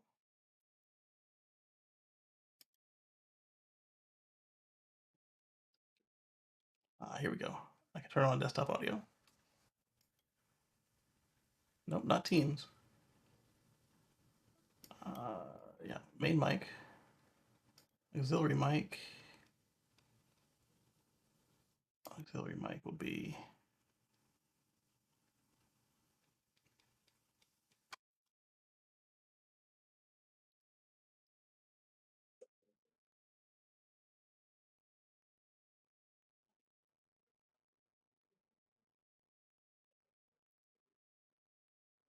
do that. I think a virtual cable as our secondary microphone, and for our source, the virtual cable is turned on. I need to set the system to use the virtual cable so you can hear it.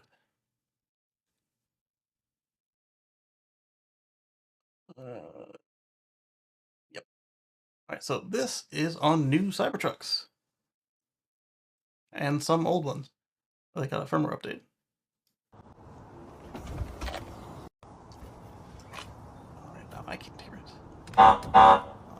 Monitor this with my headphones, please. Hopefully I'm not blowing your ears out.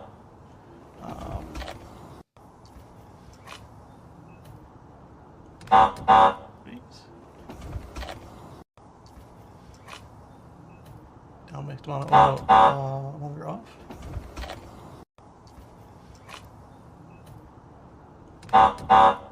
Yeah, you can hear it now, I think. And yeah, we wanted to go to connect down too.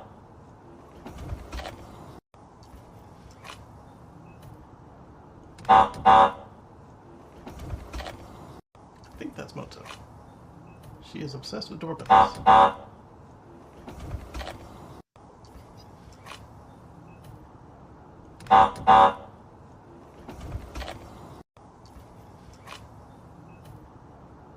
So that is the sound of the new Cybertruck, followed by next we've got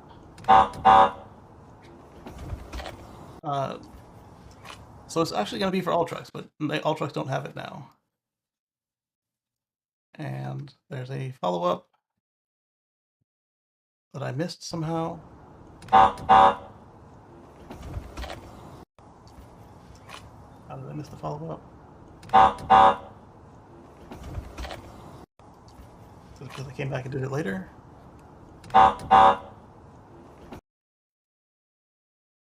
Nope. This Sapphire was wearing light camo and had racing seats inside. So let's go back to the Cybertruck. There's a video of it going by. Oh, you have mail. Yeah, okay, thank you.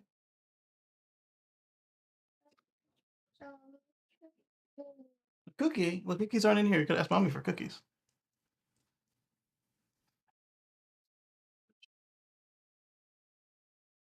It'll be for all trucks. There's a video of it going by on the outside that I put in the notes that I don't see.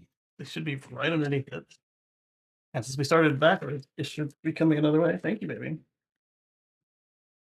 Um,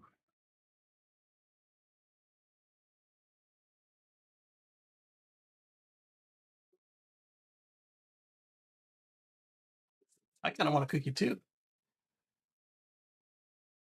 No? All right. So if I retweeted this, then it'll be on my feed, right? Well, I retweeted it now, but did I retweet it earlier is the question. All right, so this is coming from Scott Buscemi. Have I got another Scott Buscemi in here? Oh, you know what? I do. I bet you what happened is the confirmation that it was coming to all trucks happened hours to days later, and that's why. So I'll keep this open, and we'll come back to it. FCC voted to open more spectrum to non-geostationary satellite operators like Starlink, and including Starlink. The Starlink cellular beta is estimated to launch between the end of 2024 and early 2025. Plus, as we saw with Hurricane Helene, the little extra early bump with the emergency authorization by the FCC. So again, Elon's whining about the government. It doesn't exactly hold up. They work with him all the time, and like I said, keep shoveling cash to his back door, despite not acknowledging him at all to his face. I would much rather that than somebody glad handling me while trying to kill my businesses. That's all I'll say on that for now. Hyundai celebrates 100 million cars produced with an Ioniq 5. Hyundai produced 100 millionth car with the Avante sedan. Its next chapter started with the Ioniq 5 and following its new strategy for EVs, hybrids, and hydrogen vehicles. Like I said, I think they're doing hydrogen right, just taking up the free money and not making their lives all about it like Toyota does.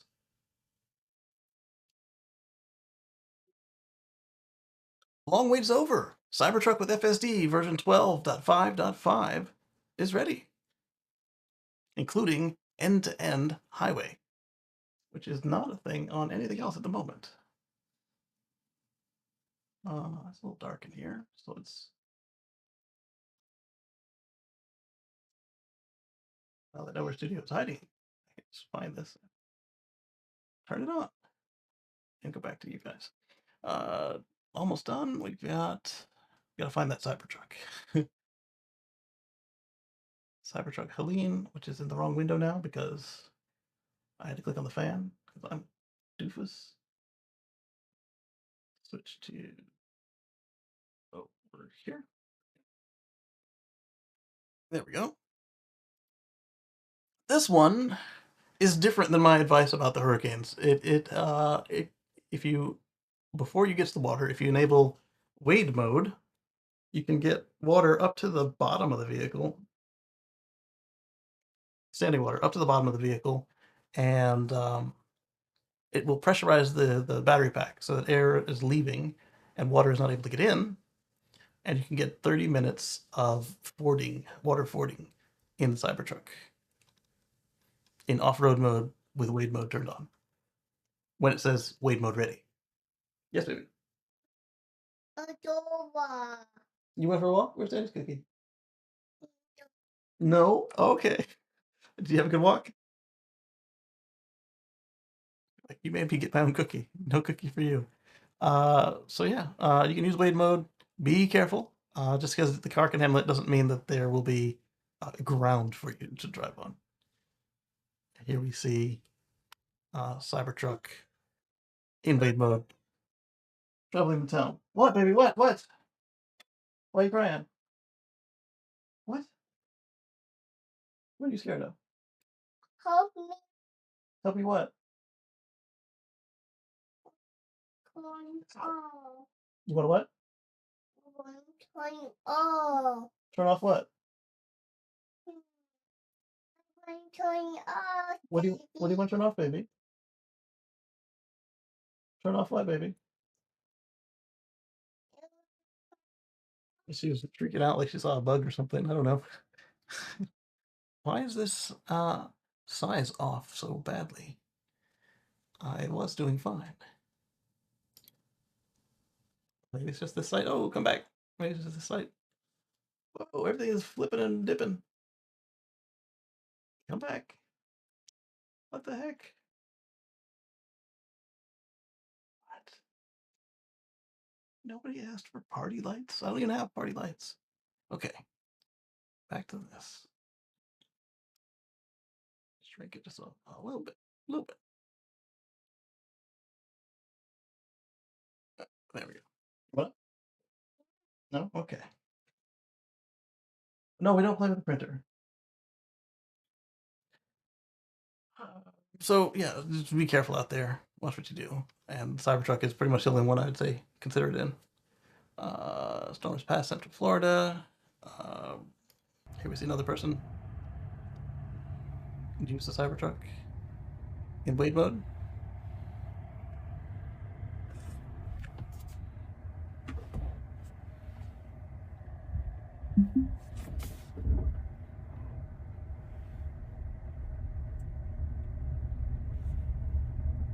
Let me see. I can just leave it on and then mute it. I don't want you guys to hear what's going on, I guess. Just another input. Okay, and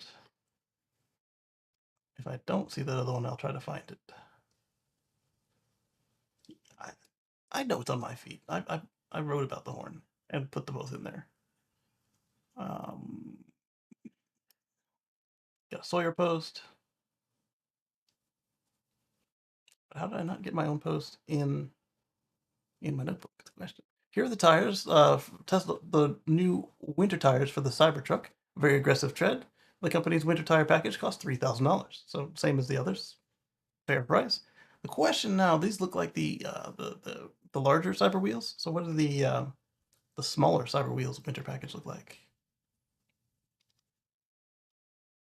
Or they only have one set, and so you get a bigger tire and wheel, because they don't just give you raw tires; they give you a set. Why there's no snow rating logo? Because Duratrax are all-terrain tires with 4-season rating, not snow tires. What is the Tesla definition of a winter tire package? That's a good question. He brings it up. Unless well, no, because the winter peak logo would need to be on the outside if you're going to stop by traffic control checkpoints.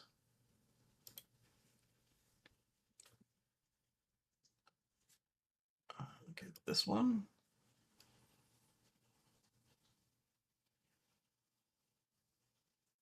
Breaking! Tesla started rolling out FSD access to early access Cybertrucks for the first time. Yep.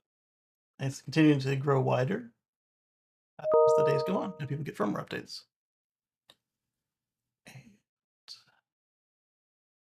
Ashok says that a great job by the Tesla AI team on meeting the goals laid out for September. End to end on the highway is first shipping on Cybertrucks. We're close to an early release build for the remaining platforms, and will release to internal employees next week or so. So they, just at the nick of time before September ended, managed to get um, the September checklist in the public, not wide, but in the public. And the final tweet in the notebook before I go finding that outside horn is Valleycan asks, oh wait, yeah, I just put this one. We talked about this last time. If you want an electric mower, uh, the information's out there. I can't retweet it again, so I'll paste it in the chat and get you a free electric lawnmower if you're in Southern California and have a gas one to cash for clunkers in. And now, let's go to me and find that Cybertruck horn. It's not a reply, it's a post. Oh, there's that reply, but there's another one where I covered them. You can even look at the day. When was this? This was September 27th. So we can go down quite a bit. Looks like me yelling at clouds, shaking my fist at clouds. You got Elon just being himself. Here we go. I said, that's friggin' cool. Exactly how I'd imagined it should sound. It fits compared to the classic American horn on other Teslas or the sea of meat meat sounds by the Japanese cars, Japanese and German cars out there. And here's how it sounds from the outside. I don't know what happened to my likes on these things.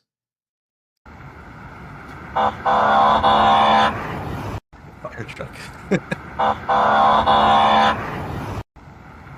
But I like it. And so with that, I want to thank you guys for putting up with me being late and the slightly longer than average show today. I want to thank all of our channel members for your continued financial support. And I see that Zach did one last week. We talked about as he did it, and it's still at the top of my screen there. So I want to thank him again.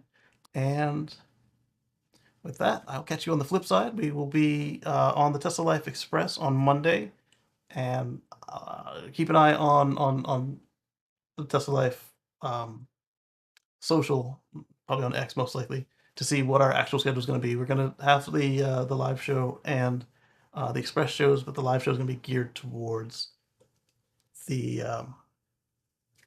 1010 event. So we will see you there and catch you on the flip side. Have a great week. Thank you, Lee.